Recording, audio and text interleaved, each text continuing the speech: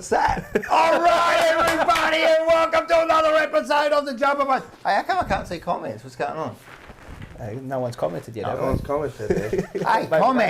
Here we go. I don't want to speak to you yet. Come on, mate. You got to be better than that. Everybody, welcome to a big edition. Yes. Of the Jumper Punch. If you haven't been here, I'm Rocco. We got Marcella or Mars. What do you want? And we got SEN. We never used to. We haven't done that for ages. Well, we haven't introduced him yet. Yeah, well, I'll introduce him. Ciao. Fucking snapper there. I was going to say till I played the video banana. All right. I was going to say, people are saying, like, who is this bloke on the couch? You might not recognise the face, right? But I reckon 100% you'll recognise the voice. You want to hear it? Let's have a hear. Snapper and I having a powwow. Here we go. Snapper in Port Phillip. We know he's a big blue bagger. Snapper, good evening, mate. Good evening, mate. How you going? I'm very well. How are you? I know you've probably got a big grin on your face. How was your heart after the last quarter? I'll be honest, I don't have a big grin. I've got a big frown and big disappointment because if any Carlton supporter goes home tonight happy with that, they're delusional. We can't save games. That's one thing we can't do. We can't save a game. We don't know how to yet. Did they not save the game tonight? Did they not save the game tonight? But what I mean by saving the game is if you're there or thereabouts, couple of kicks in it all game, and you go to save it, that's fair enough. But when you're 5 goals up, you don't go into defensive mode. Ed, we're talking about, Carlton didn't deserve it. No, we didn't. We didn't deserve it. The tackle. Come on, Snapper. Carlton didn't deserve it. I think that's ridiculous. Sorry, mate. Carlton didn't deserve to win tonight after being 38 points up. Enough with these pathetic 1-goal win, couple of point win.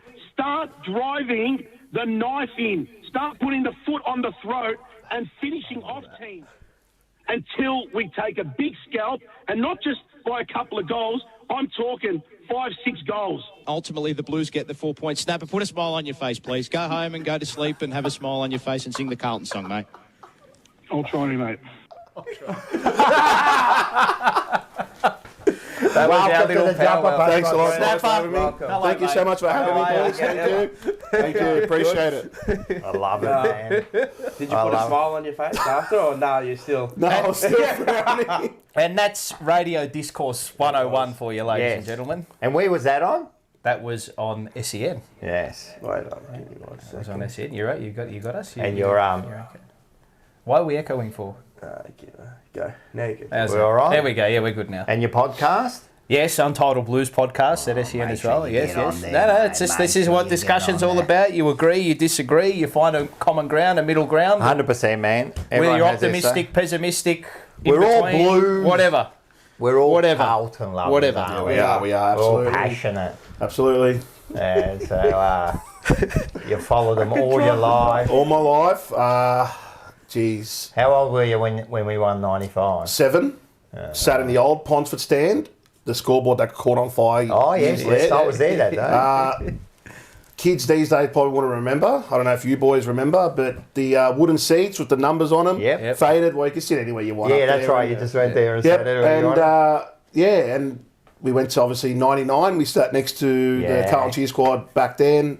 Oh, sorry, 2000. It was 2000, the grand final. Mm-hmm. No, 99. Sorry, 99. And 2000, we should have been there. We should have won it. Yep, but ever since then it's just been downhill. But we've been there through thick and thin. Me and the old man and his cousin and my cousin, like whether it's pissing down rain or sunshine. Yeah, bloody oath. We've been there, and year after year we keep renewing, and we were hoping this year. If we win it this year, I'll say to Rocco. We keep renewing, and then there was that little pause. If we win it this year, Lygon Street, Optus Oval, or Prince will be absolutely hammering. It's so, yeah, that's the optimism. Bloody oath. We'll go hard. Yeah, bloody oath. We'll go hard. Oh, you're always, I think even when you have a crack, you're always optimistic. There's always, because if you're not, you know, it's how it comes out. Sometimes it comes out one way, sometimes it comes out another way. Yeah, especially having a crack. But look, man, it's been a hard 20 years. It's been a grind, mate. Fucking hell, mate. well, about 20 years, isn't it? Yeah, 20. Yeah. 20, 25 years. It's been tough, man. Like, it's been tough, mate. So we deserve it. Anyway, let's get stuck into this. We've got a lot to fucking talk about. Heaps, man. Heaps. All right, this is what we're going to do. First of all, we're going to order coffee. We are. Okay. Good evening, all in the chat. Good evening, all. Yeah, Yes, thanks good for evening, joining everybody in the chat as Everyone well. get on there. Apparently you've got family members and Yeah, I've people got family tuning members in. watching, Yeah, g'day. They're all loving it. family Snapper members, head. Barramundi, Trout. Free AW Snapper, they're calling you. Snapper is on the money. Surely Snapper should Come on after a loss. in after a Snapper's loss. red. Oh, It's not about win or loss. it's It's not you get about them, when people come in whenever they want to come in, mate. Hey, how you going? Or when we allow them to come in. Another day. Of course we're doing the show. What do you mean, is there a power outage? No. That was the other day. No, we're all good, man. Like, yeah, that's it. Can you go? All right, what we're going to do, we've got a special guest, and we want food. We haven't had snits for a while, have we? No. Can you run down to Northland and get us some snits? Coffee, and I reckon we get a dessert. Done. I hate that he says it properly now. What, Schnitz Northland? Yeah. You have to use a Gotta add fucking the S on educator. the end. Am I Actual going? Yeah, I'm elocution going to get it. lessons. Fucking hell. What's this What do we one? got? J-Bagger. Mars looking swell tonight. Me. Yeah, I know, that's what it says. I love the jacket. This. That's old Now school. that's old You school. know who this is what? This is? That's a, that's a player one. It's a player one. Really? The Cooters? Yeah, Kudas. No And way. Kuda, you're not getting it back. You probably asked for it back. There you go. He actually asked me for a jacket when we Really? were down at North. Yeah, I've got one that's like, it's pretty rare. You could never buy it. Only the players and trainers got issued it. And he's like, I like that. The old man like, has "How a few. much?" Has a few Carlton jumpers at home that they used to. At the end of the year, they used to sell Oh, yeah. the spare That's the the spare spare play one. jumpers. Yeah. And then And I'll he's put 'em got here when we- he's got Wiggins, Houlihan. He's got the old heritage one that's got the gold on Yes, on the top here. Yeah, on the top, he's got that. I know. I've still got Heritage. the centenary Guernsey at home with the number 4 with the collar. People would understand what it felt like back then to wear the woolen jumpers and It's different times, mate. Oh. Different times. I still miss the raised monogram. Yeah. I hate Yeah, that. you know the what? Raised emblem. I hate that we don't bring have it. I I want it. always say bring it back I because want that Old raised man and monogram. his want old man. I fucking hate it. The ones now just look like a Ah. replica. Everything those days, everything He's better. is better, mate, because Yeah. it was made with love. Yeah. It was made with your hands. Now it's just all If you go rubbish. back and look at all, obviously, but if you go back and look through like the late 90s, late 80s, early 90s, you see all this, the CFCs, the monogram, Yeah. they're all different. Yeah, they are. Not are. one is the Have a same. look at the Because they're all car. hand done, Have a look at yeah. 95 Premiership They're all team. actually hand They're all stitched, different. cut One's out. up, one's Yeah. down. Like it's sick. Ridiculous. See, even your polo, right? Look, yours is embroidered, right? Yeah. And the ones that we got now, they're iron-on They're stuff. like ironed on. Mate, you All the- wash all it the ones, 5 times and it peels off, bro. It just becomes a blue top. I miss Nike, man. I want So Adidas you were for saying Nike, you but- don't have to Oh, have a yeah. coffee if you don't Oh, want. look, I'll have a coffee. You know, You can have why a not? sip. It's not, have they Nike was good. Yeah. Puma, look, I don't mind Puma, I hate Puma. but I think I'm not going to say why I hate it, but look yeah. with their hoodies and all that. You know, Nike used to have it really long at the back Yeah. and long at the Yeah, front. yeah, where yeah, now yeah. Puma's gone like really short. Yeah. Save But- money. Yeah, but like, what happened to the material. The hoodies don't have the kangaroo Yeah, yeah, pouch anymore. They're like zip ups, and I'm like, They're shit. cutting costs? Yeah. And they want more quantity. That's how it is. That's This it. has turned into iced coffee, by cheers. the way. Yeah, Ella. This is an Cheers. iced coffee. Cheers. To the baggers and to Got the a bit of power outs. Mediterranean in iced there, coffee. mate. Oof. That's not as much as last week. No, I went heavy last Fucking week. killed me. Last week I killed you. You right? yeah, Are we going to ask the question? Yeah. Hey, Julian. Hey, cock. Julian Calipari. Calls me Are we cock. going to ask? Wait, before you do, Do you know what the you gonna question ask? is? Where does the name come from? No, we will. Oh, we will. Okay, all right. but okay, I just all want to right. go through some stuff here. Sorry, yes, go on. Snitz Northlands. Yes, Is that better? Now, With an S. correct. we have got we the have? schnittacos. The schnittacos. Oh, we've got them in, do we? Schnittacos. Schnattacos. Schnittacos. All right, so we've got the Schnittacos. basic lettuce and mayo. Letter, mate. A letter, mate. Thank you. We got the crunch taco with the coleslaw. Yes. Then we've got the avocado zing. That's got avocado, coleslaw, chili. No, Chipotle. Yeah. Say. Oh, I should have let him fucking say it. You should have said it. That's why I was doing it. So you do it. Chipotle. Chipotle. Where'd the M come from? You sure it's not chincotta? I love it. And the jalapeno.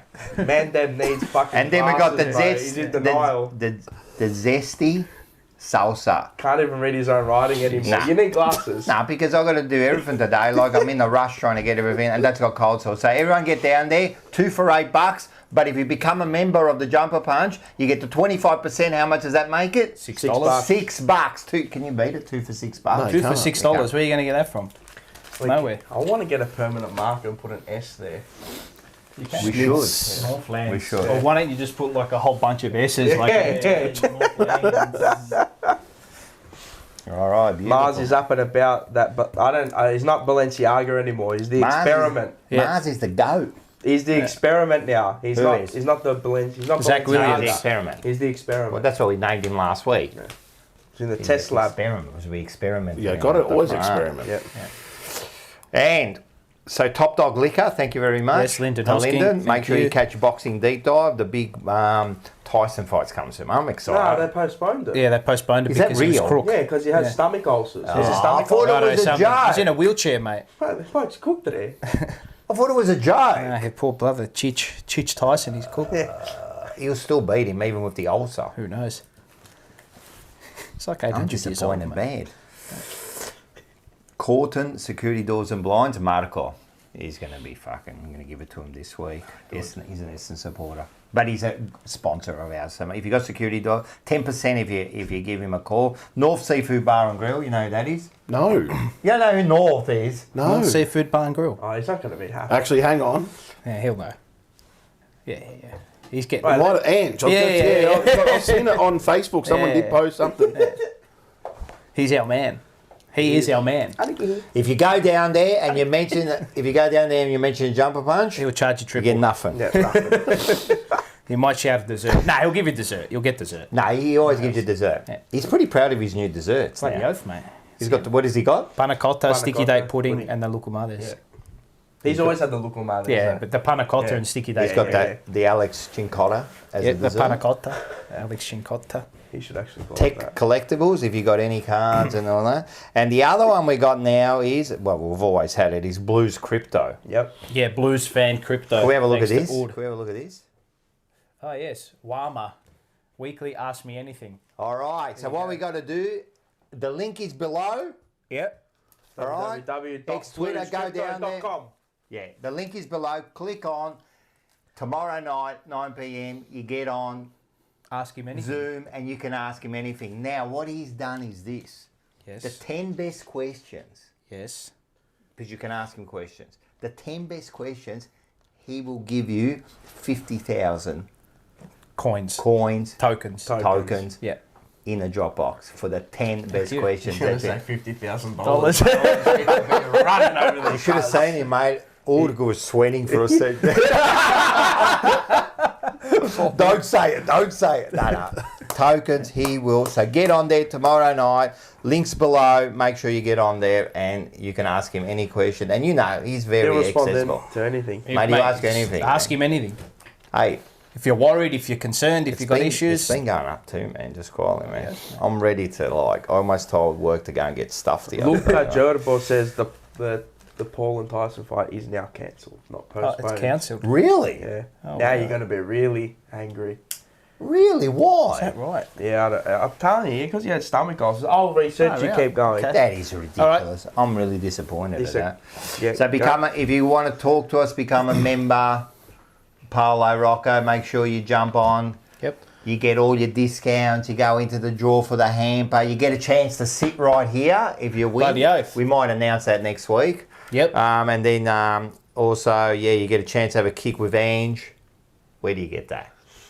Nowhere. Hopefully his knee's all right, the poor bugger. No, he'll still outkick you. He's running now. No, he's still out-kicking. He's running now. Is he? No, he's Yeah, running. remember he came last week, he ran here. Right, did he run here? Yeah. Yeah, is that right? Oh, Yeah. I thought he just said he did a drop-off. And what else? I don't know. Stage show.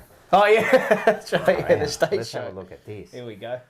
The It's Jumper got Punch 10 live days now. event. Everybody, make sure you get By, on. what is it? Tix. I can't remember what the website is now.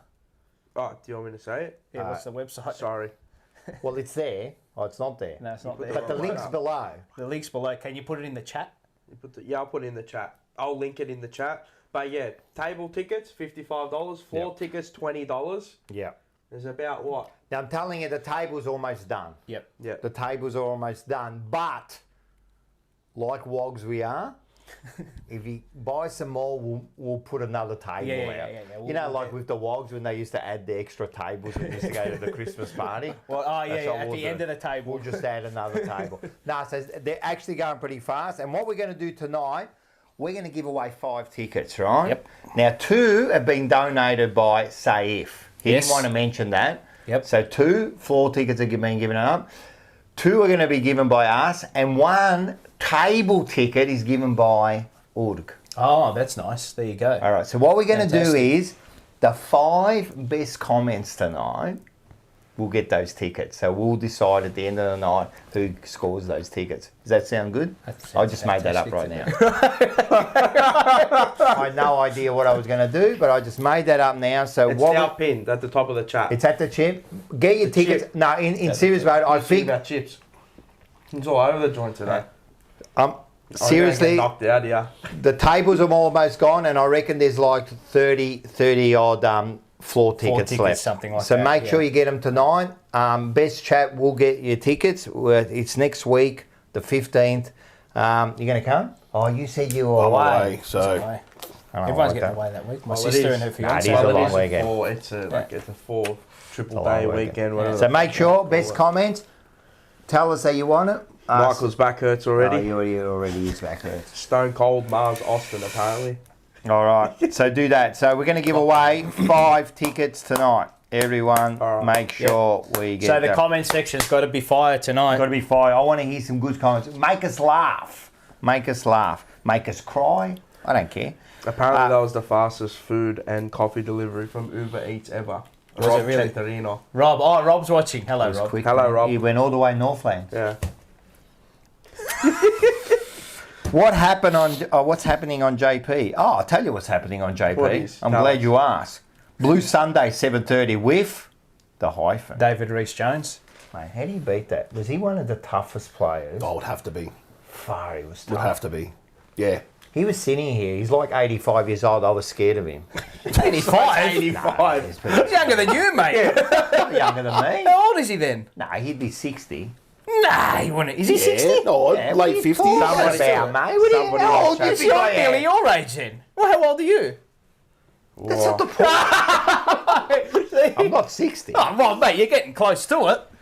Oh, 53. Oh, That's not right, close. jeez, oh, God, far out. Fucking hell, that's not close. 53. Oh, 7 You're years. close to 40 then. I am close to 40. You're fucking 30. Yeah, I know. You're no He's close. I'm 61. close to 40. You're close to 61 40, he is. 61. You signed up the 61. same age as him. 61. Well, I mean, And he'll be 62 years He'll be 62 old. next week. okay. And he looks good for 61, by the way. Nah, he He looks kept good. all his hair, mate. He did. He's looking Kept good. all mate. his bloody hair. Lucky bastard. He might make a bit of an appearance Is that right. right? at the stage show. I'm He not might saying belt- that. He might belt someone. We've got a couple of Close on players coming, so somebody. if you're lucky, you might get a player sitting on your table. Prader-Willi syndrome. Oh, yeah. Prader-Willi 15 for syndrome. 15. If you watch Blue Association Sunday, of you know, Victoria. did you see? Yeah. You probably haven't had a chance to watch it yet, but on Blue Sunday, Vince did a challenge. Did he? He did 15 in 15. You know what he did? 15, no. 15 what? He ate 15 arancini in 15 minutes. Bullshit. He did. Did he do it? Yes. Fuck. 15 arancini in 15 minutes. Fucking shit. And what happened? He exploded. He was quiet for 15 minutes. So I'll give you a live update on that actually. At time of recording or live stream, Yeah. 23,000 Oh, wow. have been raised. Nearly 28,000. We started 24,000. Sorry, we started it all. We did start. We started it this year. We got nearly a K, didn't we? We did good. About 1,500. Thanks to everyone, awesome. mate. It's good, really mate. well. Good stuff. Really well. Good stuff. Good stuff. Double. Yep. That's a bit of a floating kind of fixture. Sometimes it's on Monday, sometimes it's on Tuesday. Who knows? This week it was on Tuesday. If they do it at an appropriate time, I might go in there because it's Boston versus Dallas Mavericks, and I'm a Boston fan. Well, Luca's going away. You might have to help Dylan out. Of course, I have to. Yeah. Okay. So double, DP. Forever rivals tomorrow. Get ready. Mm-hmm. You can get ready for that. I am going to hammer both of them. They're going to cop it bad. They've already been making excuses. One, the teams have got the flu. The other one, they're injured. They're all shit. Wait till I hammer them, mate. I might go on that soon too. Yeah, I reckon you should. Yeah, because I now have a setup. So all right, do it. Let's do it. I don't have like a Nigerian scammer set up now. I got a proper setup. You're going to be able to like handle Manny and Mark? Yeah, 100%. I might let them talk. No, I don't let them and talk. not yell at them. No, I mute them. Like they're a stepchild. I mute them. Fucking Kim Jong-un over here. I feel sorry for Manny. But did they deserve anything less? Well, the change room. You know they... Fuck, how many shows do we have? I just realised, how many do we have? The change room, just remember with the change room, make sure on the Thursday, make sure you catch up. And Rash and Sam are elite. And they always think ahead. And this week, this is what they said. All right, let's have a look. I think it's an experience, bro. I think it's really an experience, like an overall experience when you either, like I said, participate in a conversation with someone, even if you're talking about like, you know, negative stuff, that can be fun because it can be stimulating. It's stimulating. That could be done with a group of people. It could be done obviously on your own. If you want to go watch a game, you want to, you know, you have a fun phone call. Like this podcast right now is fun.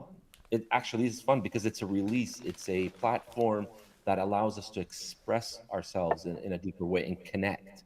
So I think there's a lot of fun in that.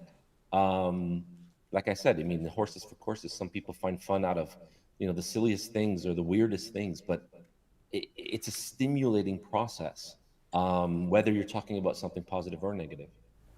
You reckon teams having fun now? Bloody oath they are. Do you have fun when you get on and you yell at him? No, you didn't really yell at him. But when last week I didn't yell at him. Nah. But do you have fun? I reckon you have fun. I have fun on SCN. Yes. It's about having fun, getting stimulated. what is it? The serotonin levels go through the roof when Dopamine. you lose it. When I lose it, the dopamine, sorry. Yeah, it's not like there's even when you have those, you have a back and forth with someone. It's not.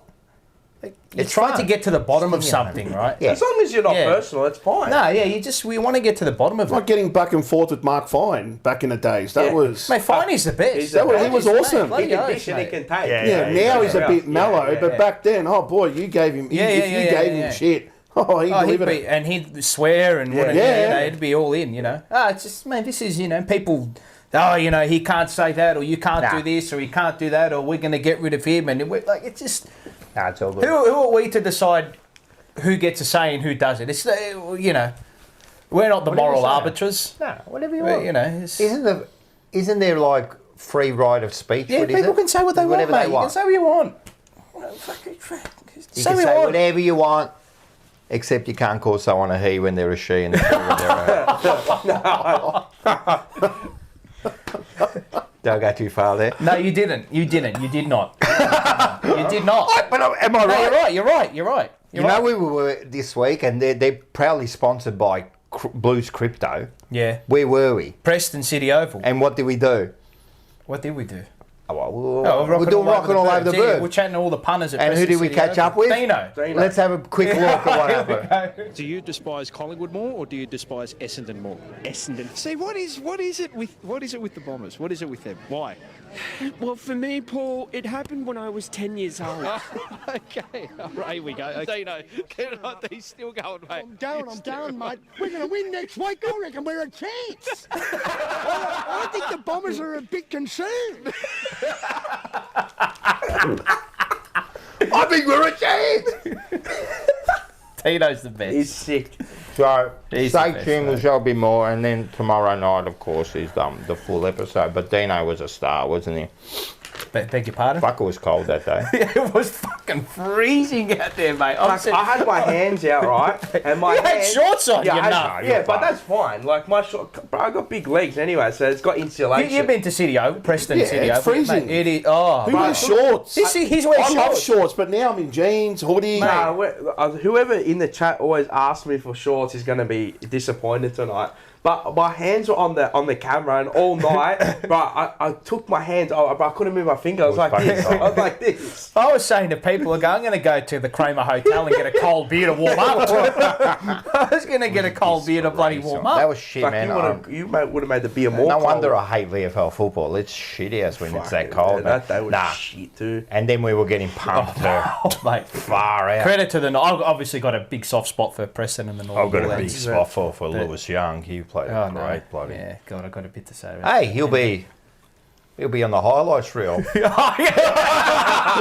It will be. Fuck that mark. How good was that mark? That's one of it, the best. oh, One of he the did best. I don't know if Oxygen, it was anyone's that seen high. it. If you get a chance, mate, there was a mark taken by, I don't know. Do you know who it was? Number 6, Will Will Elliott. Elliott. Do you remember the cricketer Matthew Elliott? Yeah. His son plays for the Northern Bull Ants. Okay. As He's their like full 8 foot forward. tall, right? And he stood on top of Lewis Young and one of our other defence. He was, oh, mate, what So a... was it happened Andrew right in front Walker of on us. top of Carlisle style? Oh, yeah, oh, If this mate, was, if that was incredible. AFL, Mark of the year. that's mark of Close the year. Close it. Shut the gate. Stood on his head. Both of them, March back Yeah. and him. Mate, that was a great mark. Fuck. That was a great But then he mark. didn't finish the He missed the job. goal, but Yeah. it was a brilliant mark. That was one of the best I've seen. Oh, that was good. No, what are we here for? Thank you. Jumping out of my skin for this. Not anymore. Wow. World. Is it a wild world, Carl? It is, isn't it? It's the wildest world. It's all over. It's our the world. place. You know what we forgot to mention? Like. Oh. Hit the like button. Hit the like. Share the other thing, share the link around. Can I quickly say, You can. can you just show them the book? Yes. Oh, yes. That was thank you very much to... Put it from there, Paul, yeah. We were robbed. Yep. We were robbed. Greg It's- Herridge. Yep. Yes, so he's the father of... Max. The great Max, who's a great man. I'm glad we're in sync here. Yeah. So, Greg Herridge, edited by Kyle Sheldon, the foreword by Hugh Mitchell, and the last line. If you just quickly read the back, maybe, and it kind of quickly... the blurb. The blurb. The blurb. Essendon versus Carlton. This sets us up very nicely. Yes, for that's what's to why. come. Those words conjure up a special tension among supporters of both these iconic clubs, built on the countless dramas played out between them in recent decades. The 1968 Grand Final ignited a tradition of fierce rivalry, the greatest between any AFL clubs of the modern era. Its intensity grew from the late 60s to the present day and has featured some unforgettable duels between champion players, McKenzie versus Nichols, Danaher versus Dool, Williams versus Denham. It is recounted here by some of the key figures of both clubs and through the eyes of a passionate family with divided loyalties whose off-field stoushes match the on-field drama. This is a nostalgic history of the unforgettable battles between Bombers and Blues right up to the present day. Good boy. Bang! Ooh. So make Good sure, word, that. say thanks very much Well to written. Max for sending it. And It's actually a really good... it's nice. Nice That quality. gets the heart pumping. Bloody oath, Yeah. mate. If the blurb's anything to go by, it'll be a good read. No, it's good. Bloody I oath, can't mate. wait. How good's that cover, by the way? We were robbed! Jam it. Is that... Who edited it? Kyle Sheldon. Yep, edited by Kyle Sheldon. Any Relation to Kenny? Don't know. I'm not too sure, actually. I have no idea. I'm not sure. Max can let us know. Anything in the comments? Give me 1 sec. I like all of it. Here we go. What would you like to know? Oh, Ur. $50 donation, bro. This Come on, mate. I He's wanna- so generous. I want to go pick from his back garden the green apples. Here. Yeah. Unbelievable, Here they this go, bloke. What is plan B? We lost out on Haywood from Sydney. Ben Ainsworth, cuz. Yeah, you're hot on Ben Ainsworth. Yeah. ITK, bro. I already Yeah. know. I've been speaking Is to that Ben actually Ainsworth. Yeah, man. Is that a fair dinkum Yeah, yeah. ITK? Yeah, Is that yeah. a real in the know? Or I've are you been, just... I've been speaking to him. Fuck, you talk shit. I'm not. You actually fair Watch when we dinkum? sign him, cuz. Are 4 you years. serious? 4 years, 500k, cuz, a year. Alright, okay. He'll be leading the press next year. Martin Alright. gone. I'm Alright. doing Nostradamus calls, yeah. I like it. All right. Ella, Nick Austin. Ella, do your job. So we did have a game. This is brought to you by North Seafood Bar and Grill. Thank you very much to go down there, mention our name. Yep. And you'll get charged triple. You'll get charged triple. We played Port Adelaide over there at Scumville. Sorry. Scores were 10-11, 71 to 16-11, 107. Yes. That's right this week. It was right. You got the scoreboard right this week. So, yes. Good win. You want to have a look at a couple of little stats before we get into it? We can have a look at some stats. All right, let's have a look at the first one. This is your My domain, is it? Boy, So tell me, what do you I'll take the iPad. Thank you very much. What do you see here? What do you see? I see... I didn't see a lot of... Have something to eat too if you want. Oh, thank you. Inside 50s field territory, huge. Yep. We did them by plus 15, which is that's a good sign. But the clearances were even, but we were getting flogged. I know. Yeah. But we were scoring from turnover. Yeah. And I'll mention it a bit later, and I'll get into it. So I'll need about 10 minutes a bit later to explain this mega thread that I put up on Twitter. I like it, but... Tackle count up, plus 15. Just overall a very good performance, I thought. The other one is, have you got the score sources for us, Mars? Yeah. Which is this is a new little thing we've added on. Have you got the... You can really look like that. Oh yeah, beautiful. So scores from stoppage plus 20. Scores from stoppage was 7-1-43 in the fourth quarter. I was going to say, most of them were in the last Fourth quarter. Scores from turnover plus 21. Scores from defensive half 5-4-34, which is an area we're continually improving. Scores from defensive half, we're ranked now top 8. Scores from stoppages, we are best in the comp. Scores from turnover, we are top 8 as well. Yeah. So I think we're like 6. it's all starting to balance out, which is great. And the defence is coming to the party. So what did you think? No, Snapper's our man now. It was a good win. Like I said to my mate, as we were sitting down, and as I said to yourself on SEN, that it was a game where we could actually sit down and we weren't stressing. Yeah. From the start to the end. And I know we were with Port, and it was bound to like open up that game. Like, it felt like it was threatening. Yeah. And I said to my mate, I'm like, we've got him. I said, watch this last quarter. We are going to go ballistic. And he goes, you reckon? I said, I can just see it. I said, I reckon Voss is going to say to him, this is your time, lads. It's either now, it's going to happen now, or it's never going to happen. Do it. Yeah. And gee whiz, I tell you, Cripps went nuts. Walsh went crazy. Yeah. Newman in defence. Our forwards just stood up. When Gov stands up and kicks a goal, you go nuts. Williams, and look, I will admit something now. I haven't told anyone. I haven't even told. I haven't told anyone. I wanted to leave it for Dwayne's world. Don't worry about Dwayne. I'll let him know. I'll let Dwayne know. I'm on the Voss train now. And I said I wanted his plan B. I wanted his plan B, and I've seen it. Did you put something in the Pepsi? It's Zach Williams in the forward line. Yeah. That has absolutely changed us. And we've been asking for a key small forward. And gee whiz, that switch... I mean, I don't know, what's he kicked in the last... 7 goals in a fortnight. Probably he could have had more. He could have had more. It's unbelievable. There you go. It's unbelievable. So... You're seeing it now, and it was a masterstroke when they showed it on First Crack, where Port loved to give it to Dan Houston and Farrell, and that our forwards were just back turned and watching. I thought that's smart. That's smart coaching. But it's so simple. It's just the coach who's gone to work and gone. You know what? This is what they do time and time again. Yeah, we're going to get them, and we did. And you walk away from that win and you go, if you produce that every week... And that's the problem. I mean, it's hard to produce that. You know what? I do think we do produce it. You know that quarter where we explode? More often than not, we do give that... We always have a patch in a game where we 4 or 5 goals dominate an opposition, but... It's where we can... You just got to hurt them. Yeah. The one thing that killed us was Port were loose. They were always loose. Correct. Yeah. The first, and I kept yelling, like, man up, like, get on them, like Horn Francis. And then they showed how... things changed in the last quarter. Well, the midfield and the midfield just switched. Horn Francis couldn't. He was darting back to the forward line, thinking his teammates are going to win it, and then all of a sudden he's chasing us. Exactly. And Cripps is down in the forward line kicking goals, and I thought, it just goes to show that this midfield is now on board. That they're playing for the coach. you're seeing it now. And for me, I'm on board because I after watching that on Thursday night, Yeah. you just go, Well, you when we spoke post Melbourne, after the game, you asked for, and I think it's a fair, you asked for the big scalp, but not by a good point or two, and a good margin. I don't look margins for me. This is just me the way I look at it. I don't like margins. Don't percentage is an inkling into how you're performing, clearly, obvious, but.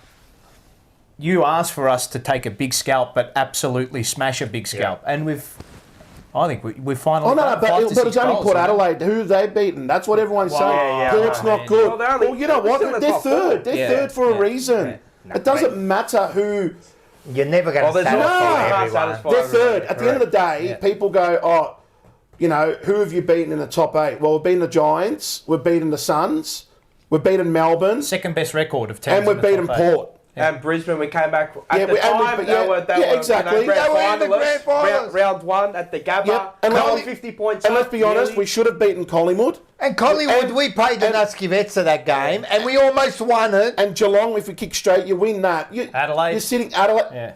What the undefeated. Exactly. What did Dino say? If we'd beaten Collingwood, we'd be on top of the ladder now. We hadn't lost. But it was good. No, it was excellent. And about Williams going forward, it's funny because he was brought there through necessity, right? Because if our small forwards are playing well, they would have never have played him up front. No. He probably wouldn't have. They probably would have dropped him. Yeah. Because he was playing that bad. So through necessity, we kind of found this small forward. And then because he's gone forward, all of a sudden... Kemp finds a spot that you're not going to get rid of him. Yeah. All of a sudden, Chincotta gets a different position. Well, the last 2 weeks, mate, he's been phenomenal. I thought, I know like the coaches' votes and everyone's going to say you look at numbers-wise and everything, but just his role... It was important. Yeah. Every player has a role to play. And to kick a goal. That was the one. The goal, as a tagger. When Butters going the other way... Every time he got the ball, he did something with... He just made Butters go like this all night. Just handball sideways like that. And I'm like, he did nothing. And then, Butters didn't do anything. And then Chincotta wasn't just a stopper. That's his worst game of the year. Yeah. He wasn't just a stopper. Nah, he went the other way and hurt him. Mate. He made Butters defend. That's what I was asking of the coaches because he's a good footballer. Yeah. Chincotta. He is. He's a good player, mate. Good player, ball in hand. Sometimes they need that chance. They need that opportunity, maybe that role, The whole thing about Williams too, Boss is one of these guys where... He'll put it on a group on the ground, midfielders, defenders, or forwards. He'll say, "If you're not going to do it, I'll find someone else to do it." And that's what he probably would have said to. And this is not me. I don't have any mail on this or whatever. But he probably would have said, "Guys, as smalls, if you can't do it, someone else. I'm going to get someone else to do it because it's just we're not getting enough output." Maybe I don't know, lease of new life or whatever. But you know what he's doing? A breath of fresh air. Do you know what he's doing? He's just playing pure football, small forward. He almost doesn't come out of that forward 50. He doesn't. Whereas you look at Durden and they get lost 80, 90 metres away from goal. They're trying to find the ball. But have you noticed one thing? He holds the hand of the big forward. Whoever he's rightfully so. He's always coattailing like Mackay or Charlie. Whenever they switch, he's there with them. He's hunting, he's waiting. And he gets, you know what? As small forwards do, they get cheap goals. Yep. And if finally we're getting someone that can score cheap. He's getting cheap goals. But you're saying they're cheap. But it's a cheap goal. Yeah, but he's in the right spot. That's what I mean, though. But it's a cheap goal. But that's his job. That's his job, though. What does a small forward do? You pick the crumbs. You're a cheapo. You go and you just get the cheap goals. It's like Elliott, Bobby Hill. They just get. Look at Eddie Betts' best goals. I bet you Durden wish he had a few cheap goals. That's what good players do. But that's what I mean. That's right. Durden, this is what I'm saying, bro. He's getting lost. Something's wrong there. I know we'll get into it later, but when we were watching the VFR, bro, what? He was lost. Bro, he was lost. He's running around like. Bro, he's not even a tom-tom or a nav man can get him. It probably comes down to coaching that as well. I know, but it's also know-how of the player. A bit of coaching, but. Like I said to you boys before we started the show, who was our last small forwards before Betts, Garlett and Yarran? Like we've literally had no one. Yeah. You go back to our premiership winning year. Well, we said Matthew Hogg, and that was it. We've had really nobody. We've been known for having key forwards. Yeah. And now that we've got Harry Mackay, you need the crumbers. Oh, right, we didn't get Papley. We're not going to get Haywood. Well, you got to look to what you have. But you look at Zach Williams, maybe putting him in the forward line has rejuvenated his career by another 2-3 years. Could have. Because he's not chasing anymore. Yeah. He's being chased. I don't think he was like people make you like, as you said, rejuvenate, but I don't think he was like, all right, yeah, he was having a few bad games, but people going like that's it, Zach Williams is done. No. I just think, I don't know, he just when you chase him, it's different. He's coming off now. He looks fresh. He looks younger. He's loving kicking goals. ACL is a 2-season injury. Yeah, for me. 1 year to get back. 1 year to get back. The next year to get your form back. Yeah, and touch wood. Touch wood, right? He hasn't had any niggles. You know, like he's going to get niggles along the way because you have missed a year of football. You might have cramps. You might have calf strains. You might have you just don't know, right? But for him to come back and play forward and have an immediate impact as well, and I don't think we did him any favours by he was playing one out in the goal square on guys like Elliott, and you know, you do him no favours. No, you know, granted that's no excuse, but. No. No, it's been he's come in and had an influence, man. Good on him. You said Voss, you know, I think again with Voss, it's a bit of necessity he's had to do these things because, you know, injuries, you know, but he was smart enough to do them, you know what I mean, and take that. Well, I suppose he had no choice.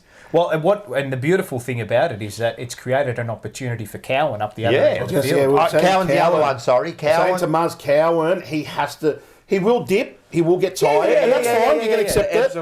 But he's run and carry. Yeah, look at Boyd. Boyd, mid-season draft taken. Best kick in the comp. Yeah, he is. Best, but people will go, but no, he best kick he's rated in the number comp. one kick in the comp. The more games you give these kids, the better they become. And I'll tell you what, with Zach Williams, put Martin and Motlop next to him. That's the three Omega. And watch how he'll go another, because all of a sudden, he's older than them. He becomes a leader. They look up. He knows I have to go and I have to show these boys.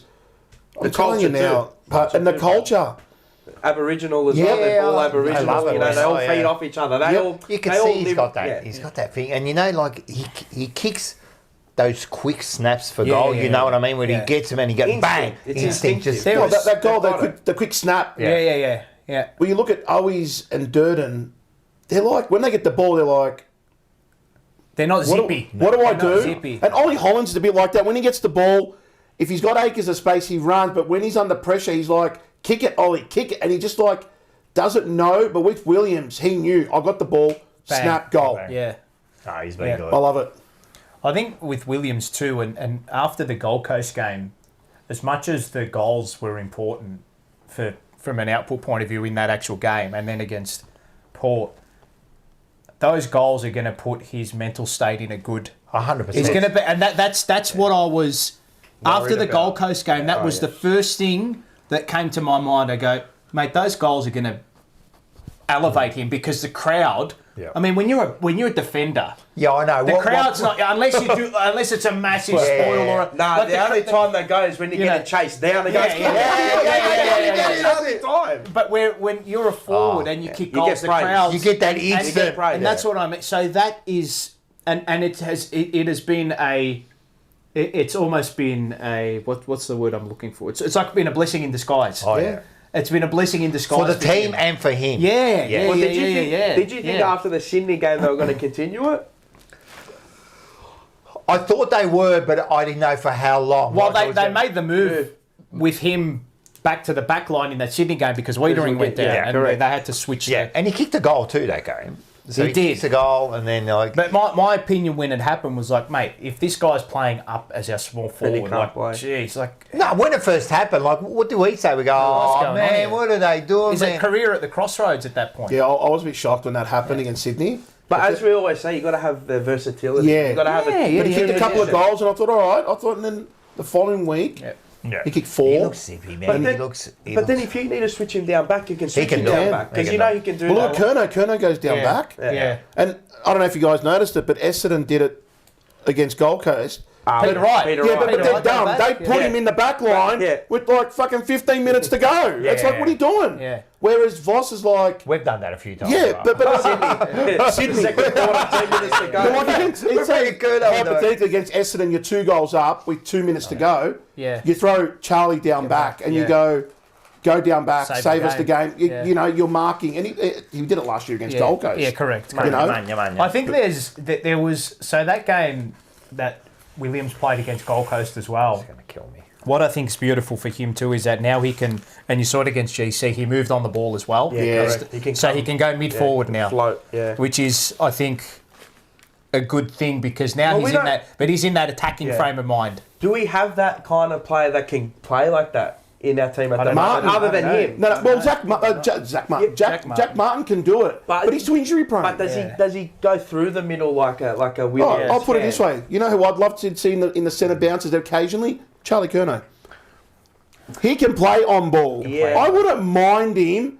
Put Cripps down forward for 5 minutes and say, Charlie, go in there. Yeah. He's athletic. He's big. Your problem with Charlie is he likes to, wrestle, gets tackled, holding them. Yeah. I wouldn't mind it. Just give him, but Jack Martin, but Jack Martin does that. But unreliable. Yeah, but unfortunately, I don't think we have that small. Well, this is what I'm saying is the Zach Williams now. I'm not going to put him in the same stature because this guy's a freak, but the Christian Petrarca, that mould. Yeah. Well, you can kind of swing him. You can come through. Can. But mate, just play him just for 5 minutes. Yeah, just go in. Because then all of a sudden the opposition starts thinking, well, geez, it's another player they have to worry about. He's a dangerous player. Where's Cripps gone? Where's Walsh gone? Why are they in the... Oh, shit, hang on. Why... William... In the mindset. Have you seen Cripps' goal stats? He's kicked already. I think he's already equaled his goals. Last year, whatever he's kicked last year. Yeah, he's already kicked this year. He's already kicked this year. I think he's on 12 this year. Yeah, he's already equaled last year. Yeah. And he looks so good. He does look good. That last quarter. Oh. Yeah, wow. Well, he's the man, isn't he? He's the man. Can you imagine if you put Bontempelli in with him in our midfield? Yeah. Well, you said Judd. I said Judd. Imagine Judd, Walsh and him. Forget about it. It's game over. And then imagine Kuda. We're talking hypothetically. So last year, that's right. Last year kicked 9 goals and he's up to 10. So his career best, Kennedy. We had our intercepts kicking goals on it. Yeah, that was too good. Kemp and bloody McGovern, when Kemp kicked the goal, I thought, what's going on here, mate? You kicked the goal, get back to defence, and that's it. But we had a mixed goal kickers, which was fantastic. Did you see how high up the ground we play? I'll get onto it soonish with the thread and all that, but we played so high up the ground. That's how you want to play. So high up the ground, and that's it's the way you want to play footy. You want to play on the front foot. You want to play on the front foot, and the way we implement the tactics and the way we implement. But we'll get to it later. I think this week's game has to be different. Of course, naturally. I'll tell you something that's going to get into Brad Scott's mind and how we're going to get the jump, how we're going to benefit against Essendon. But we'll touch on that later when we get to that game. We talk about Essendon.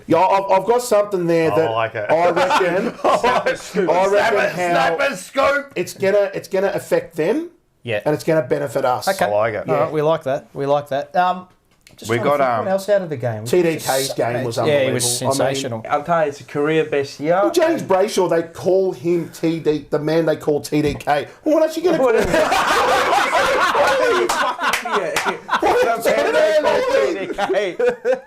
You know they call him the king. Yeah, the Koning. The Koning. Yeah, because the Koning. You know what?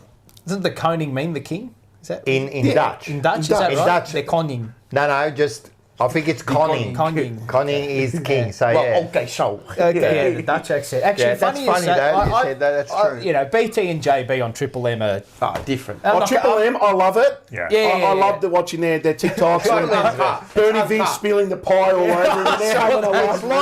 It's like they release. They're mellowed out, right? And then when they get on TV, it's like they become bananas. When Cripps kicked his second goal. What was that? What was? Tell us. You're commentating it. But I like that. It was like, what's going on here? Yeah, it was what was that? Like, it was good. I actually like that. I like that little bit of commentary. Remember when I said who was it? Who kicked the goal against us against Gold Coast from the boundary? Long. No, it was running. Bailey Humphrey. Yeah. And I remember what I said, mate. There's no one in our team that can. Is there anyone in our team that can do that? Bloody Paddy Cripps there. Yeah. I've never seen him do that. And that drop punt was an awkward drop punt. Yeah. You know I've never seen him do that. The one stat that I loved out of that game, 75 tackles. Yeah. Yeah, huge. Huge. Led by Walsh. But we had one holding the ball given to us. Ah, God. We'll talk about that later because I'll tell you what. My God. When they said each team had an extra 2 or 3, and I saw the stats the other night on how many Port got and we got, I thought I was expecting Voss to go a bit. Well, when you lay 75 tackles and one is rewarded, I might have something to say on Rocco's rant if we want to leave it till then. Yeah, but the pressure, the forward pressure from us is unbelievable. They all Fogg coming back. Yeah, he's huge. Well, we've been saying that. People from other opposition supporters go, Fogarty, man. But that's because they don't understand. I don't care if he kicks goals. I don't want him to kick goals. Forward pressure. He's there for a reason. That last quarter was phenomenal by him, man. The pressure he puts on the opposition there. He doesn't make a mistake either, does he? No. He's actually a good footballer. Yeah. You know what I noticed? When there's 4 or 5 players around the contest, he just somehow bobs up in the middle of it. Every time. He just bobs up in the middle of it. Just out of nowhere. He just bops up in the middle. And that mark he took in the last quarter, I think it might have been...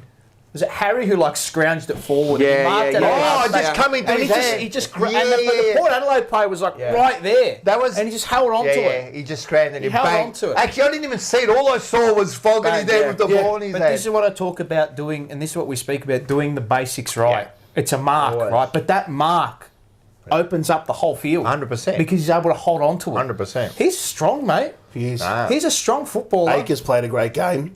Always. Mate. Has he gone undervalued this year? Yeah. No one speaks about him. No. And all Voss tells him, go that goal square to that goal I don't square. think he tells him anything. Do whatever you want. Just go up and down, up and down. It's like you, just a train line, up and down all day. He's the best. Freedom. Yeah. He could be, for the amount of money we pay him. Oh, he's the best recruit. Defensively, he's incredible. Unbelievable. And then the set shot. That was important. That could be almost the goal of the night because not that it was that, like, if he kicks that goal, we're done. It's good. And when he went back, it's a pressure shot.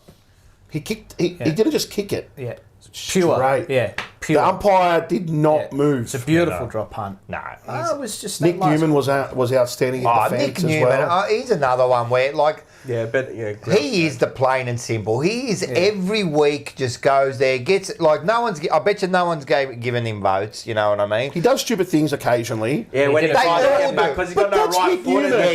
I was losing that. But it doesn't matter. You know why I lose it? Because of the quality of player. But that's Nick Newman. If he doesn't do that at least once or twice a game, he's not Nick Newman. You know why I love Nick Newman? You can put up he with was there when absolutely 99% of the time. He's going to be great. I love him because he was there when we were shit.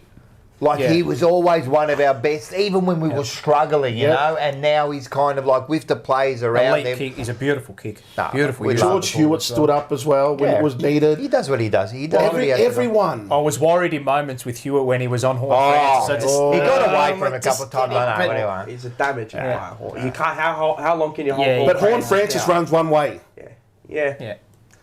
I guess that's that. Defensively, sort of it's a bit lapse. Yeah. Defensively, it'd be nice in our midfield. Gee whiz. A lot of players nice in our midfield. So, no, man, everyone, and also Wiedering again just does what he does. Dixon was irrelevant. He's irrelevant. He needs to retire. Yeah, he's sort of like Hawkins. They're getting old. Gave it to him. That's how he should. Old. He's done. He's done, man. He had one handball. But I was worried. All I'm going to say, though, has Dixon ever been that good? No. Yeah, but when he comes in against us, he has been. Yeah, I know, but let's just say the whole competition-wise. Not that I don't give a shit. It's not like I'm... But people are talking as if he's the greatest thing since sliced bread. He's not even that good. But when he came in, I thought, please don't tell me he comes in now and this is one game. Actually, he was one I wasn't worried about. No, I was a tad worried because when Georgiades started to get hold of us, I was punching the seat. I think they got lost at times. He has a game against us every year. 2 should have been goals. 2 should have been bloody free kicks to bloody McGovern. But the one where he pulled. Oh yeah. And first the umpire the commentary goes, he milked it a bit, and then when they watched it again, Richo's like, no, he's a bit stiff. He was stiff. The solo one, yeah. He full on dragged him. Is it not a free kick? I lost it. Mate, the way they hold their tongue these days, because you could see McGovern going, I don't get it, and then he just goes, man, the umpire, you could hear him, he said, if I see you, I give it, and he just shut up. I would have said, mate, like, right in front of you. Welsh said it after the. I had to bite my tongue. The one when he got pinged holding the ball. Yeah. He's picking. People go to me, he ducked. How do you duck when you're picking up the ball? You got to put your head down and get it. Holding the ball. How? I don't get that. Like, just look for an excuse, I guess. Like, I'm actually aren't I the most unbiased person? When I tell you it's a free kick against us, I always tell you. Right, come on, man, he's picking up the ball. Oh, no, he ducked his head. The one that did me was the Newman one. Middle of the ground. Yeah. Bro. As soon as he got the ball, he got tackled. They said, you had one arm free. Mate, he had blokes on him the whole time. As soon as he got it, he was like... So they had 8 free kicks in that game. It's holding the ball, 7 to Port, 1 to us. Yeah. And that's where I would have... And I know Voss did mention that the Charlie one. I think I would have the week before. Yeah, but I would have loved him to mention it again. Be like, they were quick on it, but only... You know what? Just say it. Just be honest, Voss. You can go, you know what? They were quick on it, but not for us. Yeah. There was at least a dozen of those that should have been given to us. There were 4 or 5 right in the middle of the ground. In the third quarter. Dropping the ball. Quarter, mate. Just dropped it. Just dropped it. Again, I reckon we'll talk about this later. Yeah. It's a moot point given we won. We'll talk about it later because I've actually got something to say about it. What are the comments? What's going on with the comments? How are we going with the comments? Well, Richard Aboard. That's my old man. Richard Aboard. That's the old man. Aboard. He reckons Snapper is the king. So he loves Thanks, you. Dad. No worries. Dixon overrated. Akers is one of the best wingers in the comp from Gokhan. I told you, it's top 3 minutes. Unbelievable. Top 3 minutes. I said last week, top 3 minutes. He runs all day. But it's just the way he, like, it's not because he gets the ball a lot, but it's what he does. I call him hybrid. Because he's like an F1 car. Save the battery to the end, and then when you need to get going, he's got it, mate. Yeah, how many times has he done that crunch thing? Last year against Sydney, twice in the every game. That's what I'm saying. Every game. It's not a one-off for him. Yeah. But that's work rate, always being in the right spot. Yep. Even that mark he took, that intercept, he kicked that goal. Yep. It's working hard, mate. Just being in the right position. Yeah, there was a bit of a slip, but he was there. But I reckon he would have still got there. Everyone to slip. I reckon too. Yeah, he would have still got there. He was pretty close. Yeah. Who else? Elijah Hollands. He was. I did mention him in the call. Elijah Hollands was fantastic. Just for this year, could be recruit of the season so far. Elijah Hollands. You know what he is? Who else has maybe Harms? He's perfect for us. Bulldogs, but he's been perfect. Like nothing special. Slotted in. Just slotted in and does his 20 possessions. It's exactly what we needed. Him and his brother, him and Ollie, they'd read each other. Yeah. That North Melbourne game, we got to sit on level 2 and I got to watch. I think that was Elijah's first game. Together. And the way they run and the kicks he was doing, and I thought, you know what? The kicks that Elijah's doing, not many midfielders would do. No, he's good. But he's good on both feet. He likes to take that kick on the angle. Yeah, I don't mind it. I'm happy, mate. If he makes a mistake, I don't care. I want you to take it more often, all the time. If it's there, go. Go for it. Go. They're always brothers. I don't know. The Dacos brothers. The best teams that win the grand final, they just go for it. Always. They're always together. Yeah. There's no fear. There's no fear there. You're not thinking about what you have to do. It's almost instinct. It just comes to you. There's no doubt in your 100%. Mind with what you have to do. That all the doubt is removed with the decisions you have to make. Can Ollie Hollands? He can't win the Rising Star, can he?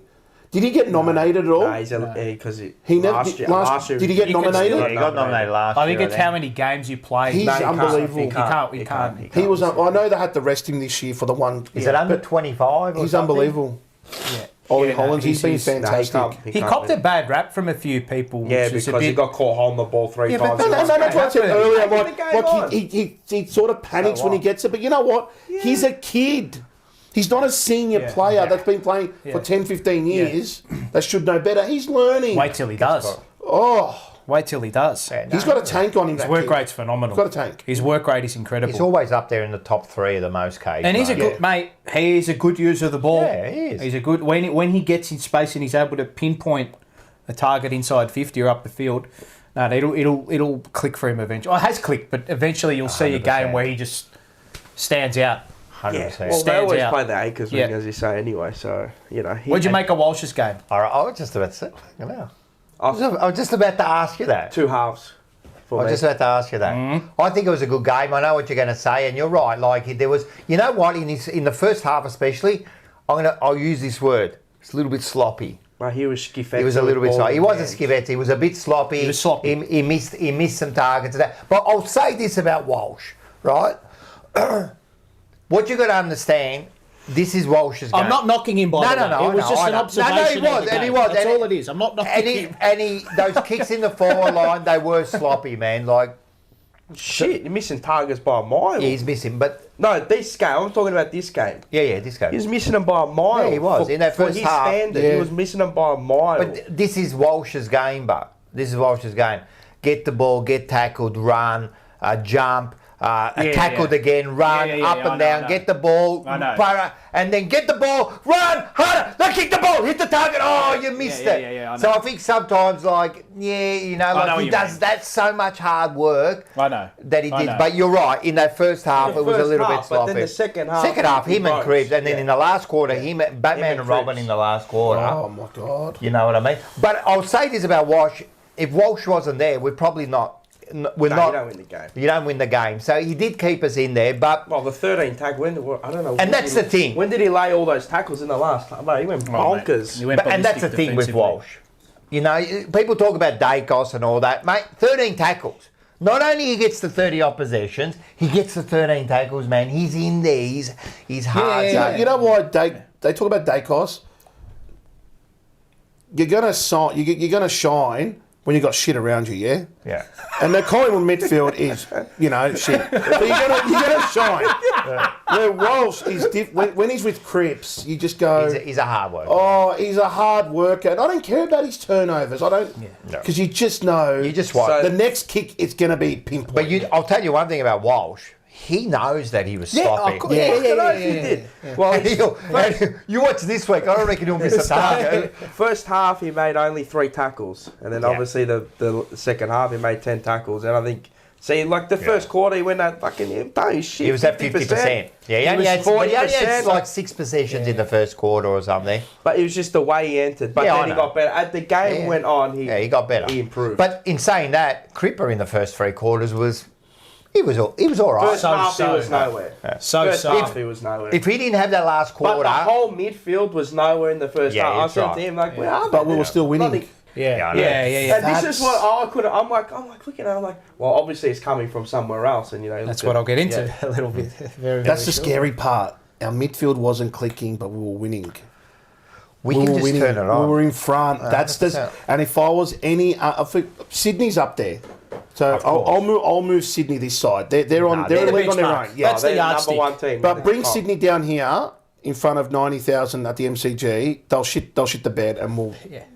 But I agree. The whole competition would look at that and they would be like, their midfield was horrible, but they were still in front. Oh yeah, we're still in front. We are fucked because we can. And all it took was our midfield to go bang in 1 quarter. Yeah, I know.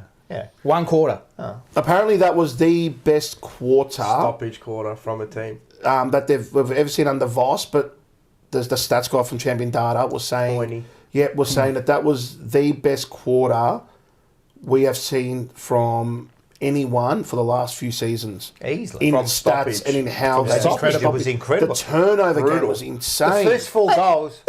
There was still 18 minutes to go. We're 4 goals. Mate, we kicked 4 goals. But we've got evidence of that. Yeah. This is what I mean. We've got it every game. It happens every game. I said to you, right, we could have kept going another quarter and won by 100 points. The third quarter. Yeah. Went bonkers. Richmond was, North Melbourne, obviously. North Melbourne. Freo. The Adelaide game. It's just about doing it longer and having those different gears. You know what I mean? In the first 3 quarters, especially the first half, look, it was an even game, Paul. Yeah, it was. You know, it was. You've got to keep. If you're not playing your best footy, you just got to keep yourself in. And that's what they did. Because the tide will turn in, and if you're a good team, you're going to get your chance. We're just waiting. Port were just worrying me a bit in the first half because they kept getting to the outer side. And they were loose. They kept getting like we were. So we were trying to set up to hold them in near side and get it going our way, which is it's like cat and mouse. Yeah. It's like but they're gonna try and get it out. So it's up to us to try and stop them.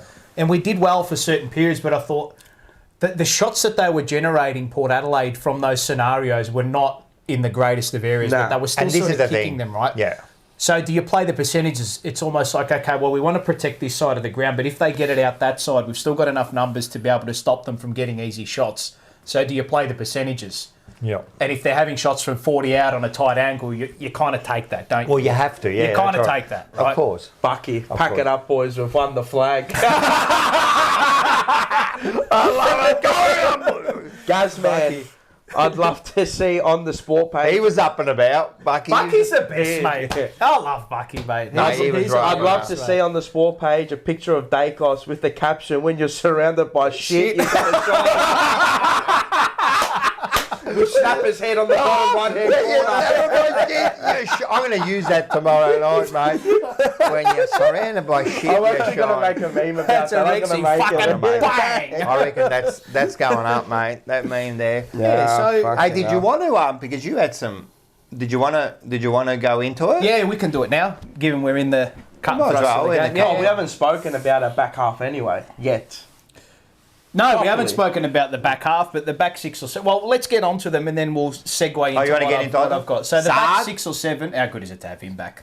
It's him and McGovern make a huge difference, man. It's just you can see that back line is settled now. Boyd, Cowan and Kemp, you know what I mean? They're playing a better game. They're more comfortable. Wiedering does what he has to do, you know. But Wiedering's not being asked to do ridiculous amounts exactly of right. Because McGovern's there. Yeah, well, that's it. They're all the next playing tall. He's the big body. Those two there. Those other players have got license to do what they want to do. And I reckon Wiedering was asked to do just far too much in the previous years. Too much, mate. We had no choice. 1-on-1, we had no choice. Intercept and then go.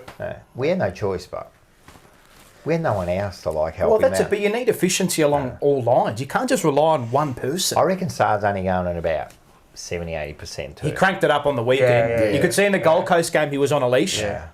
And I don't know, it might have been directive. It almost felt like it was directive. I reckon it is. Ease into it, just slowly. Third up now. But you don't need to. My thing was you don't need to rush him back in. They're always going to play him AFL. Of He was course. never going to play he's VFL, not. right? No, he doesn't play. He was never going to play VFL. VFL, right? No, he doesn't play VFL. Because he's probably got the residual fitness to come back into the team. But what about that chase where he did the 1-on-1 where he just kept going and just kept tapping it and eventually got the ball out defensively. Yeah, 1-on-1 he almost can't be beaten. Yeah, he's so good. And then he got those. He almost kicked one of the goals of the night when it just rolled. Oh, the right. I was screaming. Damn it! That was nearly in. Yeah. So no, he was great. Kemp is just gone to another level. I really like Kemp. Yep. I've always liked Kemp. He's so secure with his hands, man. I love him. And his head's screwed on. Yeah. He doesn't panic. No. I'm taking the mark. Yeah. You know when he's there in a pack and you could easily say, you know what, I'm going to punch this just to be safe. He takes it, man. He That's takes smart. it. I hate when defenders. Yeah. When you punch with two. Don't fucking punch. Just mark it on. Don't punch it through for a point that's also, or in a bounce. Mark it. Well, yeah. Because when Port kicked that 1 point in the last quarter and they got to 17 points, I said to you on the call, we were a bit. My mate and I were like, "Fuck, they've got that point. Oh yeah, they've got that point." Yeah. But then, is that when it's straight the post? Yeah. And I'm like, "Fuck, they've got that 1 point. There's 17 points now."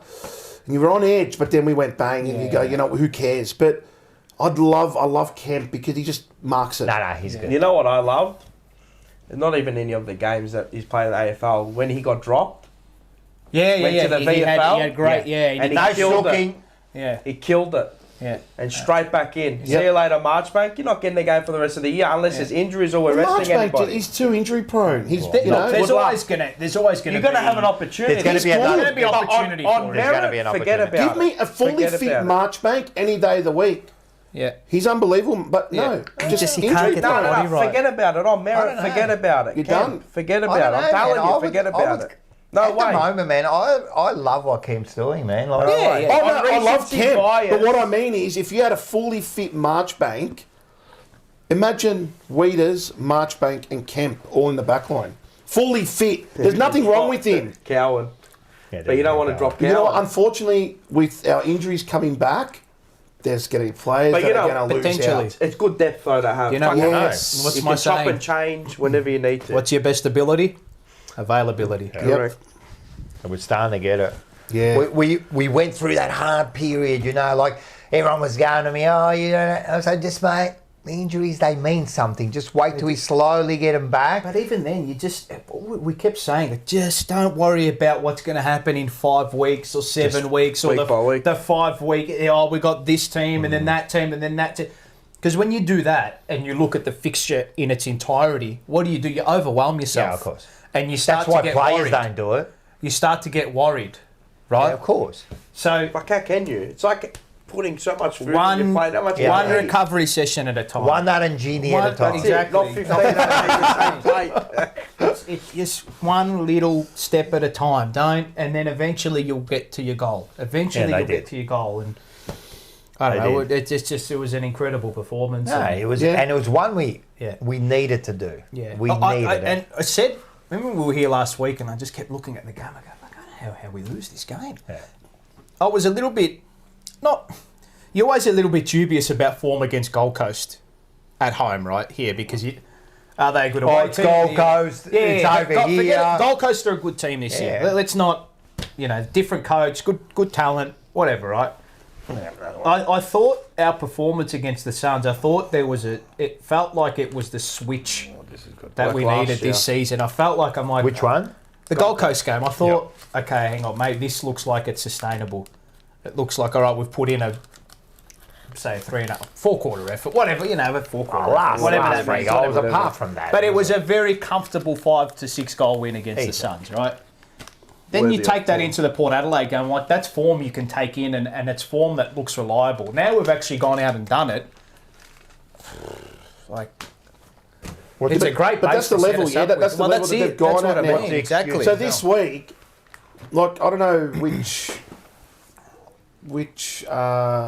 news thing said it. I think it was something, I don't know if it was SEN or 3AW, and they go, Carlton this, I said, and I think it must have been SEN post. And they were talking about how good Carlton are, and I said, next minute, we lose to Essendon, and everyone's office. Yeah. But for now, these players need to know that that's the standard what you set against Port Adelaide. 100%. And we understand you might have a bad quarter. Yeah. And I've always said, I don't care if you lose, it's how you lose. Yeah. So that bad quarter, you can have a bad quarter, but it's how bad it is. Yeah. So if you play 3 quarters against Essendon this week and have one bad one where you might have conceded 5 goals and you only kicked 2, but then the next one you just blew them away, you go, you know what, that's okay, we played 3 quarters, we get the job done. That's the level we've got to be at. Yeah. You can drop it down here, but never back down. Like that Sydney performance was down here. We never want to go down there ever again. I think every team has got one of those in them. Well, Melbourne. Oh, God, that was even worse. But can I say something about, if we lose, people are going to get back on our back. It's hot. Oh, mate. The jalapeno. But we haven't earned the right. We still haven't earned the right to have that respect where you say, we're getting there. We're getting there. So I don't blame supporters to go, we're not going to lose to Essendon, but another game you lose, right? And then they go, oh, look at you, Yes, because we haven't earned that right to say, a Collingwood or something that wins, they lose a few games and you still go, there was still a good side, you know because what I mean? Because they've been there and done it, that's why. It's getting there, don't you worry, but we haven't only earned the right. Well, you said it after the Melbourne game, and that was when I messaged you, and I saw when you said that, I didn't feel self-entitled. After the Melbourne game, I felt that, we were bad. To win by a point, I'm not saying that, we're not that team yet to go, no, we're entitled to be doing all... No, we're not. We're not. But one thing I will say is, if we do beat Essendon, which we should, and we probably will, we have to start being arrogant. We have to start being like the can and go, you know what? Stuff yous. We're the best. I think we are the best. No, not yet. You don't think? No, not yet. Yeah. There's some supporters that are. I don't think it's from the older generation. Maybe it's from the younger generation. But I'll put it this way. Like I said to my mate Scotty, who's watching tonight. Because you've seen it all. I said it to my mate Scotty, who's watching tonight, and I said to him at the start of the season, I said, don't read too much into the media hype at the start of the year. I said, I don't look at that. Yeah. And then what? And then we started getting injuries, and I said to him, see, this is why I don't read into it, because all it takes is injuries, you see. But now I look at it and I go, we've held up well with all these injuries. Correct. Beat Essendon, let's be arrogant.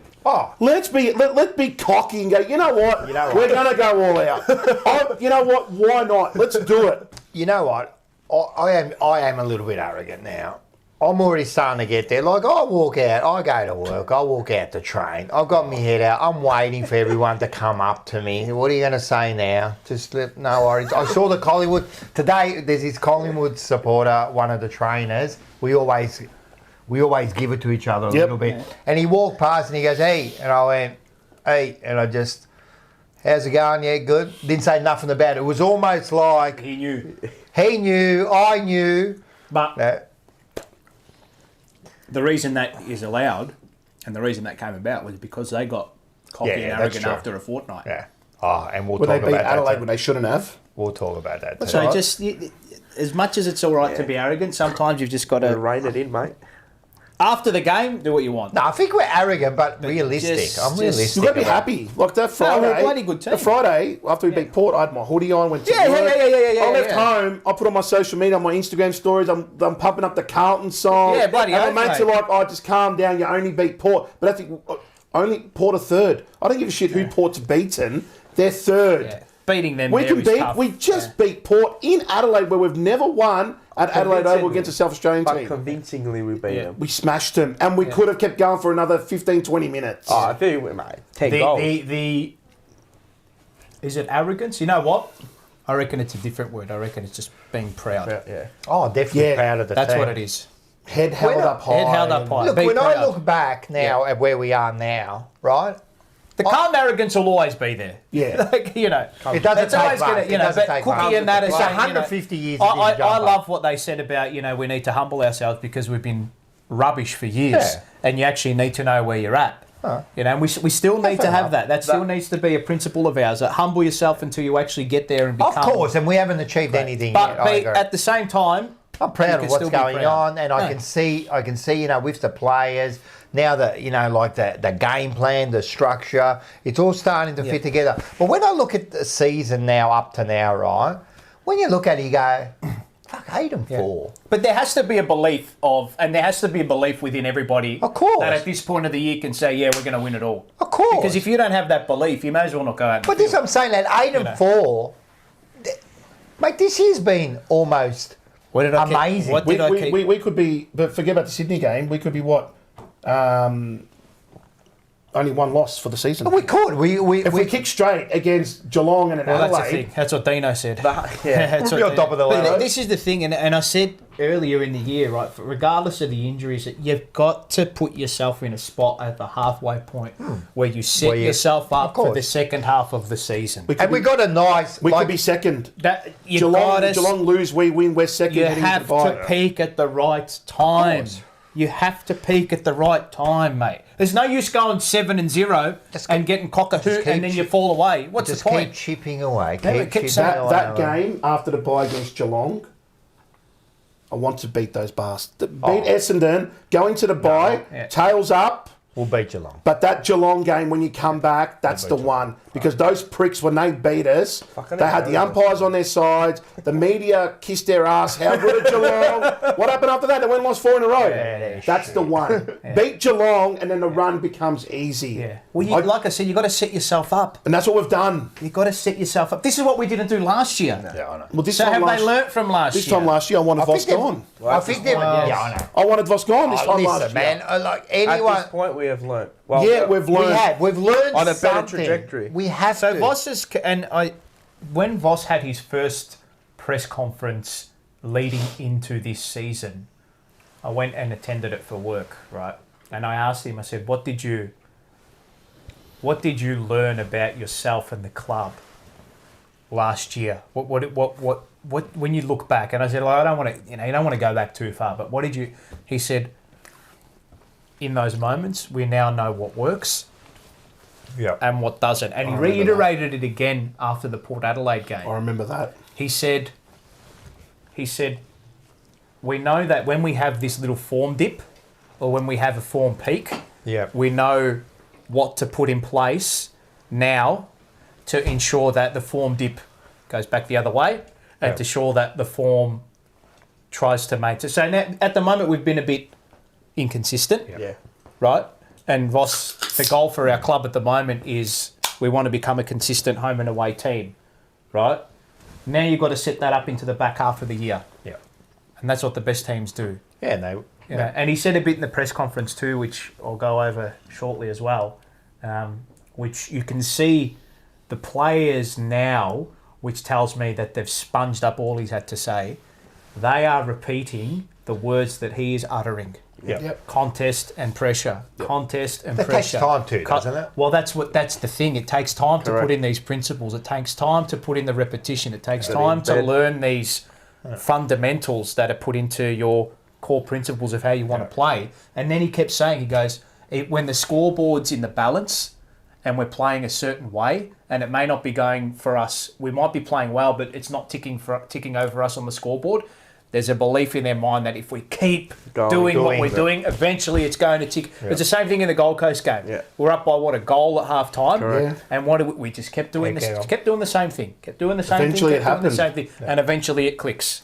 Yeah. But there might be days where it doesn't. Of course. And that's where you can't look too far into results-based analysis, right? And that's what 99% of supporters are going to do. They just look at results, like, we lost, that's it, it's done now. Of course. And then they win one game, but you can win and still perform poorly. Yeah. It's like the Richmond game. And you can lose and perform well. Correct. Yeah. And those things happen. Port Adelaide played well against Adelaide a couple of weeks ago. They kicked 6-17. Yeah, that's right. They left 15 goals out on the field. So it's... But Voss has grown as a coach. And I'll be the first to say... Yeah, absolutely. Like I said, I'm on him now because he's made those changes. He's gone Williams down forward, Cowan always in the team. All of a sudden, there's belief. So he's grown as a coach. I think it comes into he's got full belief in himself, his coaching staff, and the people around him that help him. Yeah. And then there's players on the field now. And people always say to me, was I harsh last year? I was harsh, but geez, like we said, this time last year, you're getting belted. Oh, mate, we're getting belted. Win-loss ledger, you're getting... Snap, you're looking for answers, mate. And we found... And you know, looking for answers, and he's found them. He's found that benchmark now with his playing group. 100%. And he's found... And people always... And I always said it, when Sammy comes back in, Carroll's going to miss out. But Carroll, as the sub, it works. At the moment. And I think for him, he might feel that, geez, I want to crack into there. But you know what? If I was Carroll, I'd be saying, you know what? I'm happy to be the sub because I know I'm still going to get game time. He's a part of it, though. I'm in the... I'm not playing VFL. That, though. Exactly. You can see it, though. So he knows that, if someone gets injured now, I'm in it. I'm ready to go. Yeah. And I'm liking it about Voss. Pardon? Against Brisbane at the Gabba. And again, I know we'll get into it probably like later in the reserves, but he went and played the next day in the reserves and, He killed it. Yeah. Best on ground. That's what I mean. Or best for us. Because I said after the Gold Coast game, Carroll was running up and down, and they were saying that you hate that as a player. And I don't know who said it, but they go, no, you wouldn't hate it because he knows what's coming for him. Yeah, 100%. He knows. And this is what I mean. It's all, as we always say, it's mindset. It's above the shoulders, man. It's mindset. And this is what I hated about last year. I know, good, it is gone. I don't care. Zach Fisher. Yeah. If he stays, it shows me the mindset of him. He wants to be a winner. Yeah. You know what's coming. You've played with this group. You've been with them for 5-6 years. And you just go to a nothing club now. You're just in a rebuild for the next 20 years of your life. Just to get game time. And you get paid. All right, you can get paid. But get paid at the end of your career. Win a flag here. There's something here. We know it's brewing. Yep. Why would you want to give that up? And you know what? Carroll's come in and he got, all right. I want to be a part of this, mate. I want to be a part of it. He knows that you're going to get an opportunity along the line. Hewitt might be out. Chera's out at the moment. End of the, we're going to be versing North Melbourne again. He'll start that game. You watch. He'll start that game. You're going to get your opportunities. He'll get his opportunity. Well, after that Gold Coast game, because we're at Marvel, we always stand where the players come out from. That's our spot. Yeah. Yep. And he was fuming at halftime. You should have seen him. And I yelled out. Zach Fisher? Oh, no, Voss. After the Gold Coast game. And I yelled out, give him a fucking rocket, Vossy. Give it to him. Because he was fuming. You could see it. His head was... Because he knew, well, what's going on here? He probably knows, okay, Gold Coast is a good team. But gee whiz, if we want to be top 4... the second term we're a bit off. And then all of a sudden, that third quarter, we clicked. Because he would have gone in there, given him rocket... Yeah, and our playing group are going to need that from time to time. So you've got to know when to give it. And they're going to switch off. there's moments, but you got it. He's reminding him the boys. I reckon the senior players don't even need to be told, to tell you the truth. Sometimes they might. Yeah. Maybe the bottom six. The bottom six players need to be reminded, boys, fellas. I think it's a collective, though. Because it's a team. But when you see Cripps play the way he did, unless it's a bad mistake, like you're not going back with the fly and going like that. If it's a repetitive mistake, well then you've been told. You know, I think that the disappointment factor will cut deeper. But we're at a point now. They know what they need to do. Well, that Sydney game, he went up in the box. I saw that. He went up in the box, and I've always said it. You need to be up there in the box to see what's going on. Because you don't know what. Your assistant coaches might be good, but you don't know what they're doing. Yeah. Get up there in the box. He went up there, and I guarantee he would have seen shit and think, oh, nah, this is not fucking on. This is not on. It has to change. We all saw it. We all saw it, and he sees it. Down ground below, you don't quite see it. When you get up there, you see it. Well, you've got to put it on. You've got to put it on the players too to say, and it would just be a simple case of, like I said, with Williams and the small forwards. If you're not going to do it, find someone else who wants to do it. Yeah, that's why I'm shocked with Owies. Like when he has a bad game, I think to myself, what's wrong with you, mate? You know, once Martin and Motlop are ready to go, you're out. Yeah. You're gone. I think he stays in, to be honest. Owies. I don't know. I think last year he was killing it. This year it's just. I think he's been better this year. He's been better this year. I reckon he does all right. I reckon he's more goals. I reckon he's an important cog. I don't trust Martin. I know everyone goes about Martin. I don't still trust availability, mate. Because the injuries, that's why. You've got to be durable. At his best, of course. At his best, he's unbelievable. Always has impact. Yeah. He might have 4 touches, but he give you 2 or 3 goals. Motlop is the sparkler, right? I don't know. Maybe I'm being harsh on him. No. That's because maybe there's been mistakes I've seen, but I think with Owies and say a Williams and a Motlop, let's say, I think it's a good combination. Yeah. They might play all 3 because Owies can take a tall. Yeah, but he's bigger than he is. Isn't Owies a bit more of a kind of a leading small forward? He's a finisher. Always has the output, right? Yeah. But see, I think they may even play all 3. They may play Motlop, Williams, and Owies. I don't know. I'm glad we're having this discussion. It's this is the same discussion as when Pittenet's ready. Yeah. Well, he's a test this week. Yeah. My mates say bring him in. I say don't bring him in. Why?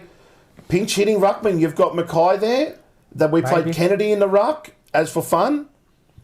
Why not? It's a debate to be had week in, week out now. Pittenet is number 1 ruckman in the comp at centre bounce. Yeah. That's it. Around the ground, useless. But the coning is better as a when a ruck has to go and play a different position. Bigger threat. The coning is probably a bigger threat. Yeah. With regards to that. Yeah, I love Pittenet. But he acts as that. But again, he can act as I always say that 4th midfielder from the set. I know the centre and around the ground, but Pittenet around the grounds has been enormous this year. This year's been really good. It's career best year. You know, his clearances have been high. Put off from last year.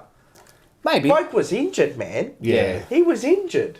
He's been better. I'll tell you what. For what he is, I think he's been brilliant. And from what I've heard, Murkov in the VFL. Nah. So we touch wood once again. We have to hope that Pittenet stays fit, but TDK stays fit. Because if they both go down, touch wood, with every list, isn't it? You know, but that's with anyone. Like, I know. They've only got 2 ruckmen. How many teams have got 3 good ruckmen? Yeah. Remember last year we almost didn't have a ruck. I know. At one stage, but if you bring in Pittenet this week, who do you drop? So if you bring Pittenet, who do you drop? That's the hard question. They bring Carroll. They go. Who's Essendon's ruckman? Depends on they remove Arazia and get rid of that Drapers. role. Well, Draper's out. They're going to bring in Goldstein. They rested Goldstein because they know what's coming up this week. It's going to come back to haunt them, mate. Don't worry. Because they lost that He's game. old man. Yeah. But other than that, it's good, but it's going to be. I don't think they'll bring Pittenet in this week, right? I don't think they will. Not this week. To me, it's all horses for courses. I don't think this week they will. No. I think.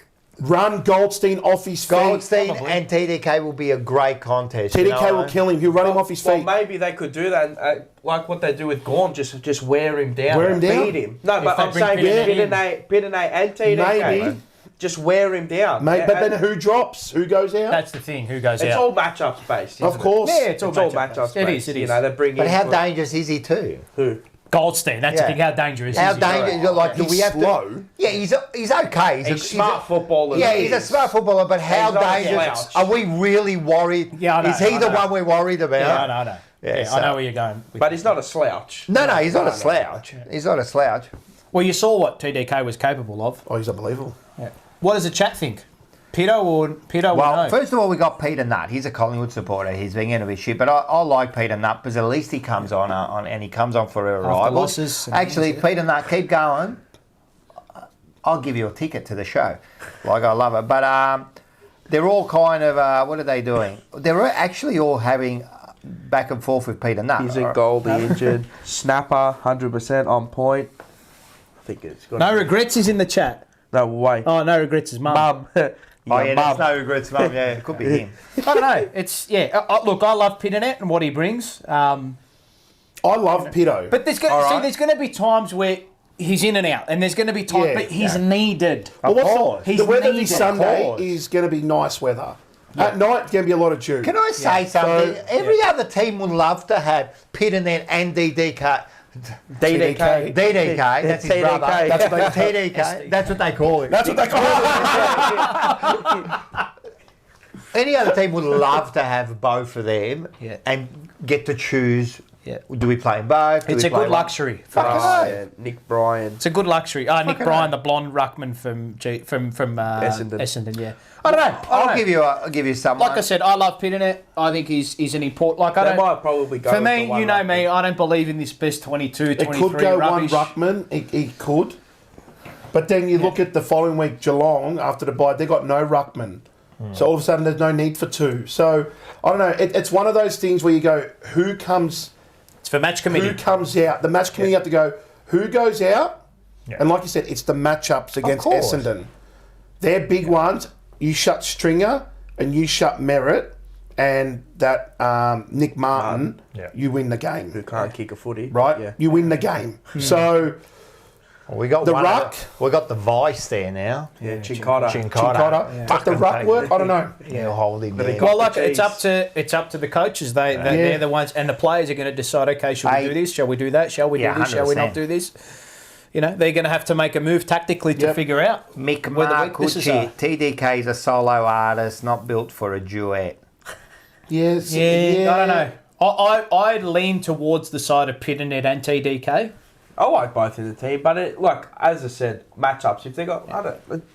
So the whole, and this will be the segue into what I want to talk about. The whole Pitternet in the team means we can't play turnover game is just the biggest load of shit I've ever seen in my life. Stuff the cap. It's the biggest lie, though. Yeah, I know they don't yet, but they do. Sometimes. But they do, because if you look at it, right, there are so many more factors that go into a turnover game than one player.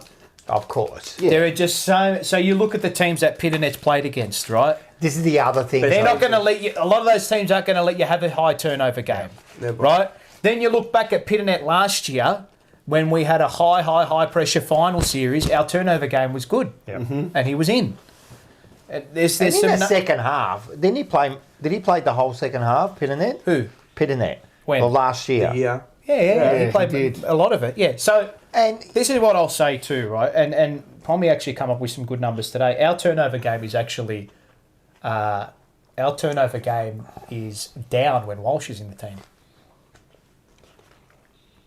Our turnover game is down when Walsh is in the team. Oh, well, we'll drop him this week then. So, see, that's sort of, if you're going to make the argument for Pitternet about the whole turnover game scenario, then you look at when Walsh comes into the team.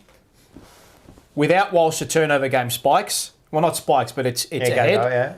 Without him, it's ahead on the ledger. With him, it's down. But then what? But what compensates for it? Probably stoppages. Yeah. So that's so. He's run out of stock. Yeah, that's what I know. What you mean? There's pros and cons to both. Correct. Every player. Yeah, but like every player. Like Marza said, it's all about matchup and selection. Correct. When you sit back and you go, right, do we go to ruckman and we drop Carroll and we make someone else? But you just if you drop, say for example, Carroll, you bring in Pitto, who goes to sub? Yeah, well then... Kennedy. And no, you can't. and I said it against Collingwood. When we made Kennedy the sub against Collingwood, we gave them the game. Their midfield was weak. Why make it weaker? Make ours stronger. You should have put Kennedy, not the sub. So we can't put any midfielder who's playing at the moment starting. We better not get started on him. But wasn't he the sub one? No, he wasn't. He got injured. He always gets. So someone's got to come in for him. 1 week. Yeah. So Fantasia's injured. So someone's got to come in for him. Which probably be a small forward, maybe Motlop. And he won't come in. But I'll put it this way. But I've always said Motlop may not be a VFL player, but he's an AF. He comes in and could be. Who comes in for Pitto? Pitto comes in. Who do you drop? Well, that's the thing. That's the thing. You can't. There's no one in there that you can drop. I think they'll go in unchanged personally. Yeah, I think so too. Yeah. Thread time? Yeah, do it. Yeah, let's do it. Do it there. Thread time? Yeah. You want to get those images up, Rob? You got those images for us? I think it's slide 1. Slide 1? Yeah, I can see. Yep. Ready? Okay, so this is my little... So I put together on Twitter, for those wondering, I put together a mega thread, right? And it's Carlton analysis to round 12, core values and finding different ways to win, the sign of any strong team capable of winning a premiership. So where's that slide, Mars? Get that slide up, right? So this is the first stoppage of the final term. Yes. Right? Because that's where Saad kicks the ball. Correct. Yep. So if you look at... Now, I'm just comparing this to the Sydney game, right? So if you look at the top left-hand corner, this is as the ball is about to be bounced. Look how body tight each player is. Yep. So Cripps on the left-hand side against Horne-Francis. Up the top of the screen, I think it may be Hewitt or whoever that is body tight. Yeah, that's Hewitt. And on the right-hand side, it looks like Elijah Hollands is body tight, right? So ball comes down, top right-hand corner. That's after the ball has been bounced. And then Port Adelaide win the ball forward into space. Correct. And this was the dangerous moment for us against Sydney. Every time Sydney worked that ball into bloody space out the front of the stoppage, we were fucked. They were off. They were off to the races. Yep. Off to the races and we were cooked. Yeah. Right?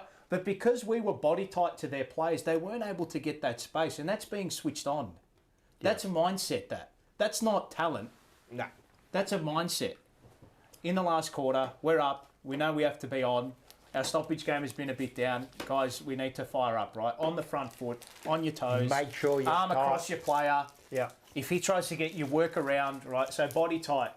They win the ball out the front of the stoppage. It's a handball over the top, but look who's there to meet it. Saad. High press. The moment he sees he's off. He's off. He's off. He's in front of his player. And this is a player like him, when he's in the team, worth its weight in gold. We end up getting the ball forward. It's a clean pickup from Williams to Fogarty to Cripps. It's a goal. Cribs. So defence leads to goals in that scenario, right? Perfect. The other one I want to raise, right, and we'll get, is it slide 2? Go to slide 3. No, it's the one before. Yeah, okay. So if you look at the bottom, right, so this is the first bit of play here, right? So Orazio's got the ball in between wing and half forward. Kicks the ball down the line. We lose possession. Top left-hand corner is Drew winning the ball back. And they're out. Port Adelaide is out with speed on the ball. Hard to stop, right? But look what happens here. So top right-hand corner is Port getting the ball over our first wave. You can see the top left-hand corner. It might have been Newman who tried to come up in the defensive line to smother. But if you look at the bottom picture there. See how the line's set up? Yes. But see how there's space between our players at half forward and our players in the centre circle? There's a big gap. There's a massive gap there, right? Yep. So what the defence has to do is those players inside the square. If you sit back, you're fucked. Because you're leaving that gap. You're leaving space in between the lines, right? So if you sit back, and this is why I keep saying, roll up. Don't be roll up. They all rolled up. Can you get the next slide up? There should be a slide just before that one. Which will be number 2 then. Which will be number 2. Yeah, so look what happens here. Wiedering, top left-hand corner, rolls up. Yep. Top right-hand corner, they fumble the ball. Top left-hand corner, they fumble the ball. Saad rolls up, tackle, they stop the transition. Yep. Because of that high press, because they're all on the front foot, because they're all defending in waves. That's how you stop that. Yeah. Defending your front half and defending in a high press. And that's our... If you look at our mega thread, or the mega thread I put up, for those who have got Twitter, hop on Twitter and have a look. So obviously our core values are contest and pressure. So at the coalface is where you need to be winning the ball. But defensively is what I wanted to talk about in those scenarios, right? So there are two elements to our defence, right? High press is what we want to... That's what we want to achieve, because if you high press and you win the ball or you lock it, you're in your front half, right? You're closer to goal. And if you're closer to goal, what does that mean? You're more likely to kick a goal. Correct. Right? And if you're further up the field, you're away from the opposition goal, they're less likely to kick a goal. Yeah. Right? So in that scenario, that's our number one thing. We want to be in your face, in your face, in your face, in your face. Conversely, though, you're not always going to have it your way, because there's going to be games where sometimes you might not just have the field territory. Sometimes you might lose stoppages. Sometimes you might concede a ridiculous amount of inside 50s in a certain patch. That Fremantle game, we got obliterated at clearances. Obliterated. Smashed at the contest. But that also shows that our defence is able to absorb. And they did, yeah. And they absorbed, right? And if you go and watch Michael Voss's press conference, which I put up on that mega thread, after the Fremantle game, he said, this group now, defensively, that back 6 or 7, when we need to defend in our back half, and we need to absorb a lot of pressure and play in what soccer calls a low block, like 10 blokes behind the ball, we are prepared for that scenario. We don't want to play that way. Yeah.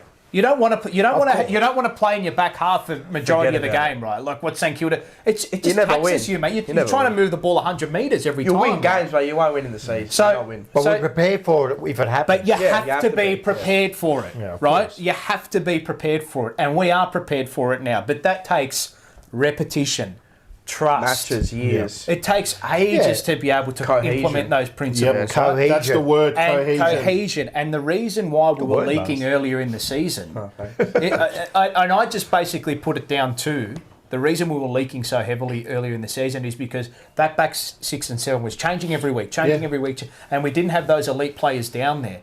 Now you look at that back 6 or 7 and how it's set. If they need to absorb, you trust Wiedering to be able to absorb. 100%. You trust Kemp. You trust McGovern. You trust Newman. But more importantly, they trust each other. Exactly right. So that defensively, we know we number one scenario is we want to play high up the ground, right? Create stoppage. You want to, but not even that. Create goals right? Yeah.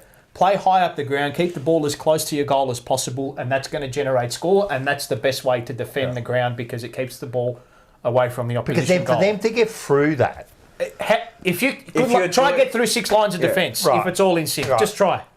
And that's the thing. Try. With 18 blokes on the field, and those little moments there when you press up high and there's gaps between the lines, that's when you're fucked.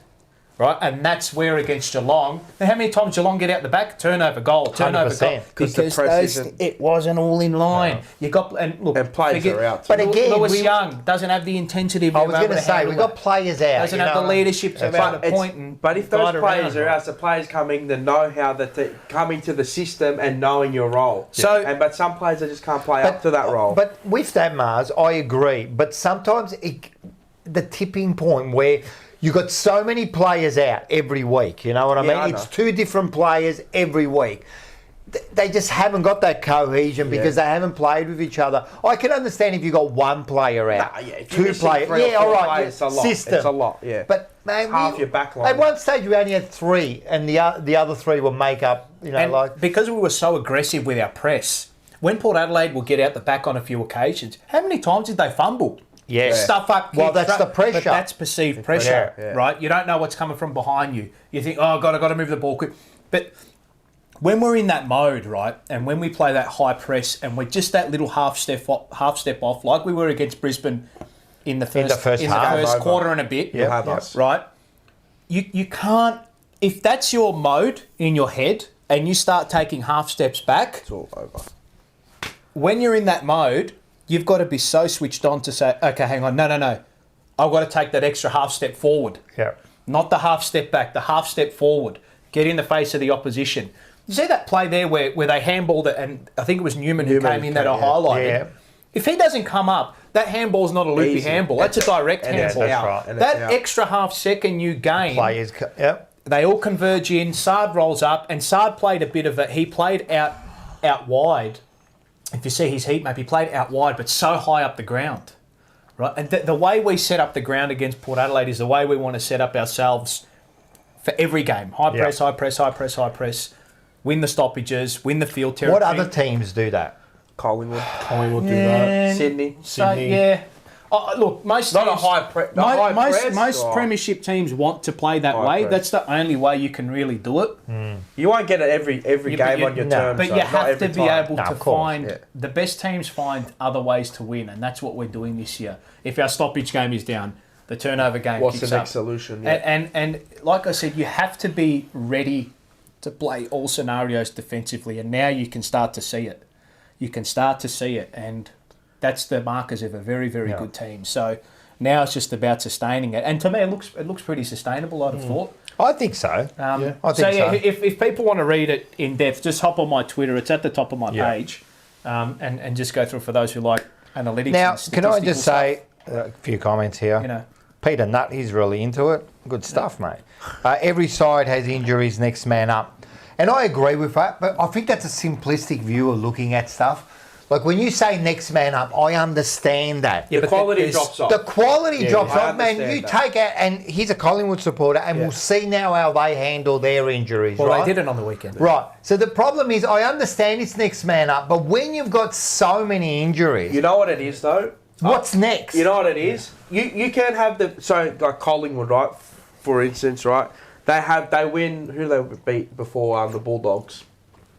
Adelaide. They drew to Freo. They drew to Freo. They drew to Freo, and then see the players that come in. Yeah, you could sustain that game style for so long, but again, 2-3 games, 100%. And if they're not of that quality, the ilk, it starts to waver. And they brought in, and I think it was for that Adelaide game or something. They brought in like four or five youngsters, right? Yeah. And they played really good. Yeah, right? you can maintain it. Right. But let's keep that now for 2 games. Let's keep it for 3 games. Let's keep it for 4 games. And that's what you're going to lose. You know what I mean? Where you put in like the Go in, you put all them in, far out, man, hardened players. Correct. Right? So, and they've done it for how many games? Let's be 30, serious. 40, 50, 60, 70 games. So there's and Vossi did say this too. He said it after the Melbourne game. He goes, we've got these players coming back, and you know, you can play. He said it a few games ago. Yeah. You can say like every team is probably system based, of course, right? It's the of course everyone's system based, right.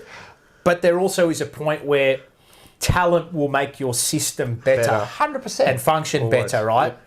And if you deny that obvious output, you can't. It's like when Walsh came back into the team, and everyone was asking, when Walsh comes back in, but there's also a point. So you can't deny the obvious, right? Players like that come back into the team. De Goey comes back. They're going to make you better. They're going to make you better, of right? course. Their output's going to spike. Yeah. But there also is a mindset where if you just rely on, if this player comes back and when that player comes back and when this player of course. If you go into that mindset, there's a balance. Well not go out there. Balance. No, of course. It's a balance. You know what else these experienced players do? There's a threshold with that kind of stuff, mate. And it's a tipping point. Well, you know what else they do? It's that leadership. Now, you were talking about putting those lines. You've got that leadership by those players who are setting up the line. You know what I mean? They see it. They know They know it. So you're getting these young kids in there. Mate, they're just trying to get the ball, let alone trying to fucking... You're telling them what to do. They're like puppy dogs until they learn and then they know and they go, okay, this is it. Again, it's like same thing as football, soccer. When they defend in the way of the lines there, they move like that. Yeah. And the best teams do it. Arsenal, Man City, you know. And the thing is that even the elite teams are always going to have a lapse in those areas. Always. You can't be on soccer for 100 hours. It's impossible. It's impossible. Fuck, you're not a robot. Impossible. No, you know. Of course. No, that's good. So for those who that was good. Are into and want to have a bit of an idea as to how we be educated, play the game. That's mate. I put a lot of work into it. Well, you know, like people look at footy games in a different way. And that's not even. Just sorry to interrupt. That's not even. I could go into much more depth. Yeah, so much more depth, but. Yeah, check it out on Twitter. Fuck, you might as well write a book after the game then. Mate, you know what? I always say, sometimes I wish I didn't analyse the game. Yeah, just watch it I wish I just watched it like a dumbass and just enjoyed it and walked away. Well, I watched the last quarter after the game. Against Once the Port. mate left. Yeah, I watched that last quarter again. I sat there and I thought, Yeah, I watched it again too. I thought that was unbelievable. Yeah, it was a good. I thought that was unbelievable. And that's what we can do, mate. But you know what I did? Beautiful moment. It was a beautiful Before moment. the Port game, I watched. So Fox had last year the 10 best moments of Carlton. Yes. Last year. Yes. And I watched it. And I messaged my mate. I'm not afraid to say it. I messaged my mate Anthony. And I said to him, I just watched this. I said, and I got so worked up that I actually had that Melbourne game. That moment, I said I actually almost started crying because it was just so. Yeah. You go back and you go, was. shit. Yeah. And I said to him, I said, you know what? I'd be showing the players this and be like, this is what it was like. Yeah. Let's do it again, boys. Imagine if it starts tonight. And what happened? Look what we did to Port. Yeah. I said, this is that. If you ever, as a Carlton supporter, feel down, I watched that and I thought, it was one of the great how games. good. Show the players, it's there for the players to see. If you feel down or you're not having a good patch, just watch that. Yeah. And that'll get you going. Imagine being there, for all of us, players and Imagine supporters. being there. Imagine being there. Imagine being the person that hurled abuse and then left He got before the end kicked of the out. game. Why? Some Melbourne supporter. I can't. Got I'm not going to abused. say. I'm not going to go. And she got racist. I'm not going to go down to her level. Fucking And, Shahooda dobbed him in and he got fucking kicked out at half time. I've never been kicked out, mate, but I've, almost. I haven't this year.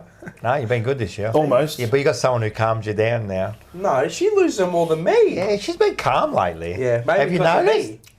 You've both been calm. That's weird. Something's happening. I reckon we found the new side to Snapper as well here. Yeah, he's we're going What? to try. You just nice snapper. See, everybody on social, Snapper. Mate, this is why we get him on, mate. Yeah, Correct. exactly, mate. Because everybody We wanna hear- everyone comes up with an opinion on someone based on 2 minutes of airtime. I was saying to You Rock can't, yesterday, I got abused last year. But why? Why? I got it because Why people. no? But why? Okay, so you got argue the point, not the person. Okay, you got two types of supporters in this world: the realists and the mediocre ones. The ones who will just say to the club, "Yeah, clap them on."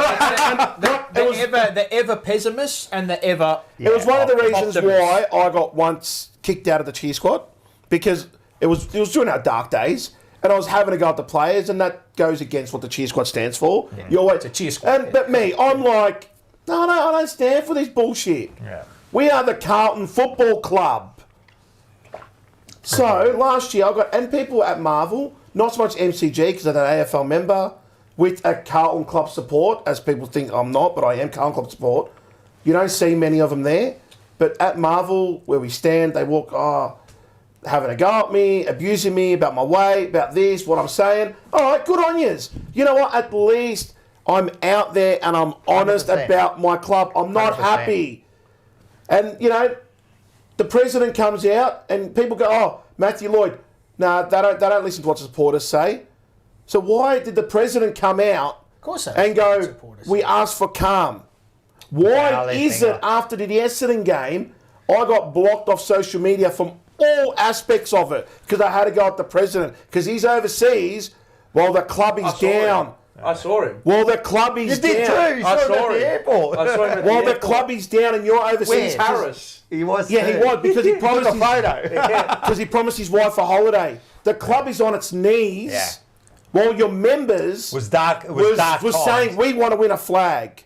So of course I'm going to get angry. And if you're going to stand up to mediocre and clap these players, and I don't agree with that supporter did after the Essendon game hurling abuse, which people thought it was me when it wasn't. I was already in the car gone. I don't agree with that stuff. You don't attack them personally. You have a go at them, but you don't attack them personally. But then when it all changed, people go, "Oh, you're a bandwagon." No, I was never off. I was always You've there. always been a but member, this is you've what I always- want. This is what the list is capable of. Yeah. So I think this we're year, all the same. And I do agree that Remember that? if it didn't... Remember that? Yeah, I want to blow the joint up. We want to blow it up. If it didn't get to a point where someone was going to get hammered because of poor performance and it didn't get to that, it may... All we Maybe know, never change. The evidence that we have is that because it got so ugly and so bad, right, and did it become toxic within the supporter base? Maybe to a certain point it probably did, right? If it didn't get to that point, it may have never changed. And the only evidence we have is that it got to that point, it changed. And it changed. From what I got told at the camp that they went to the Kernos, the players read, had a heart-to-heart, and heard a few what supporters had to say. And from what I got told by someone at the club, the part where I said, if you're not going to play for the jumper, get out of my club. Yeah, it did not go down well. And that's the honest truth. If you're not going to play for the emblem, piss off. Because that emblem is going to be around I've said that before. for hundreds of years. We'll be gone. But that emblem is still going to be there. It'll always be there. But so it changed. Things changed. The coaching panel changed. The way they coached changed. The way the players changed. They played the Carlton way. Hard, tough football. Selfless football. Oh, it was unbelievable. Yeah. We dished up revenge on teams that were toying with us. Yeah.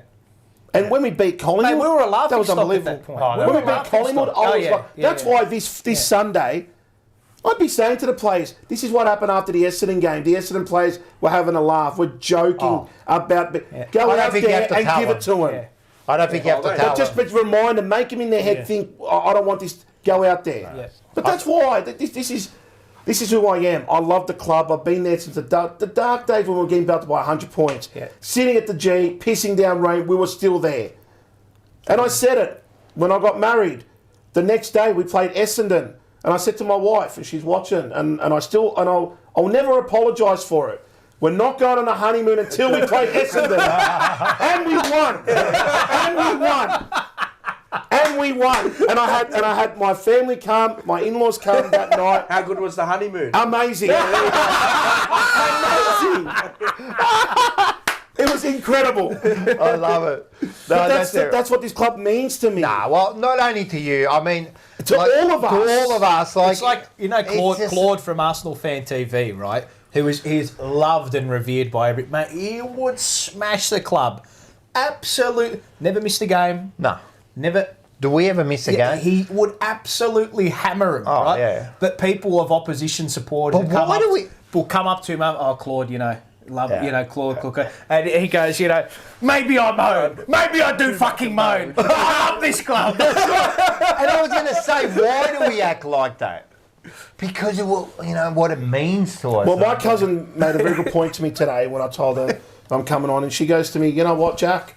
She goes, we've been there. She goes, we've got now close to 103,000 members. She goes, why don't the club sit down and go, or people go, yeah, Snapper says a lot of things, but he's been there he's been a member every single year for loyal. Since I was a toddler. Never thought about jumping off. Nah. But now all of a sudden we've got new members here, and they are probably the members that have a crack at me. Yeah. Where were you when we were fucking getting belted under Dennis Pagan? No. Where were you? Stay till the end, mate. That's all we stayed until the end. I always stay till the players leave the ground, mate. We never left early. We copped it. We hammered it. We still copped it. We copped it. I want to feel the pain. Where are these new members? Where were they? No. All of a sudden they can't. Well, I'd love to see, hypothetically, I'd love to see us have a shit year next year and see where those members go. They would crawl under their rock and be like, I'm not renewing. Why? Yeah. Well, how many people do that? They don't renew when we... Yeah. We're the biggest club in the AFL. Easily. I don't care what if we had proper members sign up, well, you think about it. We've been Merda and we've got over 100,000 members. Imagine we're successful. But you know what? It's not just Carlton. Let's be honest. It's Collingwood. Bulldogs, when they won the flag, they're all the same. It's Australian culture. It's all the same. You've got your true supporters. Bandwagon. We jump on as soon as success happens. We're a bandwagon. Like, we got diehards, and then there's just every team has them in the world, whatever, but it's just a bandwagon. But don't go attacking your supporters that have been there from the start, and you've only just recently jumped on because, they could win the premiership this year. I'm going to jump on so I can say I was a member. But you know what? I don't care. Fuck all them, right? No, well, it's about me. Listen, I'm a loyal supporter. I go to every game. I don't care if bandwagons jump on and off and do whatever they want. Well, you know who the bandwagoners are when they leave the games early. Remember GWS last year leaving the game early, cuz? Like, come on, bro. Like, fucking hell, bro. Check yourself. Why are you leaving the game early? They only put fucking 12 wins in a row together. What, that last game? Yeah. Yeah, once I'll be honest, once Kerno kicked for the Coleman medal, nobody cared. I checked out. I was like, that's it. They checked But out. then when I heard that the letter could play a big part if we kept the Giants hammering the goals, I was like, see, now it got interesting, isn't it? I'm like, don't kick any more goals. And what we did, we kicked the last 2 goals. I'm like, why? Yeah. My Giants could have had a home final. Ended up working out. But, you know... Yeah, I know what you're saying, but I've come to the realisation that that's just how it is in AFL. Of course. Who cares, mate? No, I don't give a shit. As long as you go, you know what you are as a like supporter. I said to people, if you've got something to We've say... still got the best fan base. I don't care what anyone Yeah, I'll we say, do. We're passionate. We're passionate. We got the best fan base. And I'm not you a can just whole- tell by head. You can just tell by the Carlton. We need help. And that. Help sick. Yeah, we're Rocking on passionate. chairs, We like- love our club. We're Yeah, sitting yeah. on I there used to biting break our nails chairs. and, Eight. you know... Eight. You're broken, eh? 8 chairs. At the You paid MCG, enough money. I've broken That's why I broke them all. too many. Too many. I thought he was going to say 2. Too many. They're hard to break at Marvel. They're No, I've good. broken one at Marvel. Yeah, but they're hard. I ripped the thing off. You know? the I've casing actually off calmed the down. ones. I don't. But I just. it's... No, I'm all right. Well, Yeah, like I yeah. say to people, I'm here. No, you If wreck you, your if leg. you want to come talk to me, I'm at Marvel. Come have some come say hello. Come meet who the real I person don't is, and smack that's my it. leg. I always Yeah, done mate, that. that's it. He smashes his leg no, like it's there's not. no tomorrow. Yeah, mate. when we Just don't fuck get, up, yeah. argue the point, not the person. Yeah, don't attack me. Just come meet me. You'll see. There's a different Yeah, side. like that, but not once, like about 20 times. Bang, bang. He kind of like But gets yeah. into this mood. Nah, that's good. Nah, listen, man. At the end of the day, as I said, Chris Beachy's in there. Hey, On your Beachy. Beachy. Oh, yeah. Beachy. Good man, Beachy. Beachy's a good man. It all started when I was 10 years old. Hey, stay tuned because he's going to tell you why he hates Essendon. We got the best. I still believe we've got the best fan base, man. do. Like they're just crazy, and we've been neglected, and 20 years of misery. But we're still here, mate. We haven't gone anywhere, mate. And we can haven't always gone anywhere. we have that, but we can always get better.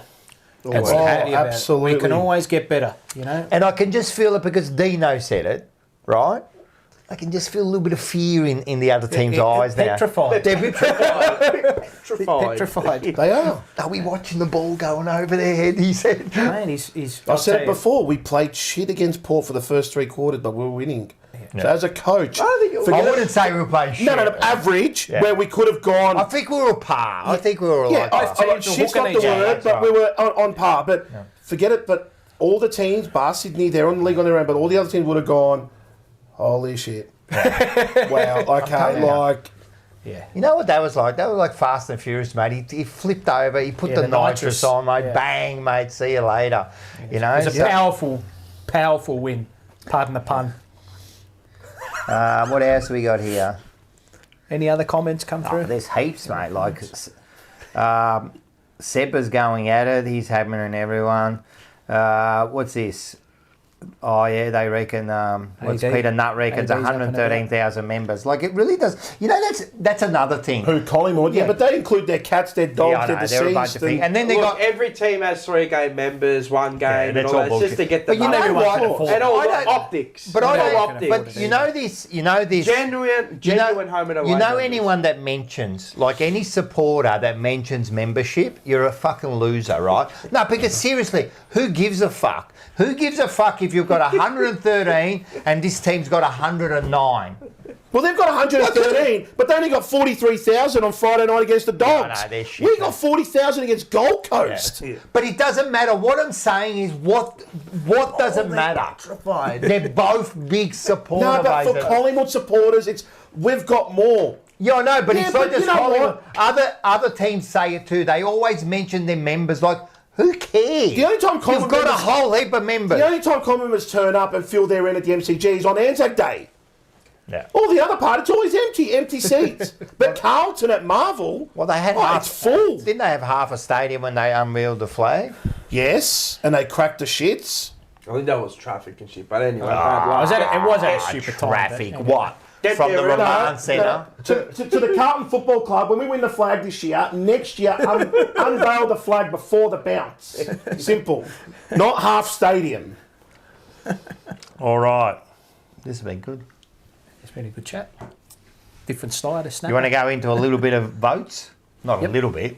You want to do votes? Yeah, we can do votes, yeah. You got votes? I got votes. 5, 4, 3, 2, 1. All right, let's go. We're going to start with Is five's the worst? One is the best? He got you, man. He did. Got you. All right, give us the votes. You can start. All right. 1 vote. Yeah. Newman. I like it. I thought he was really I good. like it. 2 votes. Yes. Williams. Like it. Yeah, he was good. 3, I'm going to give it to Sammy Boy. He was outstanding. Walsh. Yeah, Walsh. He was really good. Yeah. 4 to Cripper. Yeah. Because that last quarter was just... Yeah. Well, I mean, come at the moment, come at the man. And 5 votes TDK. Yeah. He was... Yep. Without him, we don't win. Yeah. He was instrumental. I think those top 3 or so is pretty much our best, and then you can fit anyone. But I'll go because I want to leave you to last. Can't wait to get slated by everyone. Nah. All right, no, go. I'm going to go 1 Williams. There you go. Yeah, 1 Williams. Yeah. 2, and he could have got 3. Yeah. Our man. TJP's very own. Chincotta. Pick off the cheese. Yep. Okay. Cripper got 3 because I think, great last quarter. Huge if last he had quarter. if he had a couple of other better quarters, TDK could be his best game he played. Got 4. Yep. And then I'd still believe Walsh was our best player. Yep. 5. You go next. Okay. Yep. 1 to Williams. Yes. 2 to De Koning. Yes. 3 to Cripps. Yes. 4 to Chincotta. Hey. The role he played.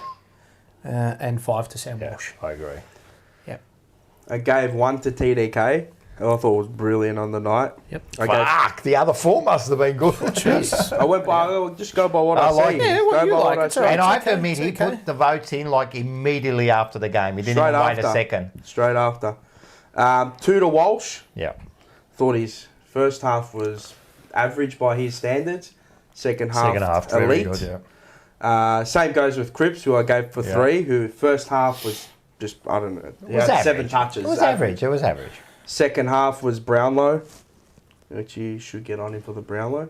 Just quiet. 4 to Mackay, who I thought was brilliant. Worked like a horse all game. I don't think anybody gave him any. Nah, and you're right. He was huge. Yeah, he was great. He was huge. Yeah, Led up at the ball all night. But he's been doing it all Pinch year. hit, ruck. Carlton showed that 3 play. goals. Carlton showed that play when he ran from defence and all the way. Took that mark. Kept tracking, took the mark. Fucking awesome. Led to a goal. This has by Elite far runner. been his best year. Yeah, it has for been. the club by every metric. Every metric. And it actually showed a thing come out today with his averages this year. Yeah. I think there was only one thing that he's been elite. Yeah, He's everything's been been absolutely elite. And I'd go hand on heart to say he's been. If it's not for the goals, I'd say he's better than Charlie this year. Well, for sure. By country, by a mile. Yeah, he puts in work rate better. Just comparing forward for forward, he's better. been elite. I don't know, you love the Hollywood and all that about Charlie, but it's not all about Harry Mackay has been work he does down a the fucking ground. workhorse. Agree. And if anyone wants to battle me on it, bring it. I don't think anyone's going to. I think it's been Harry's best year. Yeah. And I thought he was brilliant. I just didn't think he got enough praise for that game. Yeah. That's why I gave him 4. And then I gave 5 to ricotta cheese. Yeah. 5? Oh, yeah, 5. you did. Yeah, you gave him 5. Because I thought he absolutely bathed Butters. No, he did. And if it wasn't for him, maybe we don't win the game Bathed because him. Every stoppage. You know what he did? He melted him. Yeah, I was about to say that. Mate, just everything was just here. And he kicked the goal. Yeah, and he got him the other way. When you're a tagger and you kick a goal... He not only kicked the goal, he was part of a few influential goals. though, you know, he could that be like tap to Cripper in the first quarter. I don't know. I just thought he executed his role to the best of his ability and then did it the Remember best. that? And that's why I didn't give. He tapped at the Cripper. Slapped it. He taps at the Cripper, picks it up. What about the smother? The smother. Massive smother he laid executed his role to perfection. Yeah, I couldn't have asked anything more. No, I agree. Him. And that's why I said, whilst everyone's going to give him, he might get 3 votes. Yeah, he might get 10 coaches votes. I think he got 9. I think he got the most. No, Cripper got more, I think. He got 10, did he? 10. I'll tell you, actually. No, Walsh got... Walsh got 9. Walsh. Cripps got 7. Yeah. I just thought he was just... Whilst I know that second half was brilliant, but I look for that 4-quarter performance in my votes, and I thought he really... Voss gave him the job and said, that's your role. You don't have to justify it. No, but I'm just saying, that's what I thought. It was brilliant. So no, anyway. You do need to justify it. Yeah. You do need to justify it. Because if you go look at Butters' game, tell me what he did. Nothing. He did fuck all. He killed my super coach. Yeah. he did nothing. He didn't do anything. He might have got it 24 times, but all Supercoach players need to be on Chincotta watch, because if he tags a player that you've got in your they're going to be now. I'm telling you, they will be on the Chincotta watch. Chin on now. merit this week. Watch what's going to happen. He'll go on merit now. He's playing. He's playing. Even though I don't want it to happen because Merit's in Supercoach. I like it. I like this tag in role. Yeah. But you got to tag when you need. Now, is it? Yeah. Only when you need to. It's a point of difference, though. No but one he's else more than a it. tagger, dude. No one, anybody else have Not it. a good tagger. Yeah. What about leaderboard? I'll get the leaderboard. Oh, up. Yep. All right. Here we go. Oh, we got a new leader. What's this? A new graphic. Ooh, okay. So we're going So 1 top to 10 10 now. Want me to read it? First is Paddy Cripps. He's had a good year, man. Paddy Cripps with 94 votes. Yep. Second is Sammy Walsh, 65. Third, After Mackay. missing 4 games. Yeah. Third is Mackay with 55. Fourth, Nick Newman, 39. DeConning, 5th with 29. Blake Akers, 6. And Wiedering. 6. And then you got Charlie Curnow, Mitch McGovern, and then you got Ricotta Cheese. I see. I knew because he goes, I've got a new leaderboard, and I knew you went top 10 because you wanted to put Chincotta in there. Ricotta, man. But hey, how good, man. He's in the top 10, so that's good stuff, eh? Over the past 2 weeks, that's got him there. Yeah.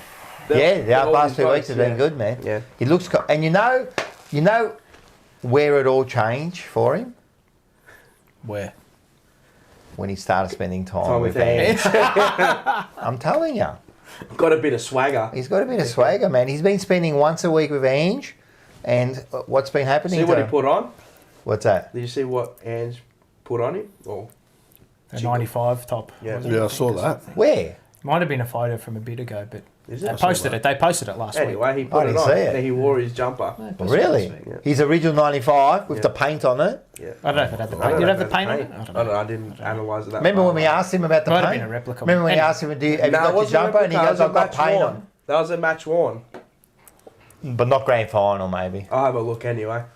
Remember he said it, we asked Ange, have you got your 95 top? He goes, yeah, but I got paint on it all over. I was painting the house. Jesus.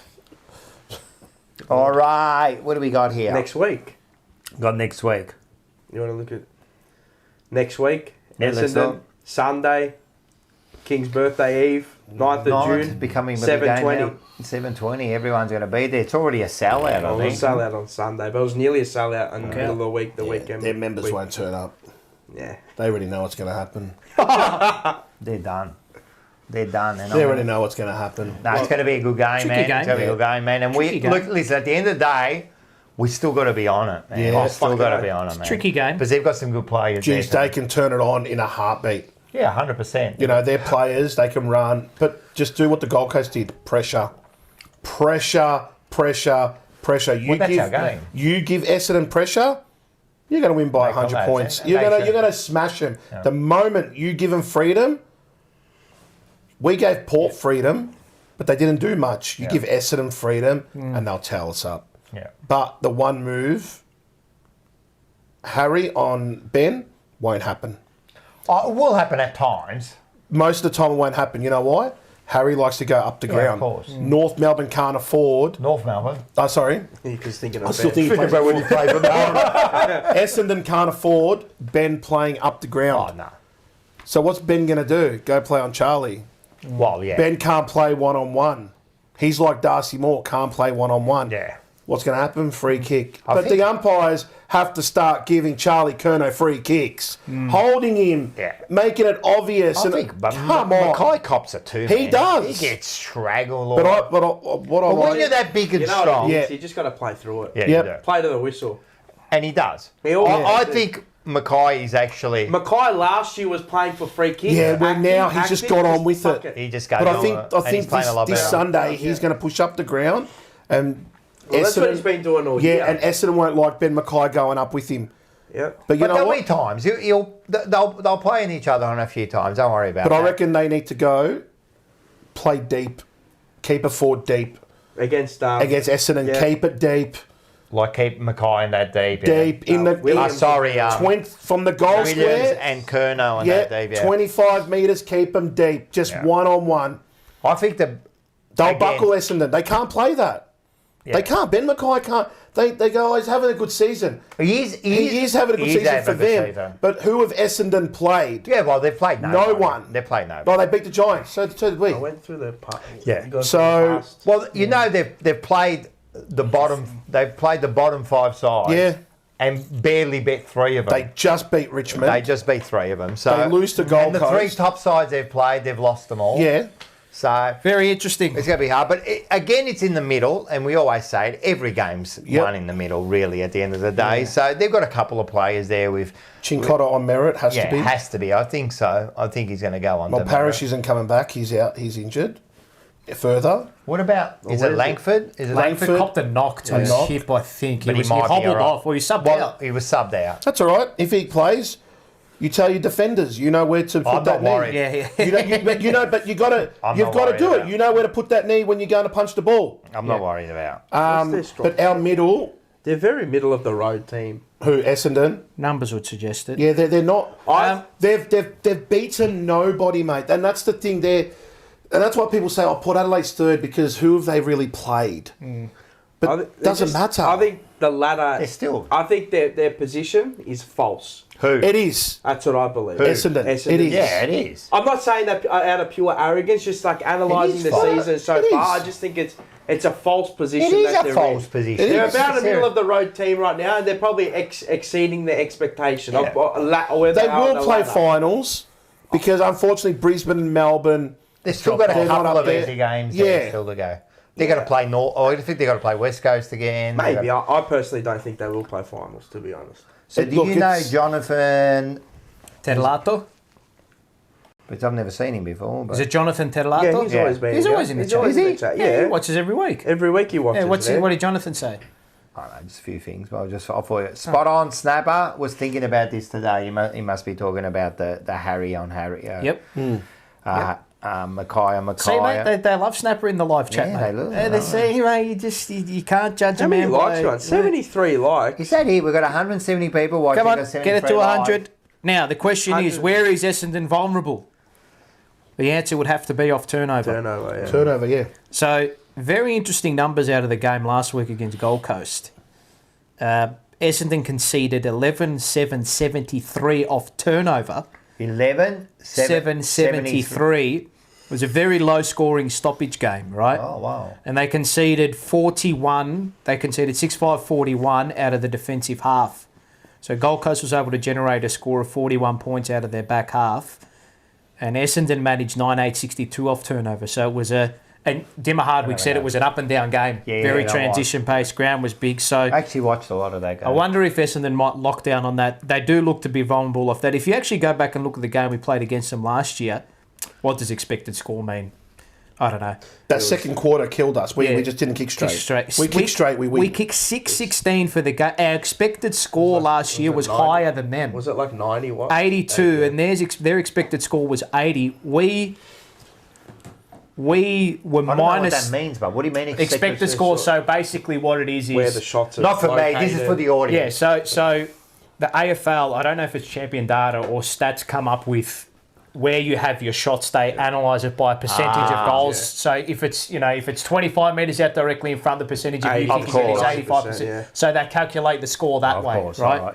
So they do it in the world game. Yeah, yeah, correct. They do it in soccer, right? So 82-80 our way. We were minus 30 expected score. Right? That's how poorly we executed against Essendon last season. And then they just got a run on, and I think turnover is where they'll be vulnerable. We just have to play that press, as you were saying earlier. Yeah. Play that press. Yeah. Keep putting their defence under pressure, and try to keep. And I know my old man always says that we play Collingwood. Keep the ball away from Darcy Moore when you're not going inside 50 1-on-1 because he loves playing off it. He intercepts. When you're going forward, and you can see Ben Mackay. Ridley has been the one in recent weeks. Or Ridley, like they're by themselves. Don't kick it there. Kick it somewhere else in the forward 50. Change the angles. Yep, because then all of a sudden, they're going to be like, oh shit, I'm out of position. They've gone this way, not that way. Yeah. But I would try to keep that forward line open. Yeah. Play one-on-one. They can't do it.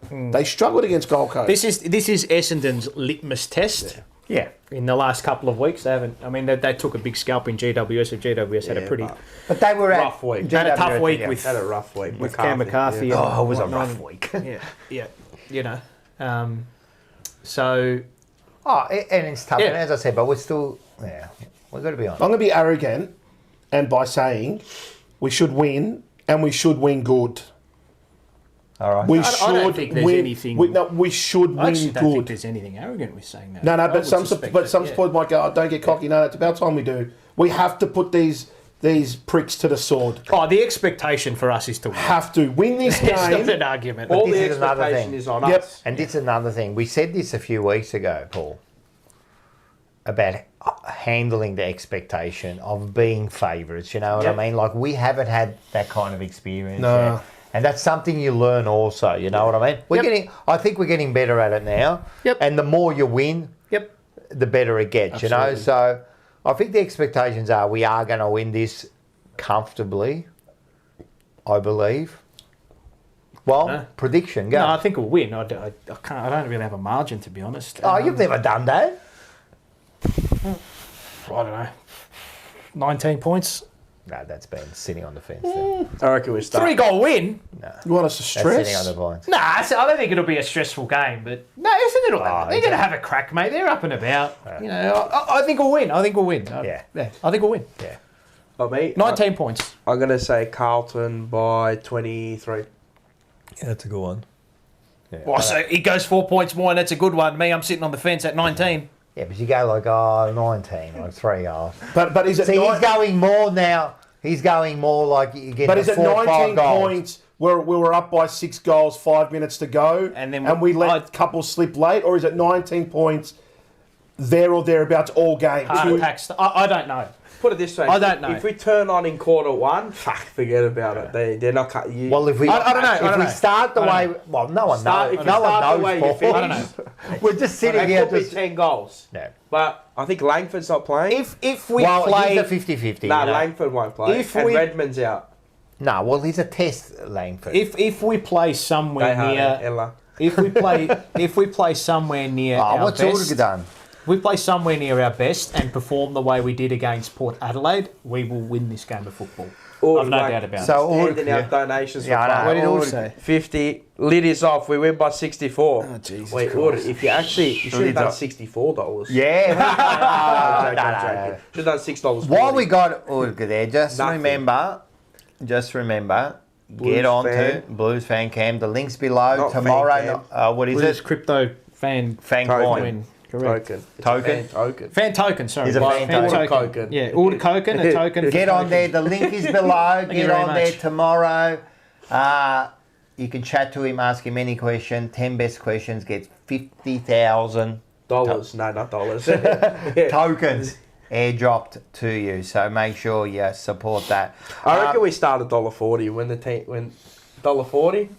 I reckon we start maybe $1.40 when the teams actually get announced. $1.40, $1.50 now. Line's gone out to shift it. What are they? I think it's about right. $2.60. I reckon we start. How much are they? $2.60. $2.60. That's juicy. I think it's about right. What do you reckon? What? In winning? Oh yeah, what's your prediction? I think I never do this. I don't like to give margins, He's but going we to win go it. bold. Yeah, I'm going to go bold. 34 Yeah. points. Jesus. Okay. No, that's you can see that happening. I can see that happening. Well, if you've done it, I know what your thing is. You've seen it done against Port Adelaide It's over not there. only that, I think- Good team. But I And just, we're built into but it I nicely. think we're Yeah. much better. Like now that we're, like we're getting players back, a bit of consistency also. This will probably be the third week where we don't really do a change. We might do one. Well, where are they at and where are we at? I think As we're a a club, 5 and or then you look 6 in the side. season. I think we're a 5 or 6 goal better side than them. And so we should, man. Like everyone talks about, like you worry about, like Port, you worry about Essie, but Well, how about you worry about our forwards? Who's gonna stop? Who's gonna like? You were talking a little bit about Ben, but who's gonna stop the big boys? And imagine De Koning goes down forward. And that's the other thing, he goes in there. Their midfielders, they got merit, they got a couple. But what about our midfielders? God will take care of that, don't you? And our defence, I still believe, even when we were losing, is still one of the best defences going around as a unit. Yeah. As a unit, Yeah. So to me, like 6 goals is. I'm not being over the top here. I think it's a fair margin, but I'll take a 1-pointer. Of course, man. Yeah. Take it. If we put in a strong I don't want it we will because it kills me. It kills me. Especially against Essendon. It kills me, mate. Brings back 99 memories. But in saying that, Carlton, Collingwood and Essendon, mate, you just don't know what to expect when you come in, mate. Nothing, huh? Yeah. It really does, because you get that extra thing, man. And I can already feel it with the supporters. Yeah. The supporters are really like up and about for this one. And we will get, I'm telling you, I don't know if we'll get 90, because we always say that. We said that with Collingwood, and it was like 88,000. So what people need to, I don't know if you guys know how it does work when they say sold out. Yeah, it's members' tickets. It takes into account members. It takes into account members. So a lot of people don't quite understand. Last year, when we got on a roll, Marvel Stadium, sold out, sold out. That's all the tickets that are given up and general lab. All the tickets you can buy as a general public is sold. So to get a sellout, it requires the Essendon Nuffies to turn out and fill up their areas. Yeah. If they scan their tickets, all of them, they rock up, we're going to get 100,000. Yeah, 100%. But we know our blue baggers, we're all going to turn up. Yeah.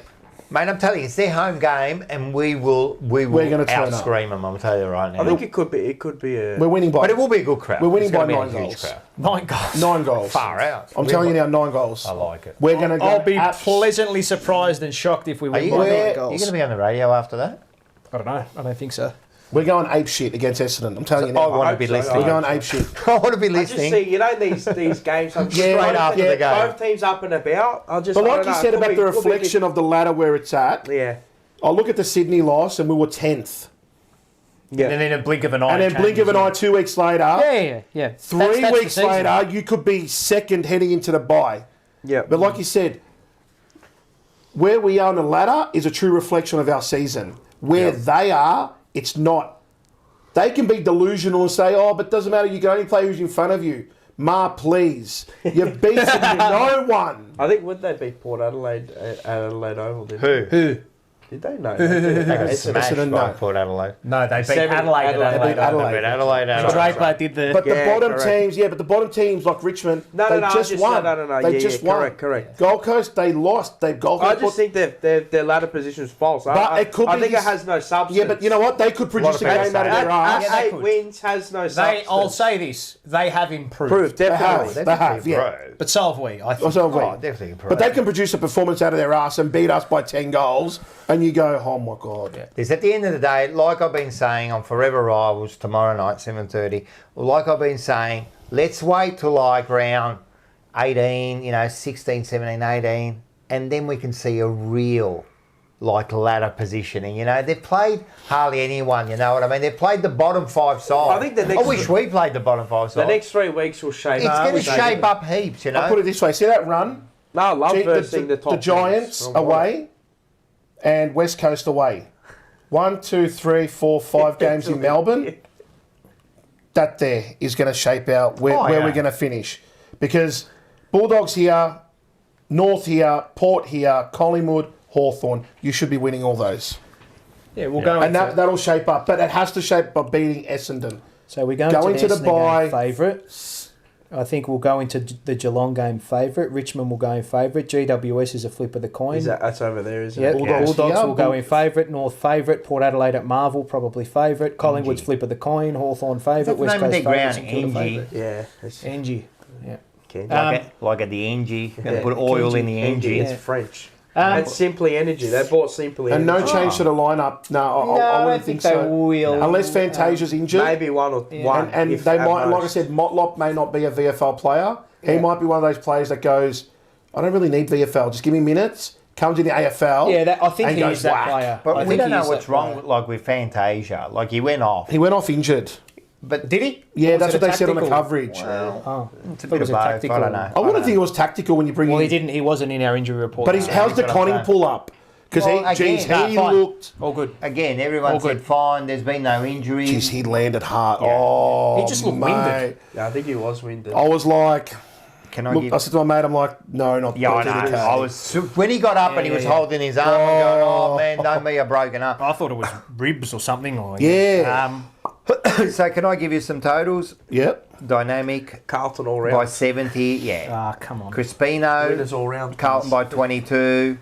Thomas Bocelli 10 goals. Wow. If we win by, I'll be shocked. I'll be wrapped. Yeah. But if we win by, I'll be absolutely Okay, shocked. I'll I don't challenge think it you will on be that. hard Why on, would but- you be shocked? Why? It just doesn't feel like one But of those look what we games. did to Port. That's true. And how much energy we still had to. We had another gear. I wouldn't be shocked if we won by 10 goals. We've got it in us. Maybe I hope we do. I hope We've we got do. it in No, us. we've got it in us. Yeah, If they- I don't know. I've looked like the way I've assessed the game and looked at it. Yeah, I don't know. I could be. Look, if you walk away with a 5-goal win, you go, you know what, boys? No, well, I'll 5 goals, you take it. Oh, fucking I'll be wrap. happy. We're second on the table. Well done. Let's have a well-earned Give me a break. 5-goal win every week. I'm happy. You know, I'm happy with a 2-goal win. I'm telling you, Essendon, it's going to be a Well, tough Collingwood start. struggled to beat Essendon in patches last season. Yeah. They won the bloody flag. You know? Anyway, Petrochan, Paolo's They got weapons. Essendon. 19-point winning Nick margin Hind. is so negative. he's got, you know, He runs with like he's got a pole up his ass. Nick Hines. And then Petrochan follows up with. he's quick though. He's a He quick follows bloody up player. with Love Mars's positive 23-point winning margin. Because they've got a 2 in front of him. Paolo's 19-point winning margin, very toxic. You know why? Because I got the 2 in front of it. It's like what's it called? You know, when It's they do psychological pricing. Yeah, psychological margins. pricing.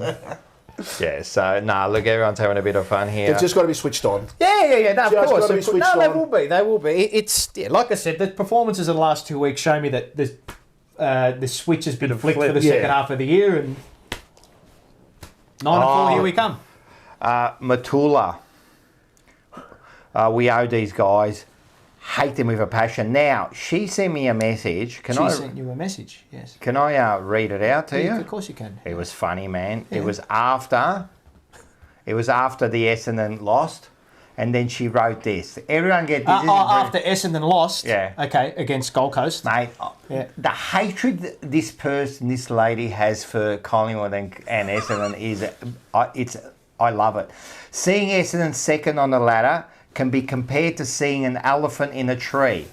No one knows how it got up there, but we all know it's going to come crashing down. I love it. Maybe it does this week. I don't know. I love it. How many likes are we at? Sorry. 86. It's Okay, it's getting 182. It's getting there. Bro, there's 182 people in the chat, cuz. Bro, if you getting don't fucking give a like, you just a fucking snap kick, cuz. Look down and then kick up. Are you looking at who we're then going to give the kick tickets up. to? Have you been looking? Yeah, I have found there's been two. I reckon there's a couple here that I'm going to give to. Trying to think, what else have we? Man, that's a lengthy chat. I think that's Something it. for MND is happening at that game as well. What is? For the big slide, yeah, something's happening before the game. They did say. Yeah, I'm going down there. Yeah, they're gonna. I think they're gonna do something for it. Okay. Oh, Yeah, which is good. Captain Insane. Which is good. I think that I'm going to suspect that we're going to be Throw Beetlejuice down there. we're going to be a bit early there. Are we? Yes. Yeah, we are actually. Because we might be, so everyone catch us there, because we might be doing rocking all over the birds. Not might be, we are. Oh, yeah. Are you allowed to? Wow. Why We'll not? see. Maybe I'll record it with the phone. Yeah, well, they can't stop you there. How got you, mate? No, we will. Before the game, we're going to be doing rocking all over the birds. I reckon we're going to be around That's like that a gate Red Sea 3. What do you between- reckon, Paolo? Yes, what was that, sir? Around the gate 3 kind of area? That kind of area Are there? you allowed to be there? Do where the hell we you will want, be. mate. Okay. We will be. We're going to be there, so everyone come Whatever. down. You can do wherever you want. Everyone come down, Well, so if we're you going to look be at doing that. Matula's name, I added a little spanner next to it. Oh, yeah. Right. So she's a moderator. You're now. a moderator. So now you can delete people's chats if you don't like them. If we gave that moderator to mate, some people might not have make snapper her on a the show, mate. moderator. Is she a moderator of all the channel now? Yeah. So even on Forever Isles? Yep. Don't start. She's going to start deleting everyone. Let's not go that far. What's that? Starting to go too far with the deleting. I'm going to make her control of the mic so she can. I don't like the deleting. So she can silence Manny. I don't like the deleting either. Unless it's personal. Unless you're calling someone something bad, Paul. Relax. We're having a bit of fun here. I don't like it to be able to shut up. We're going to be there. What time? We're going to be there, isn't it? Let's say from 5 o'clock. Yeah. Whenever you want, I'll be there. Whenever you want. 5 o'clock? Bro, 5 o'clock. 5 o'clock, it'll mean 6:30, cuz. 5 o'clock. So 3:30, be there, that means 5 o'clock. No, I don't have around about 5. I reckon around about 5 we'll be around the traps there, having a little bit of a laugh. Bless you. Thank you. What time are gate free, Rocco? Like we just said, about 5 o'clock, I reckon. You know what? We'll put it on on the socials, yeah.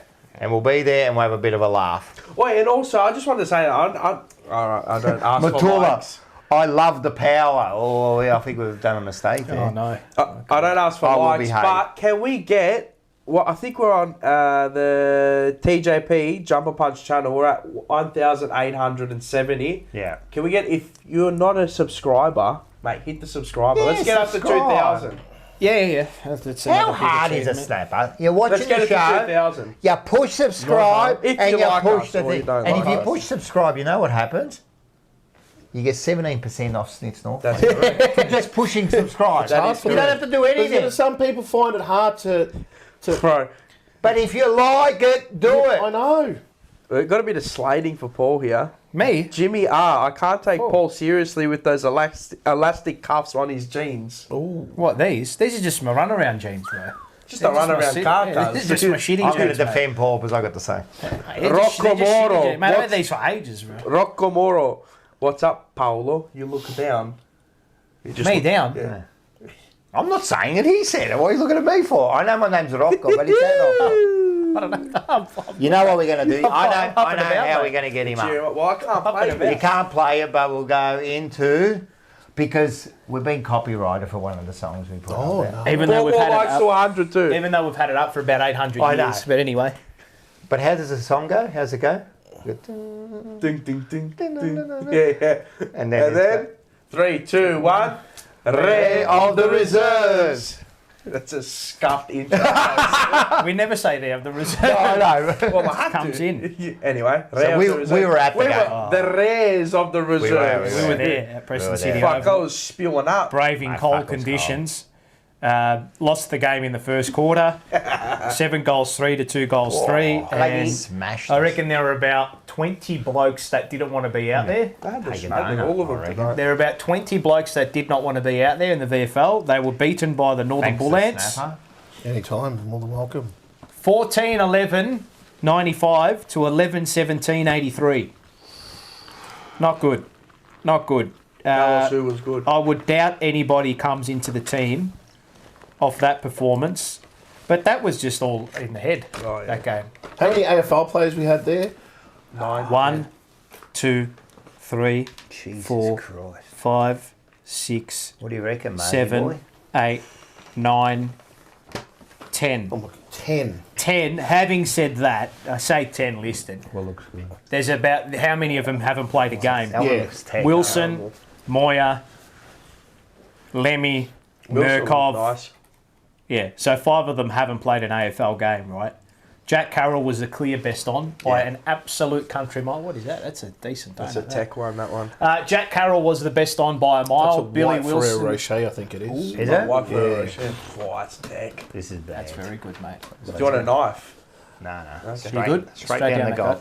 Yeah, Jack Carroll was best on ground, so he will probably keep his spot as the sub, or they may even elevate him if they want to change a few things up and take Orazio out. How was Motlop? Motlop was. It wasn't. I don't know. I can't really get a gauge. How can you get a gauge on him? I don't feel as though. Bro, he looked disinterested. Nah, I don't think he looked disinterested. I just think the role that he plays just wasn't. Probably don't have the How do I lines assess up his for it. game? He had 6 tackles, right? So he was clearly. He was switched on. But sometimes, and I think Chincotta did say it too, sometimes actually VFL is harder than. Because you don't have that quality giving you the ball. You don't have that quality 100%. handing you the ball. So I doubt he would come back into the team based off what he did against the Northern Bullants. But having said that, what if Sam Sage is out? Hey? Yeah, if he's out, then Motlop will Maybe probably... maybe he's a chance to come back in, or they may go with another midfield. I thought Billy Wilson was really good. He's shown a lot of composure. I really like what he's shown the last couple of weeks in the Resi. What about... I really like him. Kick. Yeah, and he's tough too, quick, point of probably difference. the best ones, Carroll and Wilson were the standouts for me from an AFL point of view, and that's what people are really worried about at the moment. But there's no one really bashing the door down. But Carroll was great. What about Marchbank? No. The defenders were... They were putrid. I mean, they weren't helped by what happened up the ground. But still, you can win your one-on-one battles. I think Motlop comes in for Fantasia. It might be. Like I said, Motlop might be that player where they might have said to him, get your minutes up, and then we'll get your tackles up, and we'll get you in, because we know what he can do in the that could be the case in the AFL. It could be the case. Yeah. Where they just, I mean, has he played a game this year at all? Motlop, no. No. So there you go. No. So and he's missed 10 weeks. Yeah. So you'd probably go match fitness. Yeah. Get minutes. Yeah. He's missed 6 tackles. That's huge. Yeah. He's missed half of the season, so tackle numbers are up. And again, it probably just wasn't one of those games for a player like him, and he may be better served actually playing in the AFL team. That's a decision they're going to have to make. How is Binns? Is he ever going to... Binns is, everyone gets... This is the problem. Everyone looks at the stats and they get sucked in by the stats. No, it wasn't his best game.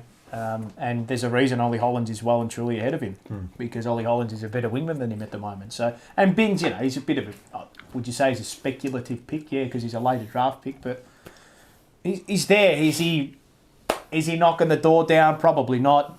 Our wingers are operating pretty strongly at the moment, so there's no reason to change that position at all. I know Cottrell came out and people were calling for Binns to come in, but Binns is not in the form, I don't think. Manny's in the chat. Yeah. Hello, Manny.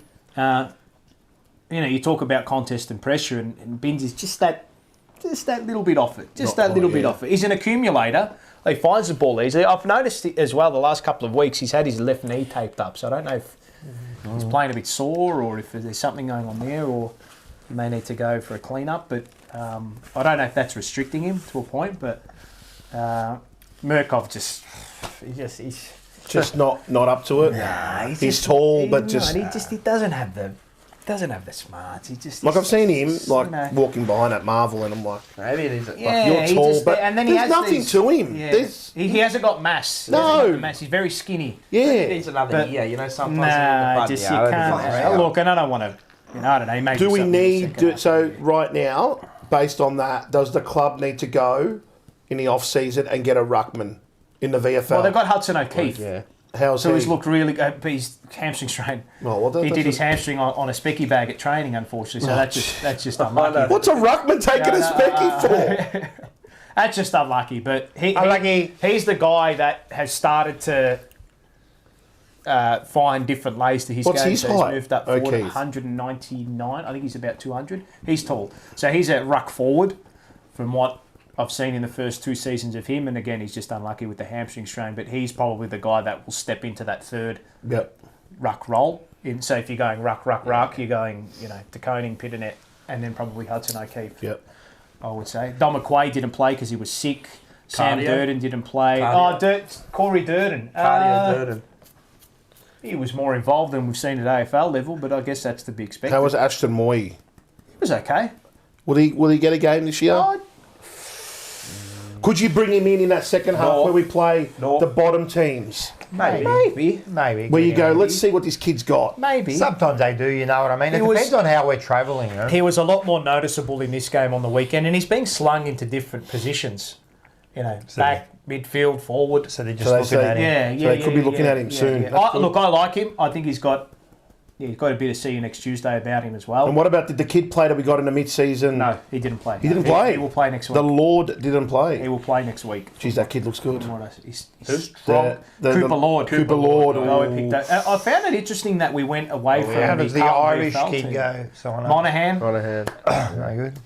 That was by Alan. Yeah. You know who did? Chat's going off. Who? Oh, he got his headset on. Lewis Young. Oh, Lewis Young, yeah, no. That's, wow. Yeah. Well, he didn't get his headset on. His teammate got his head, but he was part of the 2-on-1. Well, Chris Beachy's gone straight in. Good. They slung him up for today. He Kicked kicked the the goal. goal. Yeah, he's just... Lewis unfortunately lacks the intensity. Chris Beachy straight into him. Lewis Young got his head sat on. That's how well he went. And he was copping it from... We were... Mate, I can't believe I saw... They laid into him every time he went near him. Even when he would get a punch, man, they would, oh, well done, you got a punch. He got absolutely heckled in the twos, it's finished, blood. He's contracted to 2026. I couldn't believe that. What? I asked him when he said No. Yeah, done. What are the club thinking? They got conned. Well, he had a good season They got where he conned. got contracted. Oh. They got contracted. He got contracted. He got contracted after he had that good half season. Conned. Oh, jeez. Okay, well, we need another club to come and take him. He doesn't have the intensity, mate. Nah. You know? He can't play that system. He actually can't. No, he can't. Him and Wiedering can't play in the same team. No. But even when Wiedering's out, he actually can't play in that. He doesn't have it in him anymore. He played really well those. But you know, I don't think the player fits the system. Nah, it doesn't. Simple He doesn't. as that. He Simple doesn't. as that. You got to find players that fit your system. Yeah. And he just doesn't. Simple as that. Covered a patch the first 2-3 weeks. And He's good for about 1 or 2 games. And see you later. And that's why you got him there. You know, Marchbank goes down. Wiedering and that. Then you got someone there, you know. Anyway, so it was a disappointing result, but Carroll and Wilson. Who do we play next week? Good question, actually. Well, yeah, I think we do. You think you'd be prepared? I think for we that do. question. I think we do play the Bombers. It's at Icon Park before it. Oh, is it? Yes. On the Sunday during the day. You see, why don't they play it at the curtain raiser at the G? No, it's at Windy Hill. Windy Hill. Why don't they play it at the G like the good old days? Get the fans there early. Watch them play. 2 o'clock, They're too precious with the ground there. Oh, are they? Well, it must be because they don't do it anymore. That poor grass. Yeah. Aiden, Paolo, do you think Billy Wilson will make his debut this season? Maybe. Yes. Yeah. Oh, interesting. I think he will. Yeah. That'd be good. I think. Yep, I think he will. As I said, if we're travelling well and that, you know, it'll be good to give him Manage a game a few and see, players. yeah, And, that's right. right. I think he will. I think he'll play. I think he'll play a game this year. Yeah. I think I'll put it this way. I think he'll play a game ahead of Moya. Yeah. Chris beat straight onto it. He's right into it. I should have asked him. It's Essendon at Windy Hill. He's Essendon at Windy Hill. Yep. Sunday, 2:05 p.m. Yep. So, bit of the chat. Manny comes on. Everyone just starts giving it to him, but they all love him. Matula just hammering That's him. led by you. Yeah, I know. Look, as soon as he come in, Matula comes on with the little spanner. Well, look what the cat dragged in. You better have your tissues beside you tomorrow. They know what's coming tomorrow, mate. Where's John Holden? Where is John Holden? Maybe he's working. Maybe he's working. All right. Rightio.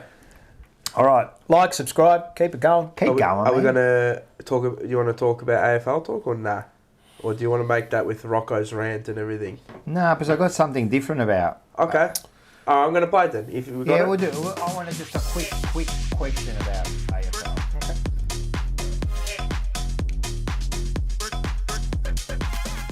Hopefully that doesn't get copyrighted either. Fuck. No, that's been all right. But what can I do, man? Like, we've played the other one for like a year and a half, and they decide to bloody copyright it. All right, what do you got on the agenda, on the board? Should Harvey Reid... Harley, Reid. Sorry. Harley Reid... These are glasses there. No. All right. There we go. Should Harley Reid be eligible to win? Yes. The NAB Rising Star. Yes. Yes, Laura Kane and her fraternity can go and get stuff. She shouldn't even be there, to be honest. One. Never played the game. That's one. She's lost touch with everything. Everything that she's tried to fix has just gone wrong. Bonkers. Everything. Of course they should. So remember when Cripps was robbed of the best player because, what's his name? Hogan beat him to it? Oh, yeah. Where's Hogan now and look at Cripps? A lot of them. And I had that argument with David Schwartz that year. That was Cripps was that better than Rising Hogan. Star too, was it? Yeah. It should be eligible. It's not the Brownlow. And like someone said, Well, you can I win the reckon- best and fairest and be suspended. I think even the Brownlow. Now, I think we discussed this, Paul. Yep.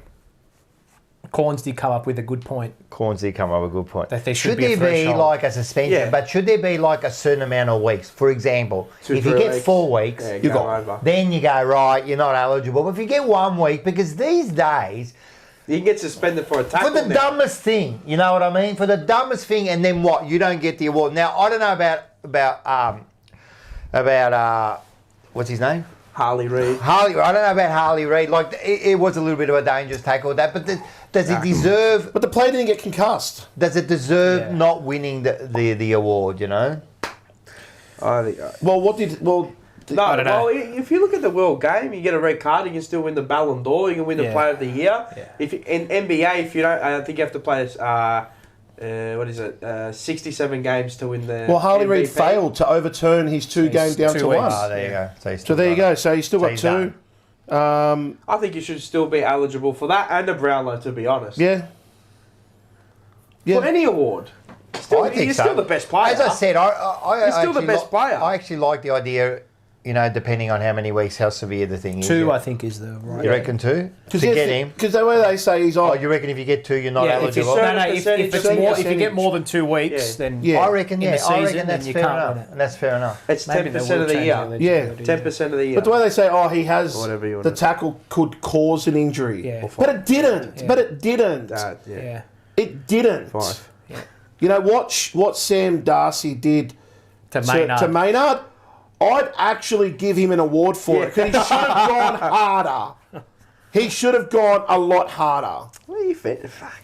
I just Who's don't that? get it. Sam Darcy. I would have let him off for what he did on Maynard. And he should have gone harder. I'm going to be talking about that tomorrow. All right. That was the funniest thing I've seen, and I'll leave everyone for tomorrow. The Harley Reid tackle was just a tackle. He dumped him, but the player played on. Move on with it. Yeah. Not 2 weeks, and he failed because, you know, they want to stamp it out. Oh, but when Charlie Cameron tackles, we get the good bloke come in, and he's a great bloke, but he's been reported on so many occasions and not once suspended. Good character reference. Yeah. And how many times has he been reported and not suspended? Just fine. Come on. Yeah, it's a strange one. I don't know. Look, for me, these Rising Star Awards, it's all... Whatever. It's great to have, but I know it's more along the lines of. I know it is important. I mean, to get a rising star, it is important in the overall scheme of things, of course. So who's the third best player in the comp for the kids? Yeah. Who else got ruled out? Sam Darcy. Darcy. So can you sit here and tell me who the third best player is? No. Warlord. I don't know. Or the guy, or the not even Darcy Warlord Jones from GWS. He's only played like not even. It's people say Wilson for St Kilda, but you wouldn't know that. At the end of the day, you're going to say... If you watch football, you but know. But all you hear is Darcy Reid, and you saw what Darcy did to Collingwood. That was so good. Yeah. You're going to say at the end of the year, they're the 2 best players. Yeah, well, you know who the players are. I mean, Reece Palmer won a Rising Star, for goodness sake. So and he played for us today. He did play for us. He was a champion. And he threw a shoe at the course at Gloucester Park. He did too. He threw a shoe at the fucking horse. That's awesome. You just see him flying. Oh, no, the best. We actually had that vision. He threw the fucking shoe. He threw the scarp. Gone down a weird hole to. I was going to ask a question for the AFL, but I'll leave it for Banana of the Week. All right, beautiful. Next. Well, you know what? We'll brighten up the mood. Oggi facciamo una bella insalata d'arancia. Intanto le andiamo a sbucciare. Queste sono tarocco. Is this the orange salad? Yeah. Oh, yuck. This is the best, mate. Have you ever had it like this? I haven't seen it. How's he cutting it, mate? E le andiamo a tagliare. That's juicy there. That's juicy. Oh, yeah, mate, look at it. Just seep out, mate. Wait a sec.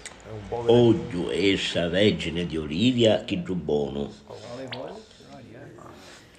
Un pochettino di sale. Un po' di sale. E poi ci mettevo un'anticchia di pepe.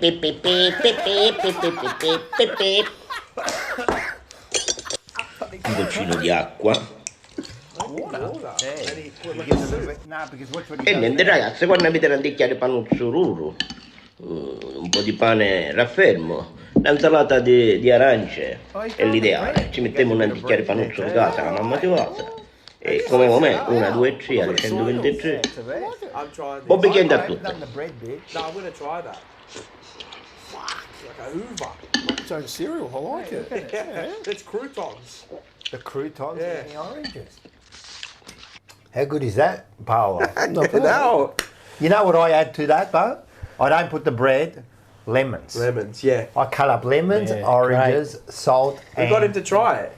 Yeah, fantastic. Brilliant. Yum. He doesn't eat fruit. What? Don't start. I'm like 2 apples a day, man. I love it. No, he doesn't eat fruit. No. But he'll have a smoothie. See, when I eat the apples, when I'm on the phone with my mates while I'm working and driving, they go, "What are you eating this time?" Like an apple. They go, "It's so annoying." I'm like, "Yeah, what bad luck." I hate people. And they go, "Do you that eat the out. core?" I'm like, "No, Fucking listen to smash this." it. And they go, "What's that wind noise?" My course has gone out the window. You eat the core? No, hell no. Why? No, thanks. I eat the core every day. The pear I will, but not the apple. No, I eat the core. Yeah, it's the core. Seeds and everything. You know, if you crunch the seeds, if you have enough seeds, because they got so no. you die. Do you? But you have to have them all in one sitting. How many? You know, if you have 50 cherry This is good pips, information. How many do I need to kill myself? 50 cherry pips crushed up, but they have to be crushed up. Yeah, and then what? You can die. Can you? Yes. I thought he was going to say if you them all. eat the pips of the apple, you'll have an apple tree growing out of you.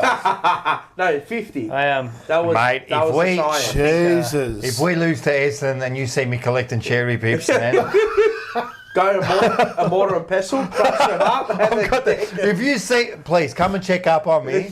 You'll ring up. and you'll go, Tan, what's Rocco doing? Oh no, he's got the fucking thing. He's crushing something. Fucking got a plunger hanging out the side of his mouth, cuz. Poor bugger. Oh, dearie me. Oh, we got this one. All right, let's have a bit of a comic relief. This is brought to you by what?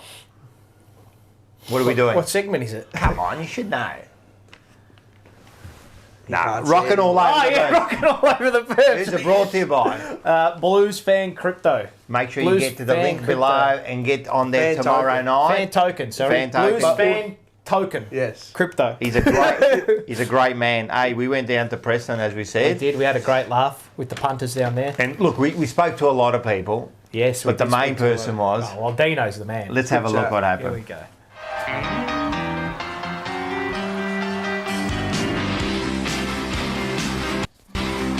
All right, ladies and gentlemen, we are here at a very, very cold Preston City Oval for the Northern Bull Ants versus Carlton, rocking all over the burbs. Some folklore here. We have got Carlton folklore here. I reckon they've improved Dino, a he's bit. here. Yeah. They are improving. They're playing better. Yes. I don't even need to ask you a question. We just start the mower up and you go. Oh mate, like you got to be real nuffy to come and watch the footy on a day like this. Have a look at his setup. I'm freezing, mate. Hoodie and sunglasses. Look who we've bumped into. Blue Abroad and Jumper Punch folklore right here. Chris Beach. Beachy, hello, sir. How are you, Paul? Mate, I'm fantastic. Much better for seeing you. If we had beaten Adelaide, Geelong, Collingwood. Yeah, Collingwood. And Sydney Well, would they'd be on top. Yeah, well, they would be on top. How are you, mate? He's a tall boy. So everybody makes me look short on these videos. You are sure. Shut up. Always better for seeing you. Oh, yeah, boy, yeah. Let's not worry about what's happening out here at the moment. It's not said just before we went on air that you're a football clairvoyant. Is that right? I'm a bit of a footy clairvoyant. I've become a football predictionist and a bit of a... I get premonitions. All right, we've got Rob. He sits next to Mars at the football. How's your right ear? What, my idea? Your right ear. My right ear? Yeah, your right ear. He's fine. Mars is fine. He swore his ear off the first time I met him, but the next time it was just zero. It was a tough game for 3 quarters, and then something must have clicked at 3/4 time because it was just go, go, go. I'll tell you who clicked the captain, just quietly. Yeah. We've got one of the great contributors to this great football club, the Northern Bull Ants. We've got the great Das here. Das, how are you, mate? Good, mate, good. Yeah, it was happy. a big win by your boys today. They Yes, were bloody sure. spectacular. Yes, first quarter won for us. 7 goals, 2. Which means that Fremantle is going to go above Collingwood. If you go live. Yeah, where's live? How do I click live? Oh, wow. Collingwood's going to be out of the 8. No, Melbourne's percentage. out of the 8 because of percentage. 1%. We need Gold Coast to win. We need a few goals from Melbourne, but Collingwood's going to be out of the 8 because Gold Coast are going to beat Essendon. No worries. Cool, man. Cheers, mate. Bye-bye. Oh, geez, if I was lining up in the middle, which I'm not, I won't be playing next week, but Yeah. Essendon. See, what is it with the Bombers? What is it with them? Why? Well, for me, Paul, it happened when I was 10 years old. Okay. Stalk each other. Now, more importantly, how are you going? It's last Thursday. Oh, pretty special so win. good. Yeah, so good. You know, they just teamed so well. They did. That's actually a good point. Yeah, Essendon or Collingwood? definitely not. Who do you hate more, Essendon or Collingwood? Probably Essendon. Oh, why is that? You got a Collingwood scarf on. Oh, yeah. What are you doing at this game? Bullets. Oh, there you go. Oh, pretty good tonight. Thank you very much. Mate, I get a bit edgy sometimes. I'm all right. I get a bit toey. Yeah, good, mate. Yeah, my nerves are good. I feel good, mate. I just love footy. Yeah, my nerves are good. I like the game. I'm sick. I go sick when I see those games, mate. Six has just taken one of the best marks you will ever see. He'll line up from the left forward pocket. And that always happens. They take mark of the century and then they kick a point. Dino's off. Hey, Dino's off. See you, mate. Hey, he's old school. Mate, I'm wrapped to come and see. Let's stand on the same step, otherwise I feel short. Who do we hate more, Essendon or Collingwood? Who do we hate more, the Bombers or Collingwood? Oh, God. I'll say it. No, I'll say it. You know what I'll say? This will be beeped out, but fuck them all. This. Getting cardio. Nice sidestep. So, of course, if we can have everyone on the park at the same time towards the end of the season, then I think we certainly can give it a crack. You're a star, mate. You got a winner for us? Yeah, save your money, mate.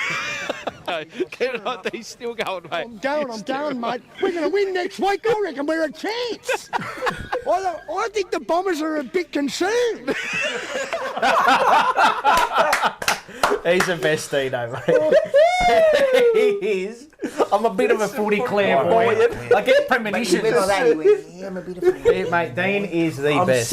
I'm a bit sick. He's actually, you know who was there too? Who none of you's noticed, who I said it about 3 times, and I said it in pig Latin. Yeah. Fucking Zachy Williams. Oh, yeah, we spoke to him. Yeah, I know, but I said it before. Oh, before that. Yeah. Zachy was there. Yeah. Chincotta was there. Was Chera. Yeah, most of the Carlton boys were there. We saw Cruiser. Yep. Yeah. No, Zachy, most of the Carlton. We had a bit of. Oh, well, we didn't really chat. I mean, Dino chatted. Dino just was. Hey, yeah, good on you, number 6. He was going number 6. Number 6. Kicked a few goals on the weekend, mate. And then he talked about Eddie Betts. You know that number 9, he didn't have too bad. And he's like parachute pants. That's right. I said, what did I say to Williams? I said, mate, I go, if you're not careful, Dean might take your spot. Yeah, I'll tell you, mate. Hey, he looked happy. Williams looked. That's what happens when you have like 10 shots at goal in 2 weeks. I'll tell you something. Tomorrow night, 6 p.m.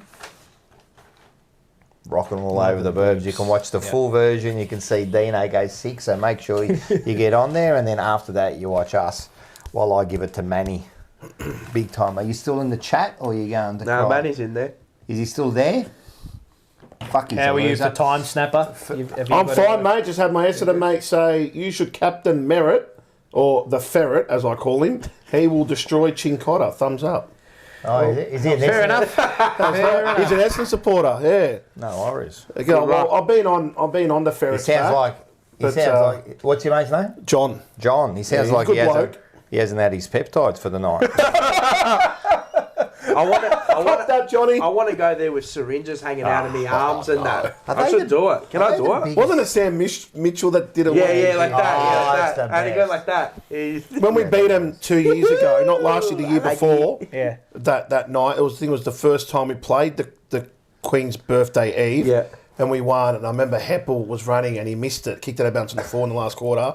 And I went ape shit. I'm like, yeah, get the peps into it. And I had the old lady next to me, and I'm like, shut up. I'm like, isn't it time to go home, love? Yeah, that's it. And I went, and that's why Sunday night. Essendon Carlton games do something to people. I can't wait to rip the peptides out. Stephen Dank, Bruce Reid, all of them. One by one. Remember James Hurd, one by Thompson. One. Yep. Remember last year? Was it the year before that? Kyle Reimers, the whistleblower. I'm gonna buy a whistle. No, it was the year before when we beat Essendon. 2 years ago. Yeah. And Dr. Bruce Reid was sitting in front of us. I'm like, what are you doing here, Bruce Reid? I was losing it. Yeah, Unlucky. 3 seasons ago. It was Teague. Yeah, it was. It was sitting level 3. It was sitting level 3 behind the goals. Chera was P4, there. I think. Well said, Snapper. Don't sugarcoat the crap. Yeah. That's from Galicchio. Hi, Carl's. Carl's in the chat. Carl's in the chat, yeah. She'll be at the show. Make sure you get your tickets too. They're running out. Yep, the link for this show is linked in the live chat. Right up in the live chat. And it's in the live chat. It's in the description. Get your tickets. Get your tickets. All right, let's go into this one. Rocco's hand. He's going to explode. 3, 2, 1. Rocco's rant! All right. That's a good one, see? Was on it. Yeah, mate, it's all over it, mate. Snapper, mate. Bang. To tell you the truth, Carlton are getting in the shits now. Because a couple of years ago, mate, I had a rant every week, mate. Every week. You haven't got one for him now. I can't do nothing, mate. They're doing everything right at the moment. He's starting to give me the fucking shits, and now I've got to pick on other things. Right? So, I think, because we'll end up talking about this, right? Because that's why I wanted to wait till now. Yes. This umpiring, this new rule that they've done, interpretation. They proceed like it's a new rule, but at the end of the day, they've done nothing. They've done zero, right? Because at the end of the day, there's still the same mistakes being made, right? Yes. They're not being paid. They are being paid. They don't know. They come up in the middle of the year with this new interpretation, because what they're doing is they want to make the game faster, but in actual fact, they're making it slower. Because I believe this, right? What happens, right, is if you blow the whistle quicker, right, what's going to happen is players are going to get more tired. Because every time there's a whistle, there's 3 or 4 seconds. You add that up in the game, mate. By the end of the game, they're going to slow down players. I think not only that's going to happen, I think there's going to be more injuries now because of this. Because the game now, there is no rest time. Quickly, bro, back into it. They get the ball, throw it up, bang. The game. I believe that there's going to be some, what do I call them? A wicked problem. A wicked problem. This is going to cause more problems than when we first started. I don't believe this interpretation has done anything for the rule. All they needed to say was if a player gets spun 360, still has possession. But isn't that normal? No, that's all it is. That was always the interpretation. So what have they done this week? What did they do? So what they've really done is, if you pick up, and you've stolen my thunder, that was going to be my banana of the week. Because, but you're right in what you're saying. But the rule is, now, if you pick it up, what Curnow did, picks it up, he's being tackled and he's got one arm the ball and he's trying to fend off, that's holding the ball. Because he's had more than enough time. But not when Walsh picks up the ball and he gets tackled and he's got an arm around. That's not holding the ball. Yeah, that was ridiculous. Same with Newman. And when I said it on Dwayne's program, he shut me down because Steve McBurney, the umpiring boss, says, nah, the interpretation is holding the ball. When a player gets possession of the ball and gets tackled and does not make a genuine attempt, it's holding the ball. But according to the umpiring boss, no, that's not holding the ball. So what's the rule book there for? The rule book says it's holding the ball. If I pick it up and you tackle me and I just stand there, that's holding the ball. Yeah. Because I haven't tried to... incorrect? It should be incorrect. That's incorrect disposal. That's incorrect disposal as well. That's a different rule. If you have to make a genuine attempt to get rid of the ball, right? What classifies a genuine attempt? But what if you can't make a genuine attempt? What if your arms are both wrapped up? Pinned. You have to do that. That's what you have to do. And that's bullshit because you know they're acting. What about the ones that are on the floor and they're just punching the ball? That's ridiculous. Draper. Yeah. McLean did it. He's just punching the ball like that. I was actually laughing because he had to make a motion. They're just trying to get rid of the ball. All it is 360. The other thing I think that's... dropping the ball, that's incorrect disposal. If you put a hand up going through a tackle, see you later. Even if you pick it up. The Gold Coast game. That's it. The Gold Coast game, when Took Miller touched him, he touched his bicep and he dropped the ball. That's incorrect. You don't have to tackle. As long as you got your hand there, you've physically touched the opposition player and he's dropped it, it's dropping the ball. But shouldn't I don't understand. Not necessarily. Do you have enough of his arm to consider it being because that's a tackle. That's a tackle. Or is it? Yeah, the other or is it a grab? What's a tackle or a grab? The other thing I don't understand what's going to happen to the footy. Well, the other thing I think that's happening now, and it's going to change the game if they continue on way too much, is players are too scared to go for the ball when the now. ball's on the ground in play. So I saw some people wait. I think it was a Sydney. It was a Sydney game or Geelong, whatever the game was, where they waited. It's a Geelong game. Yeah, they waited for Richmond to get the ball, and then they tackled them, and then they got the. But have you seen what players are doing now? They're tapping the ball forward. The ball forward. So what I would be instructing Saab to do this week.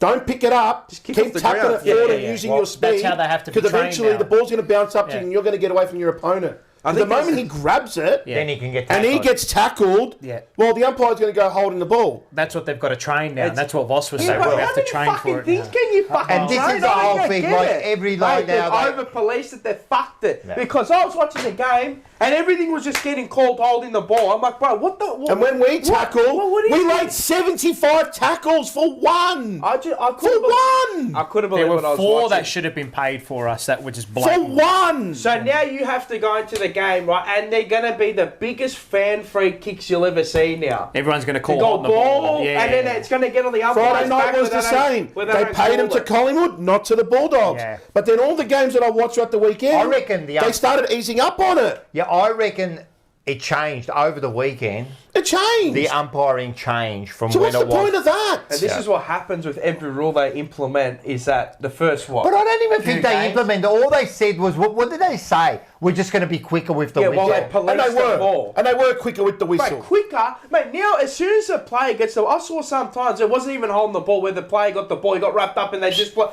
for a ball up. I'm like, fucking hell, and then they got rid of the ball anyway. Yeah. So I'm like, it's too... they're too whistle happy. And this is what I'm saying. Shouldn't it be like... We should be giving them a little bit more time. I mean, the game's always been see ball, get rid of ball, right? My gripe this year has been the dropping. Not the dropping, but being tackled and spun and not being 360. called for... That happened last year too. Yeah. That's the only thing that I have seen that has been completely off, where they haven't paid those, right? Outside of that, I don't think...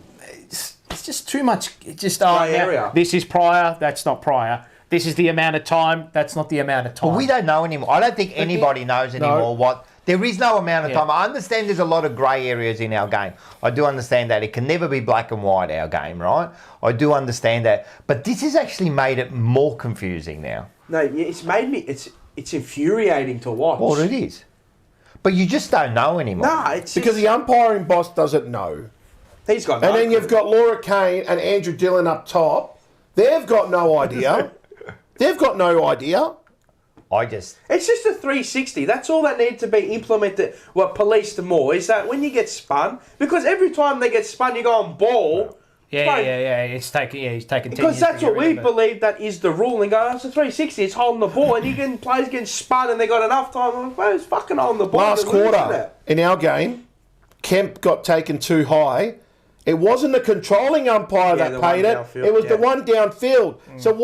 So what I would love to see is the AFL coming out and questioning these umpires and going, well, why didn't you pay too high? Sometimes they can't see it though. No, but he could see it on this occasion. He was side on. So why didn't you pay too high?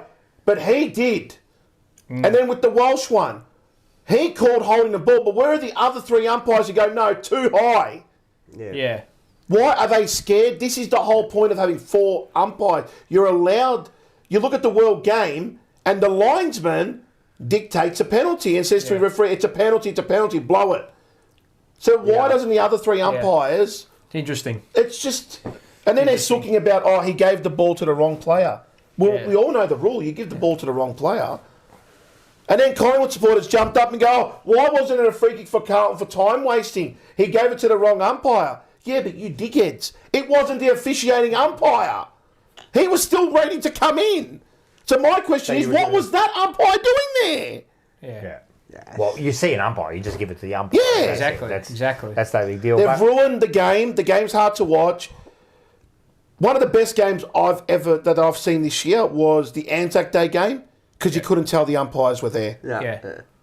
You couldn't tell. That's how you want it to be umpired, but unfortunately, like now... But when you're watching our game, they should be paid. Yes. But I thought that should... there was no change. That should just be This it. is what happens. It's the interpretation of it. Yeah. It'll go back. They went absolutely bonkers. I'm like, what the Like, it can't be that quick. You can't just pick up the ball and get fucking straight away. Like, you got to give a player time, certain amount of time. What is the right amount of time? Well, yeah, I understand there's a grey area, but it went too much, and I know what's going to happen. Yeah. That pendulum's going to swing. You know what I mean? And it'll but it'll go back to what it was, and all that we'll see more is the 360 get finally paid. That's what will happen. Yeah. That's all that needed to happen. Yeah. That's all that needed to happen. Yeah. Nothing else. Not a player gets tackled now. It's either holding the ball or ball it up within 1 second. I'm like, bro. Yeah. It's too much. That's not even prime opportunity to get rid of the ball. No, you're right. You're right. If you go watch the first game, it was like 1 second. I understand you want the game quicker, but just organically it'll get quicker anyway. You don't have to add. You got to pay him all the time if you're going to pay one holding the ball. That's the thing. That's the problem. If you're going to pay it that quick, everything has to be holding the ball then. Fuck. Because if you set the precedence with one, it has to be every single So time. this Sunday night in our game against Essendon, I reckon you won't. It'll back off. 90,000, and I'll tell you right now, if you are an AFL umpire, you would want to be hoping that the game's not a close one. Because I tell you right now, but I tell you right now, but it shouldn't be. This is what shits me. It shouldn't be put away. That's why it shouldn't be put away though. If the free kick's there, it's there. It's there. So you would not. Minute 1 or minute 120. They haven't released who the umpires are yet. That's in most sports though that I watch. It gets put away. The only game that is consistently umpired correctly, and even so, when it's close, is tennis. Yeah, you got lines. You got lines. You know what I mean? It's basic there, You know what I mean? But this Sunday, mate, 90,000, you would not want it to be a kick or two. Yeah, you can't get away. You wouldn't want to be an umpire, would you? Not nowadays. No. You know, they're saying umpire numbers are dwindling, but they're not really helping it. Well, they're not happy. And half the time, again, I've said this before, I don't even blame the umpires. Nah, it's too many. It's the AFL. They make it hard for them. I mean, they're only like this week. I can just see what happened. They would have had these big meetings. This is what we're going to do, and I can just imagine umpires going home, going for fuck's sake. You know what's got real bad is the insufficient intent. Yeah. Oh, that's worse. Man, that is disgusting, bro. Bro, whoever. How can you leave that decision? But I've seen some bloke got tackled. He kicked the 50 metres because he got tackled. It went out of bounds in it. I'm going, he's going to pay it. And he did. And I'm like, what about when you kick it off the ground? He did it for Essendon. He kicked it off the ground. If you're going forward, actually, our game against Collingwood, when Jamie Crisp, off the side of the boot, chased it. It went for a 50-minute deliberate. How? I turn to you and I go, that's man. How? And Carlton supporters are cheering. I'm like, if that's your team, you are losing. And then when we played Geelong, and they in the last quarter, they did it so obvious to the boundary line. Throw it in. And this is the problem. There's no hard and fast rule on that. It's whatever the umpire. It should have always been, if it's a blatantly obvious, deliberate, where the bloke has looked at the boundary, pumped it there. That's what it was brought in for. Or it was like Mac Andrew did one the other day against us. When Charlie was about 5 metres off him and Mac Andrew had the ball. And he just walked over the line. Yeah, that's right. That's insufficient.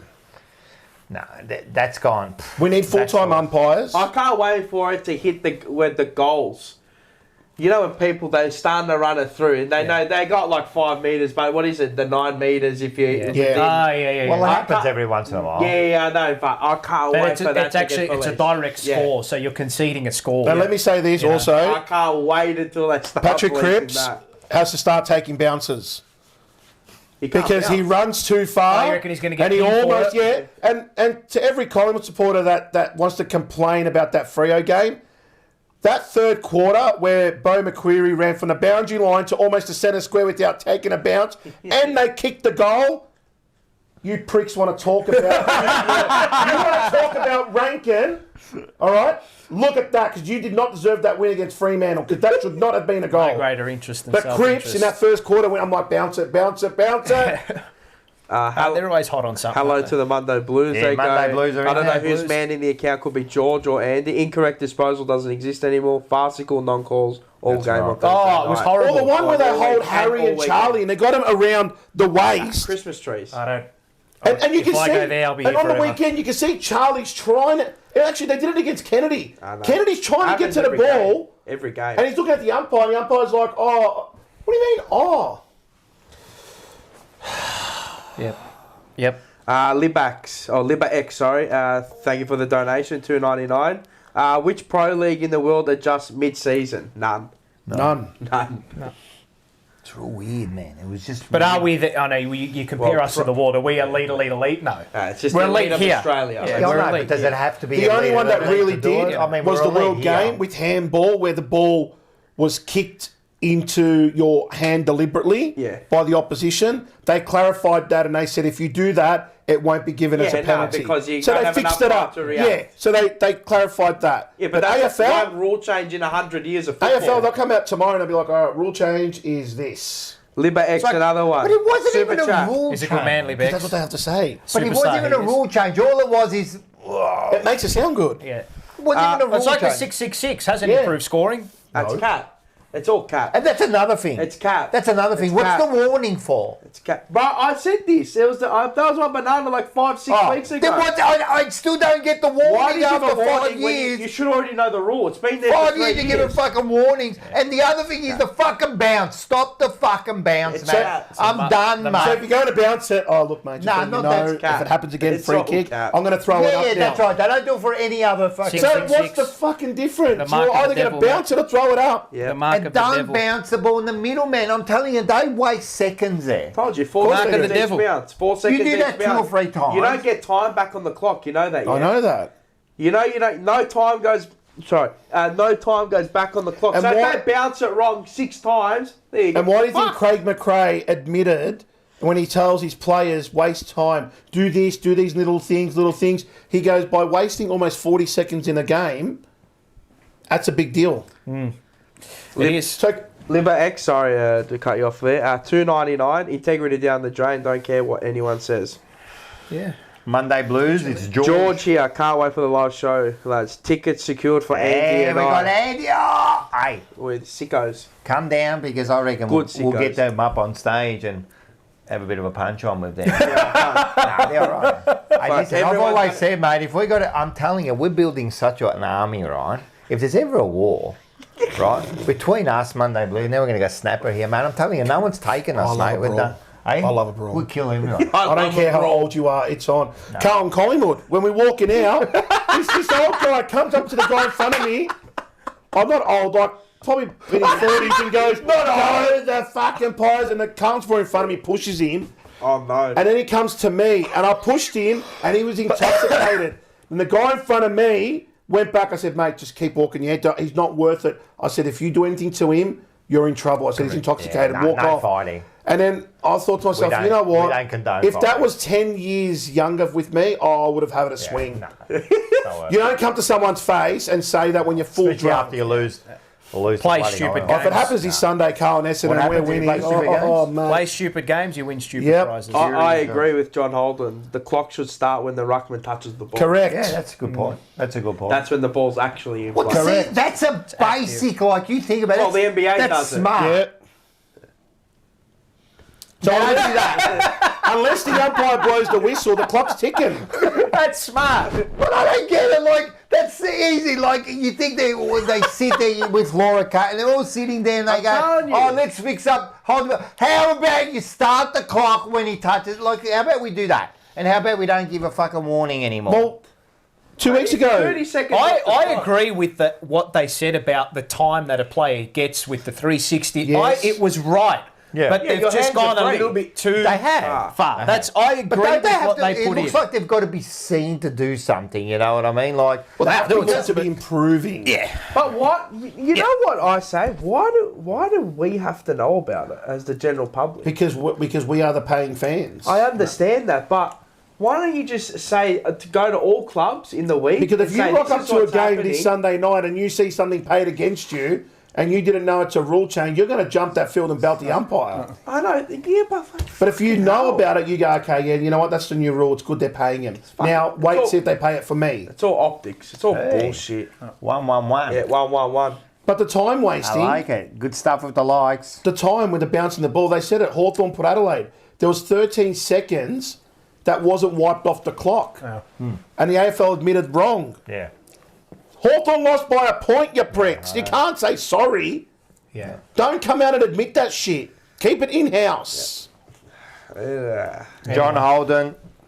Can't wait. Full I'll meet you. tickets. He's got full tickets, so John Holden's going to be there. Legend. The whole family coming down.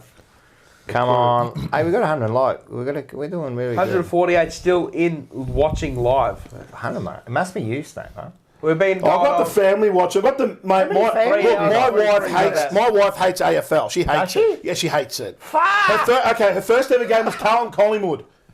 Her first ever AFL game, Carlton Collingwood. Brendan Bolton year. Kaz Bolt demolishes Collingwood. We win. Yeah. Me, my dad, my cousin, his daughter, me, and my wife. 6 of us. We win. The guy behind me insults me about my weight, and I lose my shit. My wife goes, never again do I come with you to another Carlton game. Period. Did you crack his head open? I wanted to go in, but I found out he was. But when I looked around, he was my mate. He was one of my old mates. She goes, I'm never going to a game ever again. The next game she went to was Carlton Essendon. The draw we had with them. Which one? The one where Bryce Gibbs had a chance to win the game, but he kicked the point. Right. And we got the draw. Yep. Then she went to one more game, Carlton Collingwood, and we lost it. That was when Kerno took the big mark. Yeah. And after that, after that, she's never been. She hates AFL. A-League, we'll go to A-League together. Yeah, she's watching tonight because I'm on it. She loves you, babe, but she hates AFL. But I told her, if Carlton win the 70th premiership, where my big TV is to the left of it, you're gonna smash it. I want to put 17. She goes over my dead body. Oh really? Yeah. So I'm going to hire a painter. I don't care how much thousands it's going to cost. Cripps, Voss, 17th Cup. I want to paint it on the wall. I reckon you put on the roof of your bed. Bedroom, yeah. So she looks up at fuck. I got the Cripps Brownlow thing up on the wall. Joe, inside the why lounge aren't room. you coming, you dog? Why aren't you coming? Who's not coming? Who's that? Joe Dossa Bibi.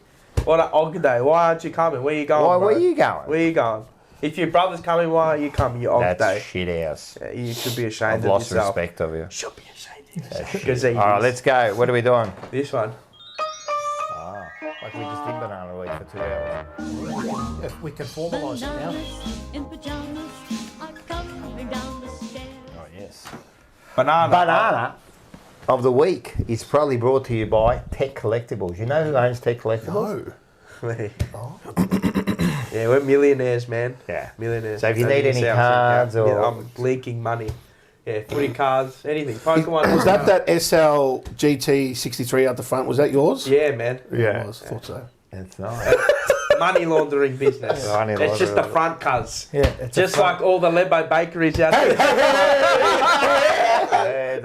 Stay away from my No, What's in the Sujuk pizza, bro? No, an 8-ball. No tobacco shops were hurt in the making of this show. No tobacco shops were hurt. How much are you charging for vapes now? Look, we're dodgy, I'll admit that. At least you admit it. I know. That's it, man. You gotta be honest. Yeah, links in the chat. Look. We've had some pretty good Lebanese players in our time. Milhana. Saad. Yeah. Yep. Is that it? Well, there's 2 cards. Oh, well, that new Essendon player that they picked up in the draft, Saad, we'll pick him up next year. He'll come join our Saad. Saad Al-Wahi. Yeah, I think so, yeah. So he's Saad. His first name is Saad. His first name's Saad. Yeah. Nice. But our Saad is better. Yeah. Oh well, they've been saying they're dickheads. He'll come over to Carlton. Fucking drug cheats over there. Peptide dogs. Peps. The Pepsi Maxes in their arms, mate. Still pumping them. All right. Oh, the new one. Oh, yeah, the Monday Blues. You mean Acai shops, yeah. They're the new cover-up the Acai shops. For laundering. Well done. Bravo. Yeah, the Acai shops. Bro, they're everywhere, bro. There's right across the road from St. Paul's Church. And they're all making money somehow. How? There's 150 of them, but there's only so many people that eat acai, man. The car washers. Yeah. Mate, you blokes are shifty, bro. We are shifty. They're the new Chinese, you know, buying all the bloody fucking fish and chip shops. Yeah. You're taking over. They've got acai shops, mate. Yeah. Bubba there. They got Dustin Martin coming out And at the back, everywhere. they've got the lever for the coins dropping. Fuck yeah, they got the roll mint in the back. What do we got? What do you got? I don't know. Is it me? What's this one? Oh, this one here. Let's just do it straight away. Oh, you got Carlton 38! Carlton 38! Carlton 38! Carlton 38! Look at these fucking losers, all of them, mate. The guy on the left there looks like he owns a white van with the fucking windows playing in black. The guy in the middle looks like he's Joffa's son. And the guy on the right there just looks like he come out of fucking Barwell written there. And look at Swoop at the front. I just want to say something to you, Swoop, mate. Why don't you fucking stand up when you do those interviews? Seriously, bro. You deserve, but who the fuck sings that song in round 8 or 9? What was it? No, it was round 11. Nah, I think it was round 9. 9. Oh, yeah, round 10. You're 10. Now what are you doing? You zero button. Now they're out of the 8. They're out of the 8. Yeah, that's correct. What a bunch Our of life fucking comes at you losers. quickly. Do you believe it? No, it's beautiful. It's a beautiful sight. Do you want to go? What do you reckon? You want to do it? Schnapper can go. He's the Me. guest. So my banana of the week is obviously the AFL. Yep. Obviously. How many have they copped on the show? Heaps. No, we give it to Just weekly occurrence. Just leave the game alone. Pretty simple. Just leave it. I mean, you know, I think that's don't touch it. Just don't touch the rules. Leave it how it is, and all of us fans will be a lot happier. And the sooner Laura Kane gets out of the AFL, I reckon I've got nothing against women or anything, but her coming in, her and Andrew Dillon, I mean, they're a mess. They've ruined. They've killed it. Can we just leave the AFL? Can they write something? Just leave it for 5 years. Just leave it. For 5 years. In the Constitution. Just leave it for 5 years. And just see what happens. Yeah, just see leave it. what happens. Just let it Clubs settle, cuz. Clubs gave them control, mate. Just see what happens. But Banana, it has to go to the AFL. Yeah. They haven't learnt. They got hammered in the media last week for it, and now they're getting praised for it. But praised for what? For blowing the whistle quickly for playing holding the ball. For blowing the whistle. But, you know what? All I say is this: sometimes you don't have to reinvent the wheel, mate. Well, the coaches asked for it. They did, but I think they've maybe just gone a bit. but too. Yeah. Anyway, it is what it is. This is like a joint one, unless you got another one. No, who did you have? No, he's got another one. You got another one. No, Did I have another one? No. These go to these two big bananas. They are two big bananas. Oh, you got two big bananas. And if you've ever watched their podcast, mate, you feel like a banana after. Oh, okay. Hi guys, it's Michael here from Carlton North. I'm going along to the game on Sunday, and I'm that excited about it. I'm seeing both the teams going really well at the moment. I just have a quick question for Ben though, and I love the tactical side of the game. So I was wondering if you'd be able to tell me the Bombers' exact game plan against the Blues. I presume you've watched a fair bit of us over the most recent of time, having followed, obviously, Harry. If you could take us through it all step by step, that would be absolutely amazing. I think everyone would find that really interesting, especially me. So go Baggers. Great question, Mike. You know who Mike Mike, sounds like? yeah. He's very familiar. He sounds like Michael Voss a little bit. Doesn't he? Might just be me. No, I didn't hear that. What a coincidence. I couldn't hear us. So do you want to give us the game plan? Anyway, they're just two big bananas. Have you So we found, love them. But did we find the other banana? Well, I think you found who actually made the call. We found Mike from Carlton North. Yeah, Here we go. Here he is.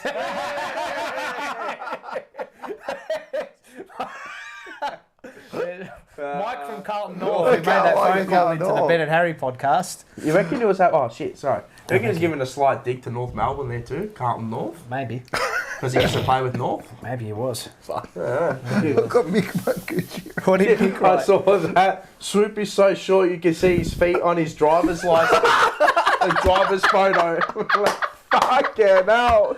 Jesus Christ. Let's not get personal. No, that's not personal. Let's not That's get not personal. That's just, Jimmy that's Hart. facts. Isn't that Joe from ABB? Almost Blue Brothers. Oh, yeah, that is. Yeah, a bit of Ah, far out. That's Joe Adamo. Everyone's saying it. The Groucho Marx, this guy's. What is yours, Paul? Mine goes to Caroline Wilson.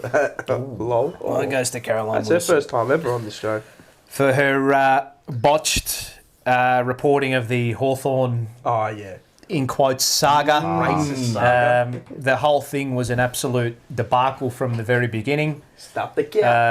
to any media who went along with the whole Clarkson and Fagan are guilty before any due process went underway. You clearly haven't read up the code of ethics in journalism, and you need to go and have a bit of a refresher course, because the only saga out of that scenario was what happened to Alistair Clarkson and Chris Fagan, because they were lambasted, they were suspended for absolutely no reason whatsoever, and a lot of gutless people out there had a go at them without even knowing what happened. Innocent until proven guilty. Well, it's not necessarily about that, but what has happened after it is that two men who have had absolute... I mean, Alistair Clarkson had things on the field that he did, but off the field as a coach and as a manager of men and as a developer of young men into fully fledged adults has had probably one of the cleanest records I think we've seen in the game, and the same can be said about Chris Fagan too. And for there to all of a sudden be this article come out by the ABC years ago and it just to be taken as gospel, I think is completely and utterly wrong. And for Caroline Wilson to continually call out Clarkson and Fagan without actually... She has sources and she spoke to people. I told you this ages ago. So let's... Yeah, Alistair Clarkson and Chris Fagan have a big... sue them. I don't think they will, because they're just sick to death of it.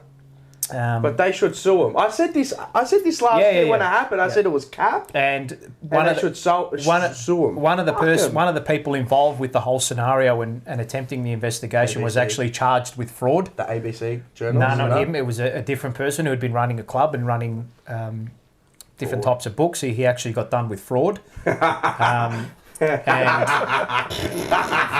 for Alistair Clarkson and Chris Fagan to go what they went through, I think is just absolutely ridiculous. And Caroline Wilson gets the banana of the week. Lee Matthews went back at her on radio on the weekend, which I think is absolutely fantastic. And did he? I missed that. Yeah, it wasn't an absolute crack, but he said, "Don't put words into Alistair Clarkson's mouth." He's absolutely spot on. And what did she respond? No, she had a bit of a writer, but now I think she's sort of gone back. I've got to go back and watch what she said on Footy Classified, but the journalistic standards and media standards have completely gone down the drain, and it feels as though people are too scared to actually tell the truth these days. Yeah. With fear of being called racist or fear of being called whatever they are. This right? is the world we live in. This has got absolutely nothing to do with the scenario, and people will say, "Oh, how can you say that? You don't know what they went through." No, I don't know what they went through.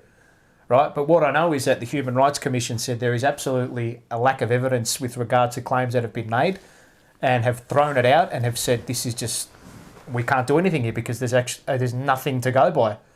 This is all hearsay. Yeah. He said, she said, you said, she said. Yeah, what was it? Hawthorn refused to apologise, but they've offered a payout settlement. It was and they said, "Oh, this is not enough. This is not enough." So what's it about? What is it? It's about money.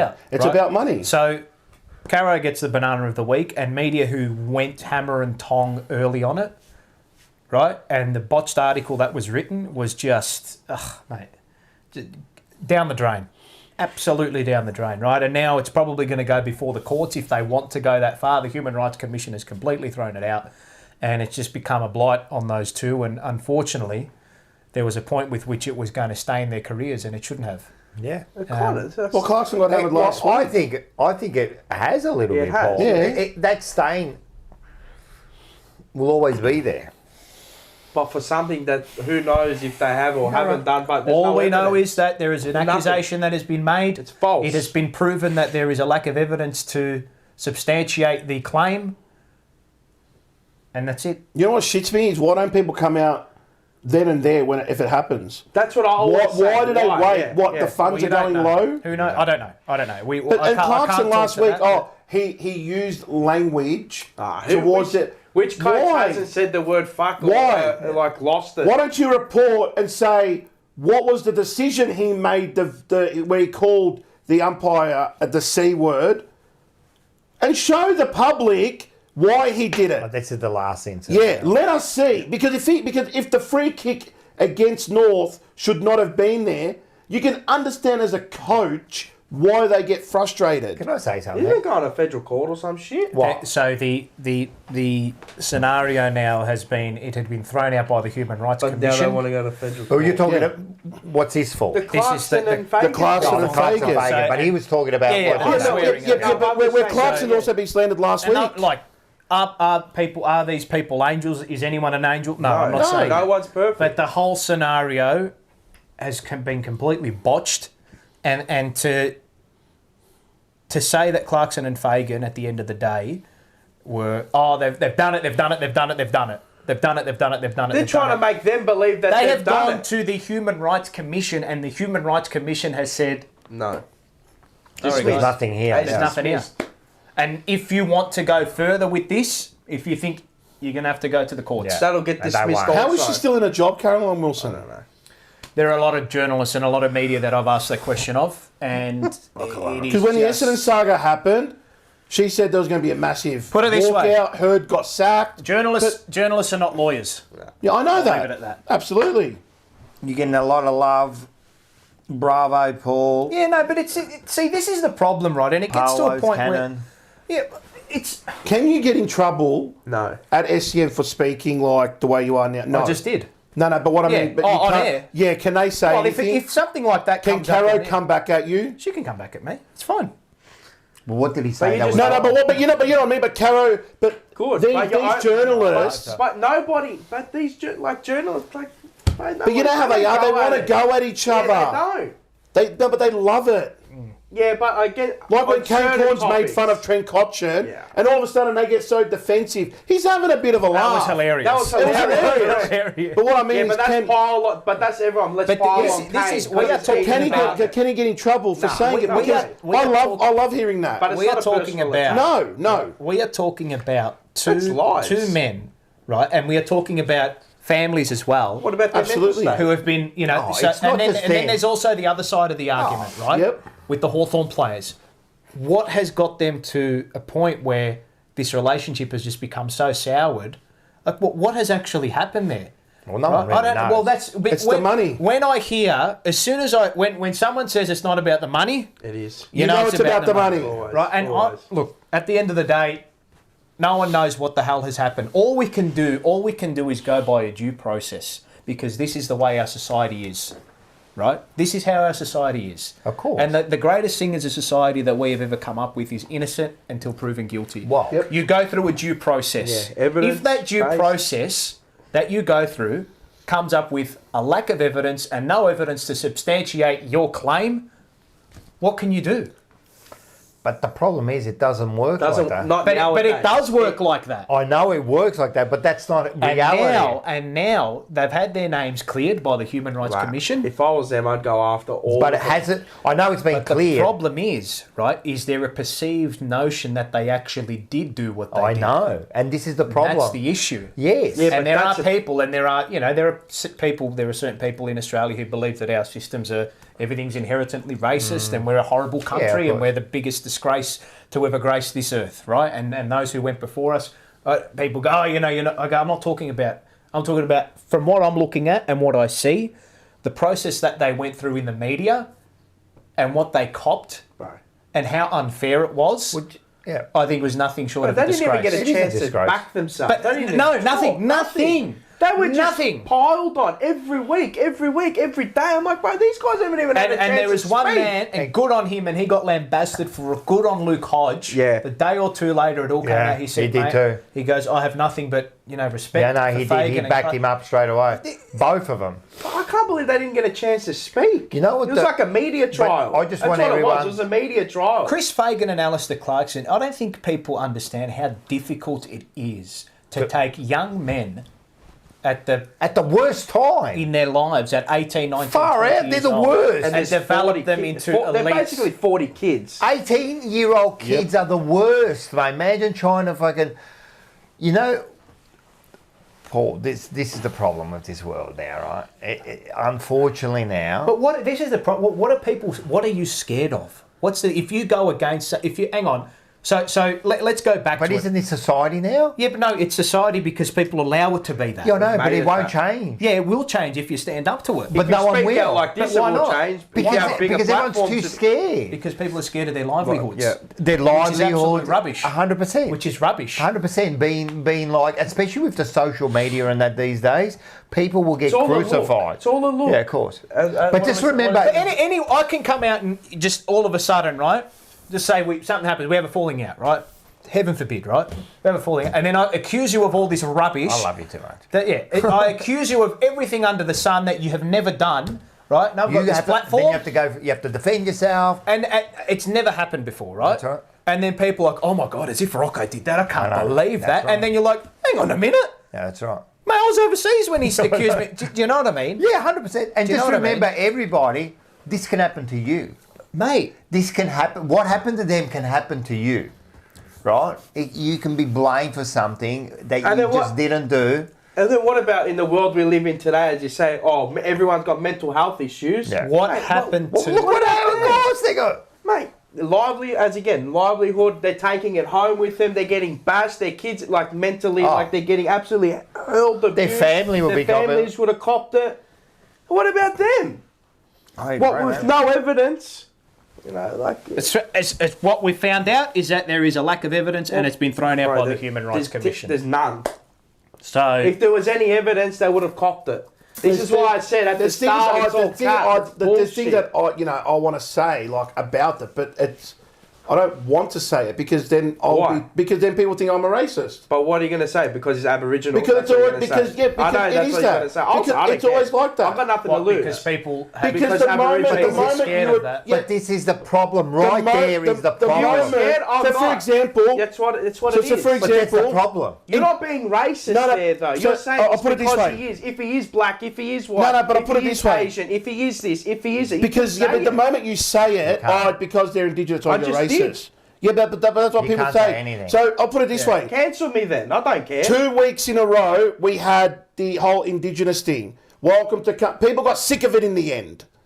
People are sick of it. I think it's great. But if I was to get on radio and say it, I'd get shut off completely because it doesn't fit the narrative. No, I think all the... Like, if you want to include in that, if you do it organically and don't press it down people's throats... Yeah. People will accept it. People will accept anything. But it's when you get force-fed and say, feed me this garbage.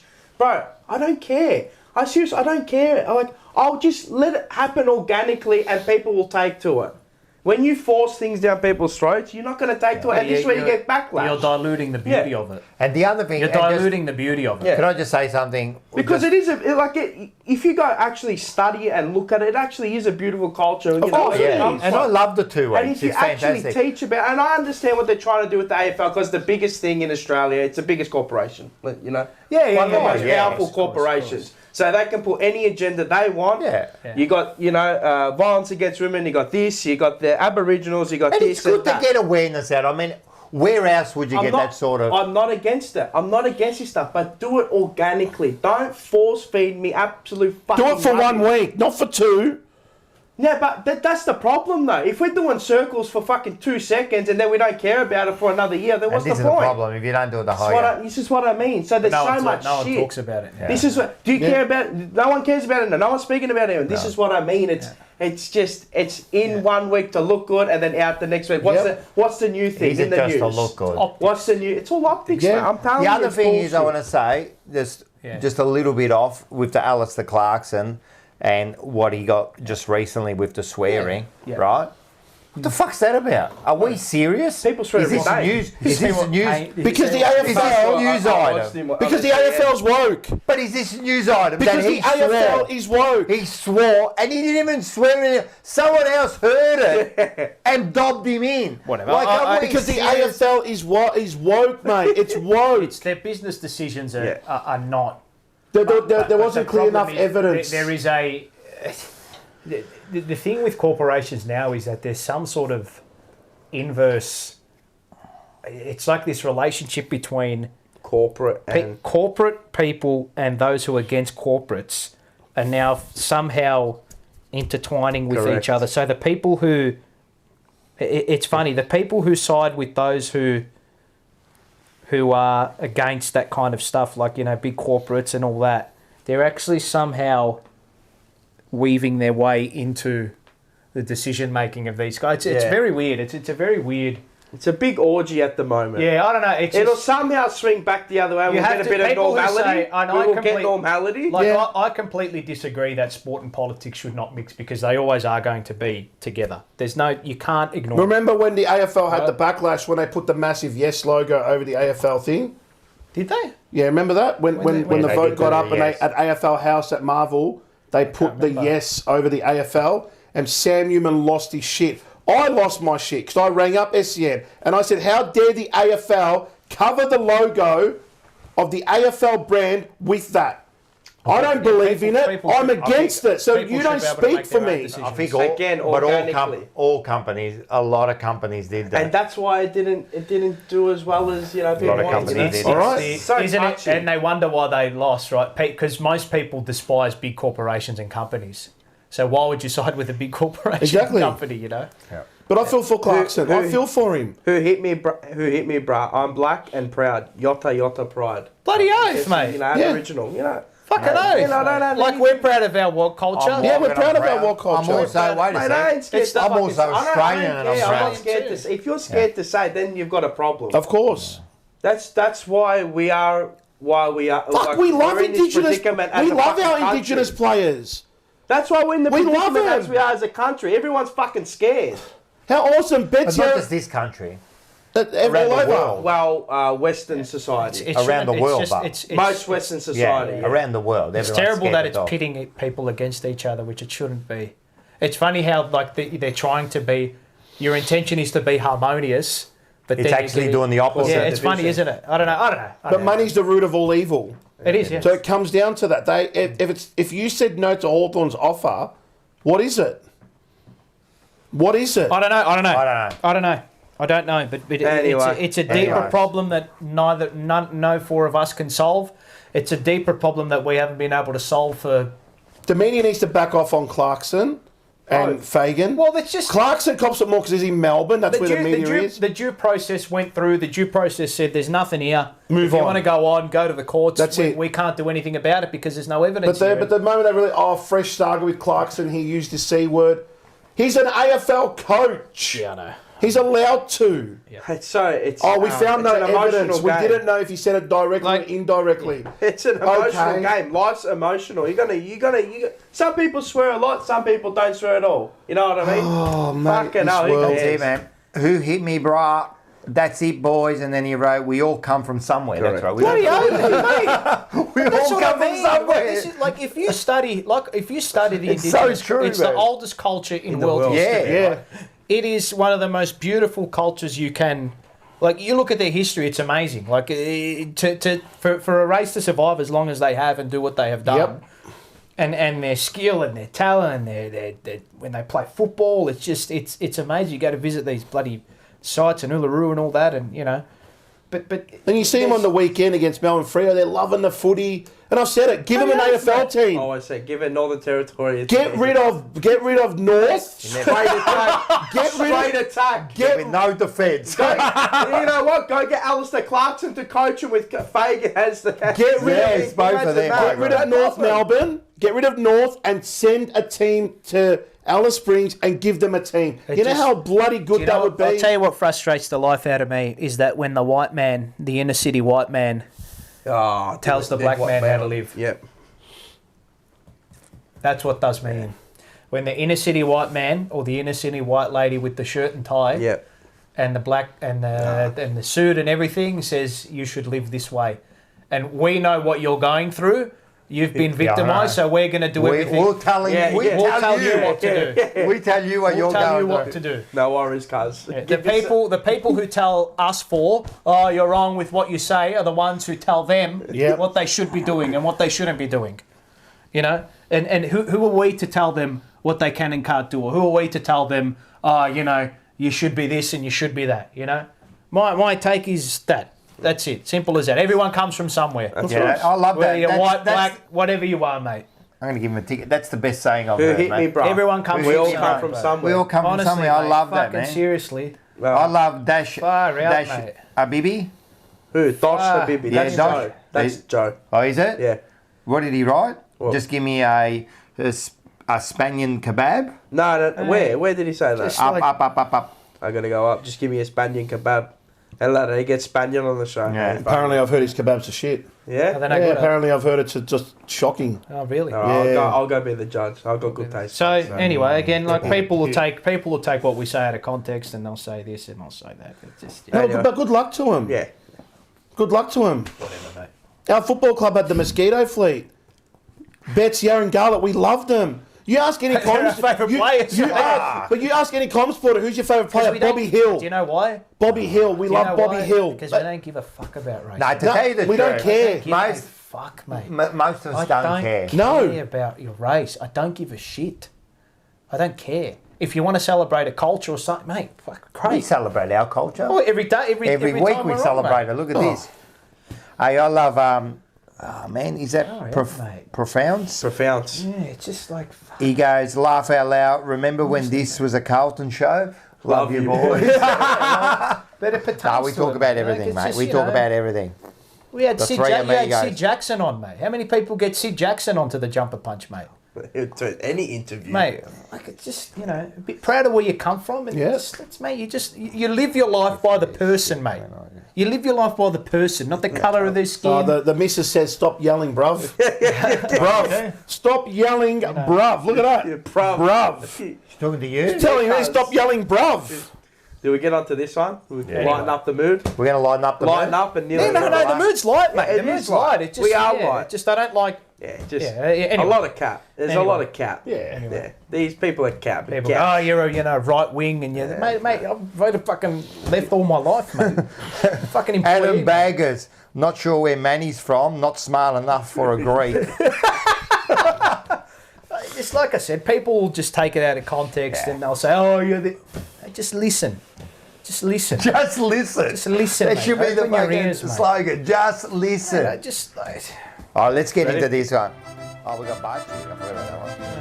Fuck's sake, honestly.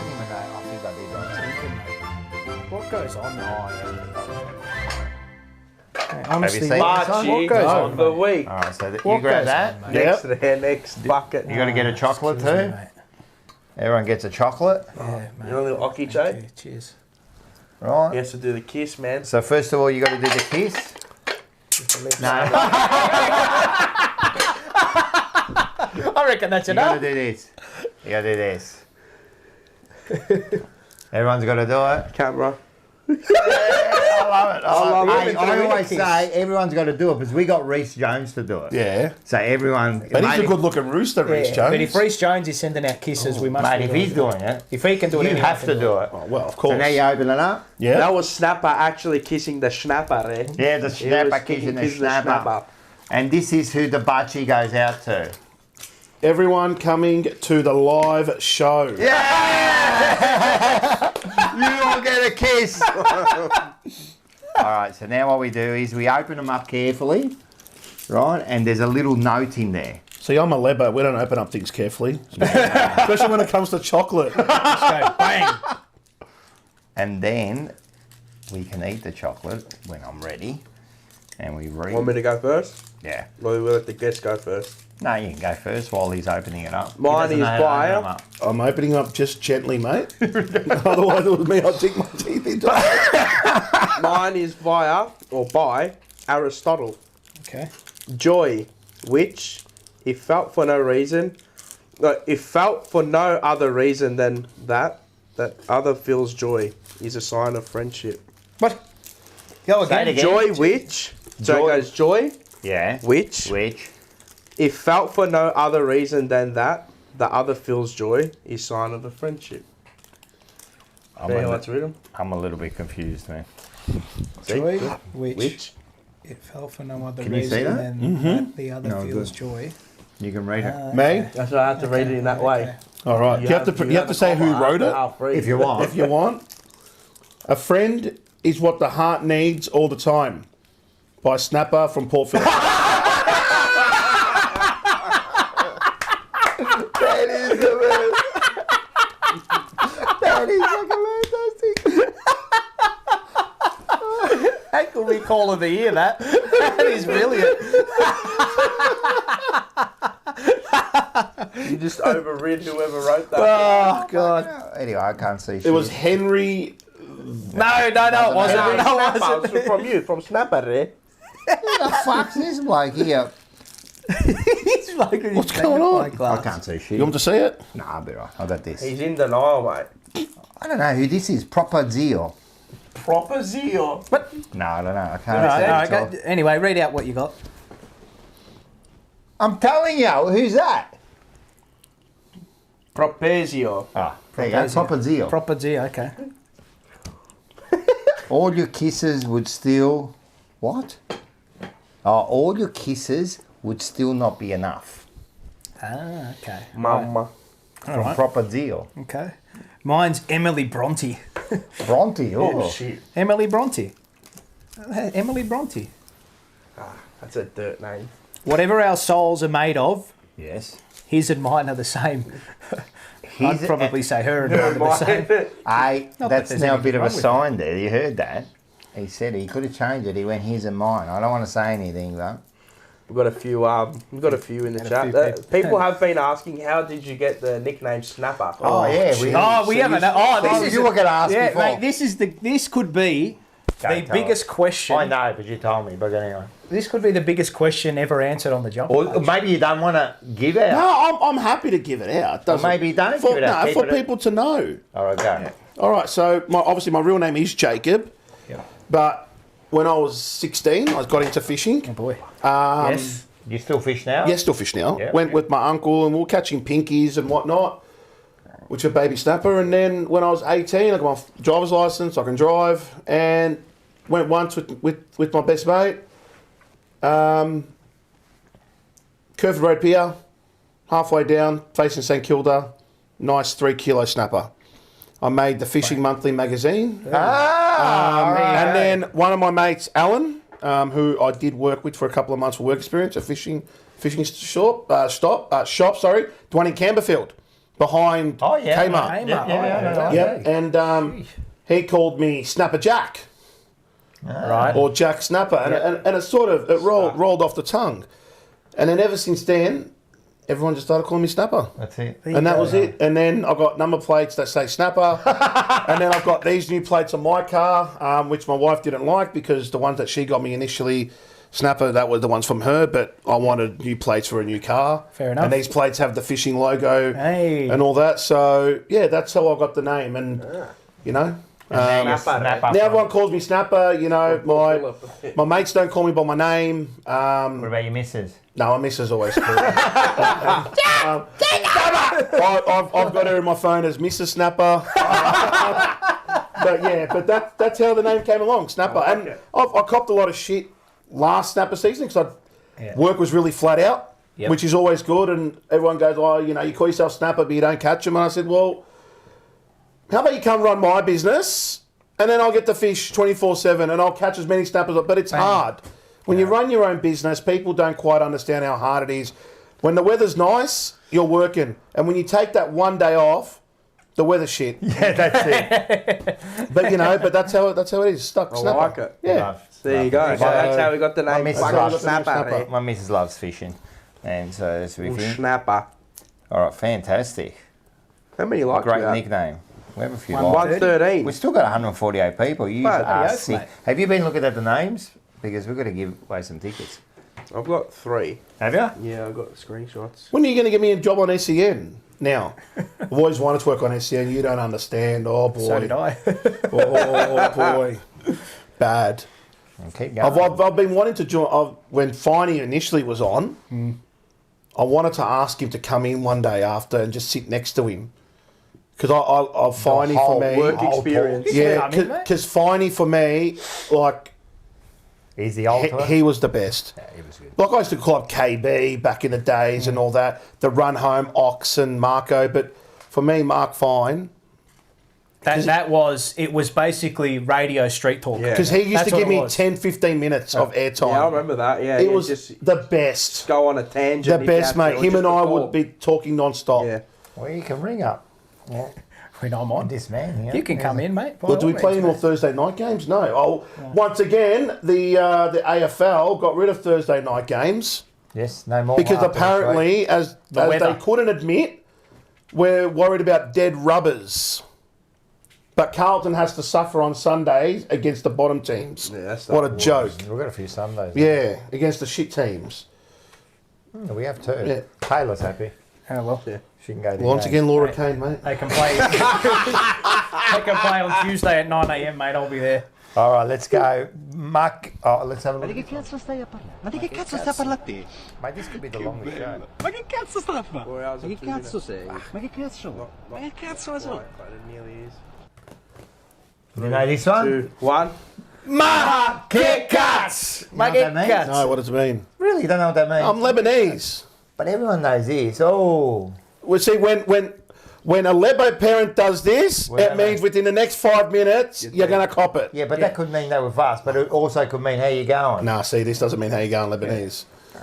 This means how you going. I'll fix you up later. Come here, there.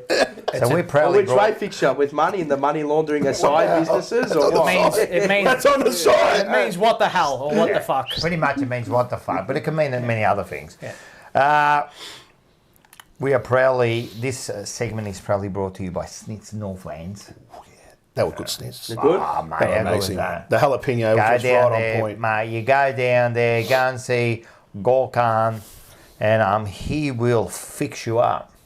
17% off if you're a subscriber to the Jumper Punch, and 25 25 if you're a member of the Costs you Jumper Punch. $3 a month, and you get like, man, that meal there you would have saved $10. Yeah. All right, we'll go through So this is the first burger. Well, no, we'll play the game. We're going to play a game. You know the game? No. All right, have a look. Here we go. Screen. The Garden of Eden. You've got to come up with a player that represents each schnitz. The Garden of Eden. Who's the Garden of Eden? Who's Paradise at Carlton? For Carlton, who's the Garden of Eden? Oh, he's Who was it this week? giving we'll do it for this week. Who was it giving this a week? real thought. Oh, Chin Cotter. Oh, okay. Just, yeah. I like it. Just the chin. The chin. Ricotta cheese. All right. What about this one? You go down there and you get this one here. The Plain and Plain and simple. Get that for $12.90 in a wrap or a burger. Yeah, all these you get in a wrap or a burger. Yeah. Who was plain and simple? Yep. Who's Cripper. plain Just and simple? plain and champion. simple. Just did the job. Yep. Are You know what I happy with worked out about this game? What? You put anyone anywhere. You've just got to justify it. You got to justify. You've got to justify it how you deem fit. Oh, what about this one here? The Mediterranean. Salad and schnitzel. Ooh. Mediterranean. Give a nice European. It's only kind of- Zach Williams, I reckon. Oh, because he okay. just sealed the deal. I like that. I thought it I was do like that. He does a bit of You know everything. what? I like The that. You know, like salad. the Mediterranean needs the feta cheese on top just to finish it off, Yeah. and that was Zach Williams. I like With that. that Finished last, it off. with that last goal and I the like big that. celebration. Low key, I thought he was going to give it to himself. Yeah, no, he should have. I thought Because you're Lebanese, Mediterranean. Hey, you know, I see? did get 4 votes on Hutchie's program for talking about myself in the third Did you? person. Oh, you got the third person. I Congratulations. got 4 votes. I'm like, mate, that's just me. I'm like, I was thinking, well, that's actually 4 more votes than most players in the AFL. He got 4 votes on the third person. Speak about yourself in Congratulations. third person. Well, I was saying something. I always do it though. And Like I'm sick. Do you go like Marzi boy? Yeah, I go, Muzzy, but you're going to do that now. You're like, I do. Third person congratulator. Bro, I'm sick in the head. I do that. But yeah, 4 votes. I didn't rate know. My that. mates go, Snap, you got 4 votes. I'm like, I rate for talking that. about yourself, I'm like, well, it's more votes than anyone in our competition. in the AFL.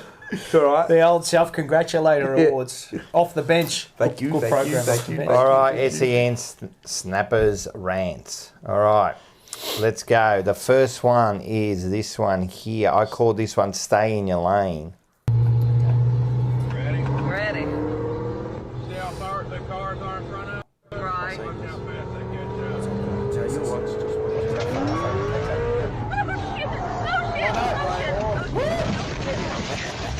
Watch how fast they catch up.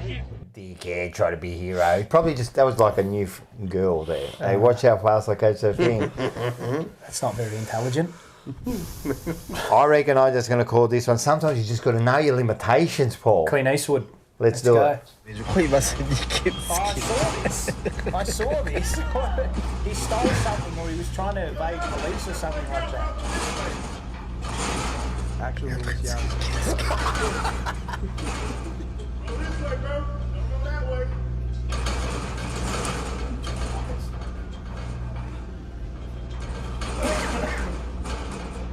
He didn't block it. He didn't block it. Twisted. His hands. It's twisted.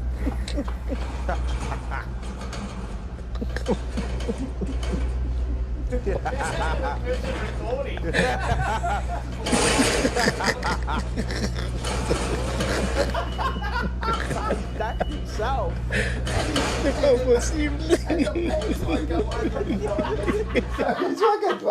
What a dickhead. Oh. Hey, listen, you know what we need? What do we need? We need a bit of a dancing dog. A dancing dog.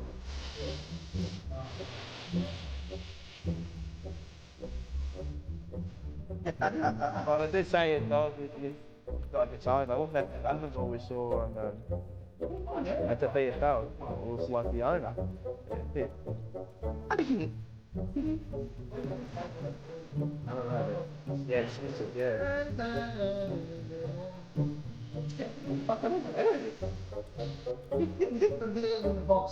Not bad. Would you own one of those dogs? Was he dancing or was he scratching his back on the chair? That's true, that's true. Hey, listen. We're listening. Sometimes you finish footy, you need a new career. Mm-hmm. You need a new career, but I believe when you start your new career, do what you love, your passion, and then you will succeed. Let's have a look at this ex-footy player. Hi everyone, Liam Ryan here. Make sure you come down Rug Depot and get yourself a carpet. Good quality and yeah, real good. It's Liam Ryan here at Rug Depot. 50% off, store wide, good prices and good quality. Make sure you pop down. Hi there, Liam Ryan here. As you know, I like my carpets, so I'm down here at Street X. I'm giving away 50 of these carpets Saturday at 10 a.m. Check out the shirt, good quality. Yeah, see you there at 10 o'clock. Cheers, man. Thank you. Cheers.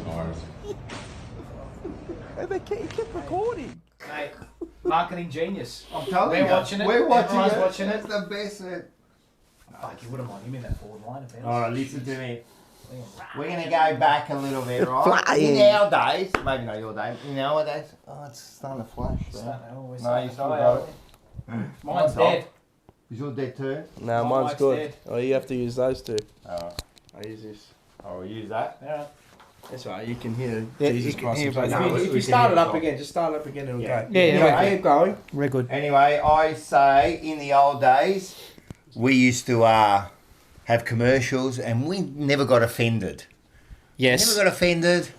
Watch the commercial, have a bit of fun. Well, if you did, no one heard about it. That's right. So let's have a look at this old classic. He said, hello, sexy legs. Hello, sexy legs. Now, say hello, sexy nicks. Hello, sexy legs. You mean hello, sexy nicks. Sexy legs patios, now sexy nicks. Top fashion knickers at supermarket prices. Hello, sexy legs. You mean hello, sexy legs. Did you see the walk at the end? Hello, sexy legs. Could you show that now? Well, you just did. It just did. Alright, If you had a leb come up, you'd be like, shoo baby. You want to go next level? Yeah. You gotta do what you want, mate. Alright, we'll go next level. I called this one Always Protect Yourself. Oh, sorry. You probably thought I was a drop bear. No, it's me, Bush Barbie. And today, I'm here to talk to you about dingers. Because like you, this bush has seen a cockatoo. Regardless if you like it deep in the bush or prefer it in the outback, make sure you look after your wombat hole. So many critters can get down there, and believe me, it's enough to make your dango go drier than a dead dingo's donger in the desert, so don't do it, even if he is a fun guy. Yeah, so by all means go wild, just make sure you take a moment, in the moment, to use a moment, so you can keep the devil out of your Tassie and the jelly out of your box. That's it. Oh my god. They were just normal commercials in our days. Yeah. Imagine you had those commercials today. Well, SCN has AMI. Wood in the morning, wood in the evening. I'm trying to now get my woody thanks. You know how embarrassing that is when I've got customers in the car and they're female? And I actually changed it to Triple M. Because I had a customer once say to me, she goes, "Oh, are you listening to radio?" I'm like, "Yeah." She goes, "Well, what's that advertising for?" I'm like, "Oh, because SCN, it's a sports station." Yeah. She goes, "How would they allow it?" I'm going, "Because, mostly men listen to it." Yeah. But, exactly. Well, mate, we had things that were sponsored by. I think we had things that were sponsored by Sexyland, yeah. But that's all right. But I mean, they go overboard there. But we didn't think That's all right. Sexyland. It's bondage, mate. Yeah, but it's not as bad as that one. Well, you're telling people to go buy whips and You should see on Valentine's Day on SCN, Sexyland, get your partner something luxurious for Sexyland. What's wrong with that? Fun toys and everything. Mate? It's beautiful. Can you hear us properly? I just put the decibels up. Let us know if you can hear us. You should be able to hear us. Mate, we've been talking that much. We're running out of power here. We But are anyway, running that out of was power. the market cuts. We're slowly running. We've got a bit of power here. All right, a little bit of power. We've got a bit of loop. I'll hold it. Go. A bit of loop. That was it. That was it. I hope everyone. We're running out like Port Power. That's where we're running out. The power. Switch off the power. Yeah. Have you got a pause call? Yeah. We'll relay something for this week. If we might run out of battery. All right, 3, 2, 1. Gonna be a nice call. We haven't had a call for a little while. We haven't had a proper call for a little while. So this is going to be Paul's call. What's going to happen in the last quarter with about 10 minutes to go. This is what would happen on Blues Radio if I was on the call this weekend. And it's all thanks to Booper, Carlton 11-11-77, Lord Nelson, Essendon are 8-8-56. Ball taken by Orazio Fantasia, the ex-bomber, goes long up the line, finds Cripps. Cripps gives a handball inside. Here come the Blues. Cripps with a long ball over to Hewitt. Hewitt inside 450. Mackay couldn't take the mark. Curnow, Fantasia. Fantasia's going to kick the winner for the Blues. Fantasia's got it. Carlton skim along to 83. The Bombers stuck on 56. All thanks to Booper. Thank you very much. Orazio's going to kick a few on the weekend. Orazio will kick a few. I would love nothing more than that. Imagine that. Imagine Orazio comes out and goes bang.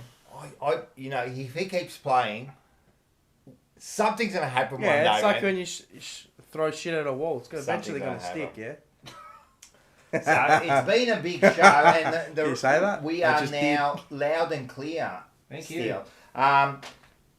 So it's been a long show. That's why we're running out of power here. But I'm just pumping the decibels right now. Let's just quickly finish this off. All right. Yep. Stage show. Sponsors, let's put up the stage show again. Make sure, I reckon we sold a few tonight, so let's make sure we pump those tickets. We've got about 10 days to go. It's going to be a massive event. Imagine this, but you in front of me. Red. Oh, it's going red. Done. So we're going to do, so make sure you get your tickets. We'd like to thank Snapper from Port Phillip. Thanks for having me, gents. Absolute pleasure. Thank you, bro. Thank you. Star, Good mate. to finally meet you. Likewise. It's been really now good. everybody's put a face to the name. Yep. And I'm sure they've got a much different opinion of the great man. Mate, despite his 5-minute cameos on radio. That is for sure is that we are all Carlton nuffies. Yes. And he loves his we football all club. love the team, mate. Course, and that's why absolutely. we're here, man. So this is what this is all about. So we're trying to pump up. All you gorillas get down to the MCG. Yeah, make sure on get Sunday down to the night. If you got a ticket, go down. Yeah, we'll let you know what gate we're at as well. Yes, and we'll put on our socials. I as reckon well. it's going to be around about that area there, somewhere around there, because that's where everyone walks 3, down. 2 and all that. And that, and we'll get up and we'll do a bit of that. Everyone, thanks, sponsors, members, stage show. Get your tickets. Make sure you get your tickets. We want you all down there because it's going to be a big night. There's going to be some players there. There's going to be drinks, food. Yep. There's a bar. So we'll get there a bit early, have a few drinks, so all good. Come meet my family as well. Yeah, we'll meet everyone. There'll be everyone's family there. There's going to be all the shows there. Manny's going to be there. There's going to be the double. There's going to be Vince will be there. Everyone will be there. Monday X-Blues and a few X-Blues. And a few X-Blues for sure, a few X-Blues. So everyone catch up, and that's it. Thanks everyone for coming. And remember, go Blues! It's a great quote. When a lion wakes up in the morning, it knows one thing.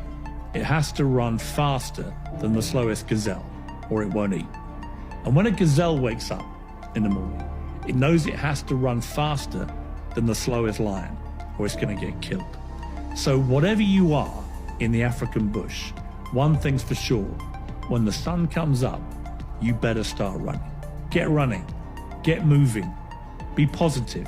Don't let normal life stuff drag you down, because if it does, it will dominate your life. And you'll become one of those sort of miserable, self-obsessed people in the wrong way, where all you're thinking about is you and your problems and your woes.